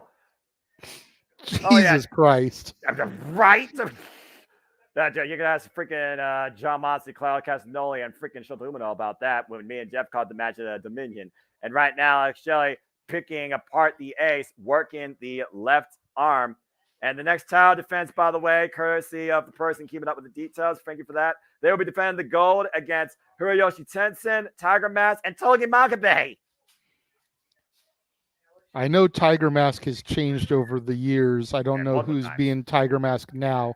I've never heard of the other two people, though, unfortunately. Togi Makabe, long-time running enemy of Chaos, proprietary leader of the former faction Great Bash Heels, had wars over the Never Openweight Championship with Tomohiro Ishii and Hiroyoshi Tenzin. Oh, man, the up kick to the arm, popping it out of place. Here's what the arm also does. I'm going to say, JJ, you know Tenzan if you think about it. NWO Japan contingent, the guy with the long horns. Bingo. No? Okay. No. Oh, well. Well, Running mate after of so after Chono and Muda, he was the next NWO Japan guy that was actually Japanese. Okay. There you go. I mean, that is way underselling Tenzin's history in this industry. I'm just trying to relate it back to JJ, who was watching WCW at the time. So I'm just trying to. But you have to remember when NWO was in their prime, I wasn't watching. I didn't start watching WCW until late '98, early '99. That's fair. Okay, that's fair. Yeah, I know Muda joined in 97 and Memorial Day-ish. So that's 2 years before I started watching. Yeah, Tenzin, I know it was either later that year or the following year, so it was still before your WCW fan. Either way, Tenzin's been around a long time, former NWA World Heavyweight Champion himself. He was part of that group of guys that won the 10 pounds of gold when it was basically exclusively in Japan during the Conway era. So got it. So yeah, a little bit of bad motherfucker. A little bit of simple history for you, and I'm sure we'll talk further about that beyond this match. As Tanahashi is putting the boots towards Alex Shelley, wearing down his leg after bracing that leg against that steel beam. Tanahashi's picked his body part, the left leg of Alex Shelley, while Alex Shelley's been working over the left arm. And of course, we know the ace, he goes for that high fly flow, that crazy top rope cross body, where at this point, that man's knees are about as brittle as dust. And it's a 20 count on the outside, as you hear the count on the outside. Tackling on his hands, of course, be a pinfall submission. Alex Shelley, there's a shoulder in the midsection. Oh! And now using the top rope as a neck breaker. And Alex Shelley looking for filling back inside that left leg. And of course, previously to this one-on-one encounter. Oh my God! Oh, ow! Double stop again, right to that left arm. That was violent. And back kick. Single running knee off the apron to the floor. Tanahashi taking off his feet. Alex Shelley does things his own way. He doesn't fit the mold of what you think a wrestler should be in this industry. That's how he's gotten to this point. Yeah. Oof. And right now, referee's counting up to 7. Again, prior to this is a first-time ever one-on-one match with these two. They have only met each other in tag team encounters, primarily as, you guessed it, the Motor City Machine Guns. Of course, Tanahashi has been previously involved in Impact Wrestling. You go all the way back to 2006 when he was the U30 champion, a title that later became the number one weight champion, and he took on the young AJ Styles. Okay, I'm going to have to look that match up because I was watching TNA back in 06. So I've probably seen that match and had no idea that was Tanahashi. Right. I'm going to have to try and find that. That's one of those lost gem matches. Like if you can find the old Velocity match, I think it was for freaking AJ versus the Hurricane. Right? I heard about that. That one's there on, I think, either, like I said, Velocity or Jack. The other one that's good is Danielson as Danielson against John Cena on Velocity. Mm-hmm. That's good shit for real, pal. Oh, God, again! And stopping the point of the elbow on the apron, working the left arm, destroying that left arm. Good grief, Alex Shelley being merciless here. The thing is, though, that I find interesting, he's working the arms, Jeff and JJ. We know that Tanahashi goes for the high fly flow, but then I also think about Tanahashi also uses, hey, this might sound familiar, the clover leaf. If he can't hold it, he can't apply pressure to Alex Shelley's legs. That's fair. That's fair. Another hidden gem, going back to that real quick. I had to remember who it was against. The Samoan submission machine, Samoa Joe, versus the man known as S.A. Rios. Yes. I remember that name. It is crazy how many people went through the WWE and WWF at the time. Right? Like extra pool. Well, guys like Daniels and Joe and Yep. Danielson are no surprise because Ultimate Pro Wrestling was a Right. developmental for a while for WWE. So whenever they'd come to SoCal, they would get that opportunity. But then you got guys like Bryan Danielson and AJ Styles, and seeing MJF as Samoa Joe's security on NXT. It's like, dude, come on. And right now, Alex Shelley needs to come back in this match. Now you got Tanahashi working again. You see Alex Shelley not having a firm vertical base on that left leg after being worked over in the corner. Pinpoint drop kick to it. Ooh, nice step. We even talked earlier about Frankie Kazarian's run on Velocity. Yeah, we even talked about the future. But Chris said, Frankie Kazarian's run on Velocity. Say that sentence again. Let's not. I know it. Hey, you know what? It lasted longer than Braden Walker. Yeah, it's history. Hey, Braden Walker got a best of DVD, 3 discs long. Don't you start me about Braden Walker, by God. Yeah, you won't find that in your bargain bin. I'll guarantee you that nowadays. Irish whip reversal, Irish whip Alex Shelley. There's the forearm strike. Now Tanahashi being Irish whip counter now. Oh, both these men are going to speed. Alex Shelley throws himself to the ace, takes him off his feet. And JJ, just to give you a heads up, Impact Wrestling gave a colossal NJPW vs. Impact Collisions compilation, hour and 17 minutes long with timestamps. It's the first match in that sequence. AJ Styles versus Hiroshi Tanahashi, Final Resolution 2006. Damn. Okay, I'm going to have to look that up. I've watched that pay-per-view, so I know I've seen that match, and I don't remember it. Okay, Jesus Christ. Right? And that was when Tanahashi, again, was the U30 championship, a championship that was dedicated to promising individuals 30 years or under. Oh, man. Because corner the cover, like a press, the 2 count only. And 1 to the arm, right to the left arm. Looking for the Motor City stretch, and he's got it. But the Tanahashi is right there in front of the ropes. You can't see him right now, though, but is he aware of his surroundings? We talked about earlier with submission holds when it comes to reach and presence. And he does have the right arm somewhat free. Tanahashi driving his body and puts his foot on the ropes. Alex Shelley aware of it. Applying further pressure during the rest 5 count. Relinquishes the hold at 4.5. Oof. Veteran instincts being demonstrated by both men here as Alex Shelley once again tries to get feeling back inside that left leg. I think 1 year ago, it was Josh Alexander versus Alex Shelley ahead of Emergence, where they had a classic, and Alex Shelley came up short. Under a year later, Alex Shelley is main eventing 1 week prior to Emergence as the Impact World Champion. Oof. And Josh Alexander was in that melee of people. Oh! Yeah, hyperextending the left arm. I don't know if anybody's hyperextended on Josh Alexander during that match, which was his first. By the way, wait a minute, Jeff. Dragon screw leg went to the left leg across the second rope. I do not need to see that move on television no more. Thank you very much. Damn, that move has to suck. You know that's a trademark of Tanahashi. You know I love that move. Such a brutal move. Golly. Yeah, the dragon screw is already a amazing maneuver, but then you do it on those ropes, and just a reminder to people, those are not ropes. Steel cables is more like it. Thank you, JJ. No, it is. Yeah, it's ridiculous. Steel cables eating that upper thigh and the indent of the knee there, just torturous. And you can see Shelley still gripping. So and you want to talk about gripping? Look at this, guys. Cloverleaf's in, but Alex Shelley, and Tanahashi, I don't know if it's just exhaustion or, again, the work of the arms. Look, he can't seem to hold on to it. And Alex Shelley is aware of it, but Alex Shelley also alleviating some of the pressure, keeping his body off the mat as both men crash within the ropes, and Tanahashi forced to relinquish the hold. We got Tanahashi with a bad arm and Alex Shelley with a bad leg. It was awesome seeing that Cloverleaf here. Shades of the former ECW television and tag team champion, the shooter Dean Malenko. Again! Right back to the leg, dragon screw leg. But I don't think neither of those men used the dragon screw leg with JJ, according to my history records. Off the ropes. Oh. And right now, boom! Rolling elbow strike. Oh my gosh, that left has broken jaws as Hiroki Goto. And once again, going back to the left leg, but for dragon screw. Step of Enziguri drops the ace off his feet. Both men down. Very game, back and forth contest here. Very calculated on both men's behalf. So while we have a low really quick.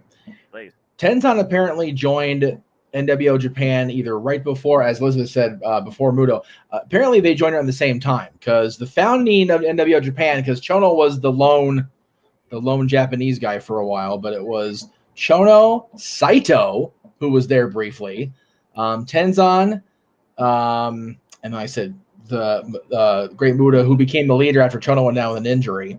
Also in the Japanese contingent, Tatsutoshi Goto, Ohara, Big Titan, who was the bogus Razor Ramon. Take that in for a minute.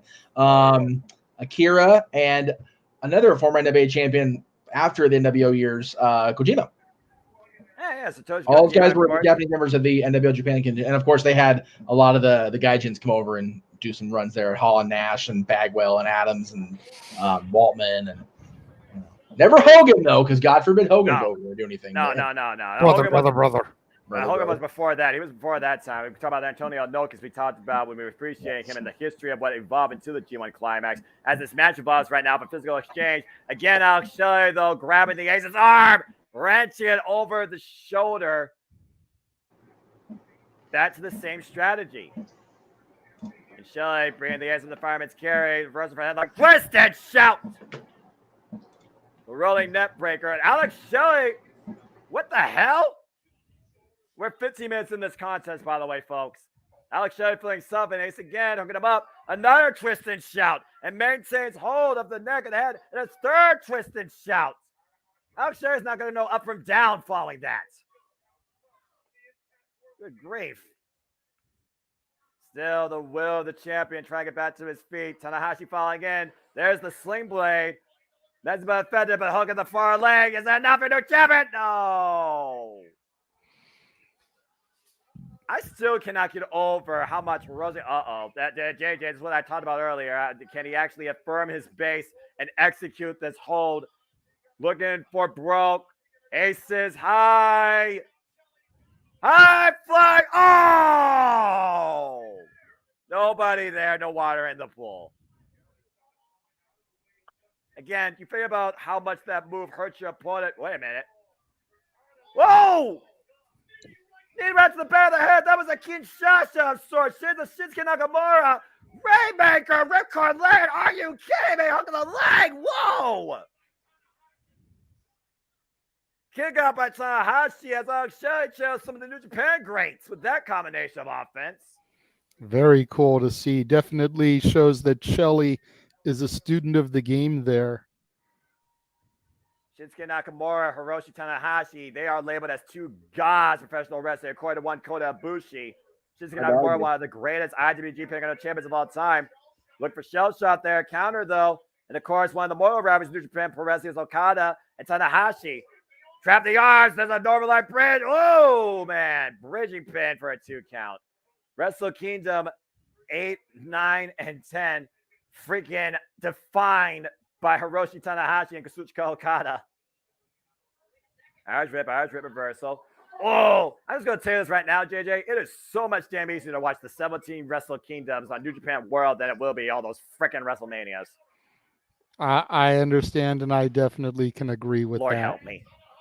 Tanahashi once again going for broke, and Alex Shelley aware of it. Falls in, meets the ace, takes out his vertical base. Well, once we do the WrestleManias, maybe we'll do Wrestle Kingdom down the road as they're starting to prepare for Wrestle Kingdom 20. Maybe we'll do all the Wrestle Kingdoms leading up to that, since that'll be a monumental occasion. I'm game. I'm sure you are, Noah. I'm crazy. Then meanwhile, Alex Shelley with the double wrist lock, trapping the left arm again. While they're right now perched in the top rope, Alex Shelley with the head bust to the side of Tanahashi's head. Again, Tanahashi on the top rope. Alex Shelley inside position on the second rope. Might be looking for something big here. Going for broke. Tanahashi up on his shoulders. Uh-oh. Oh, no. Aaron Crash! From the top. Here's the cover. Hook of the leg. Is it over? No! That moment Alex Shelley took and appreciated what he did. Gave the ace the needed moment he needed to kick out of that pin. There's no doubt in my mind. Yeah, absolutely. Oh, and now he's calculating it. Super kick rocks the ace. Ace is down. I repeat, ace is down. And Shelley right now, what is he going to do here? I mean, he hasn't hit the shell shock yet. Oh, I find it. Shell shock. That's got to be it. Cover 2. It's over. Alex Shelley retains the title. Good grief. Wow. He broke him down until he finally could put him down. Shell shock for the 3. Alex Shelley still Impact World Champion. I lost a 2 for the process. And the student beats the teacher. Hiroshi Tanahashi humbled tonight by Alex Shelley, proving not only is he not transitional, but he damn sure is a longer-term champion that will be generational. Tiger Hattori and, of course, the Japanese continue to see here to present the title. Alex Shelley still our Impact World Champion, defying the ace tonight at Multiverse United 2. And Tiger Hattori raises the hand. The respect shown. That's respect right there, folks. That's a man that has arrived finally after 20 years.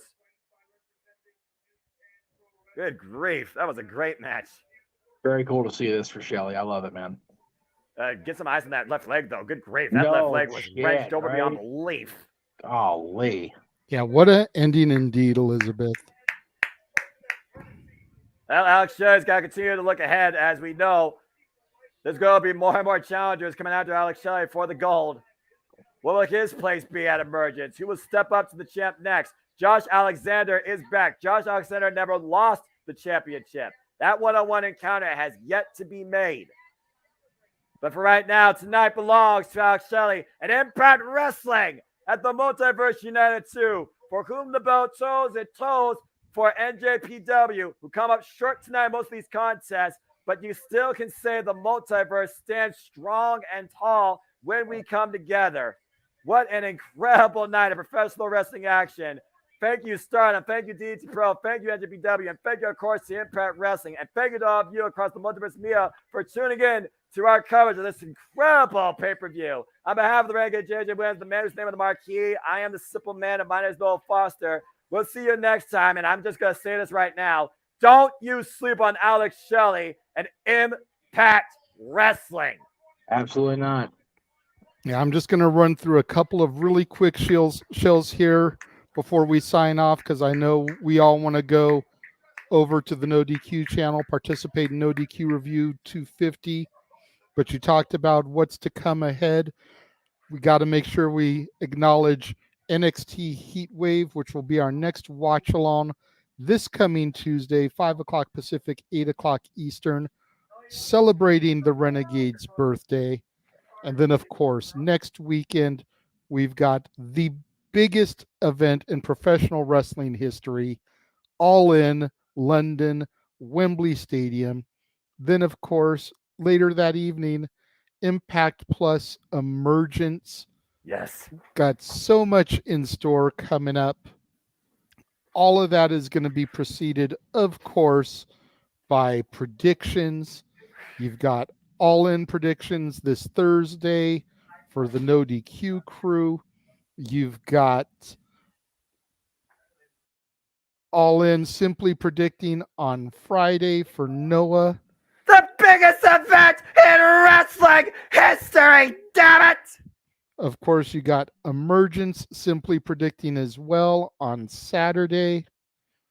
Again, so much in store coming up across the multiverse.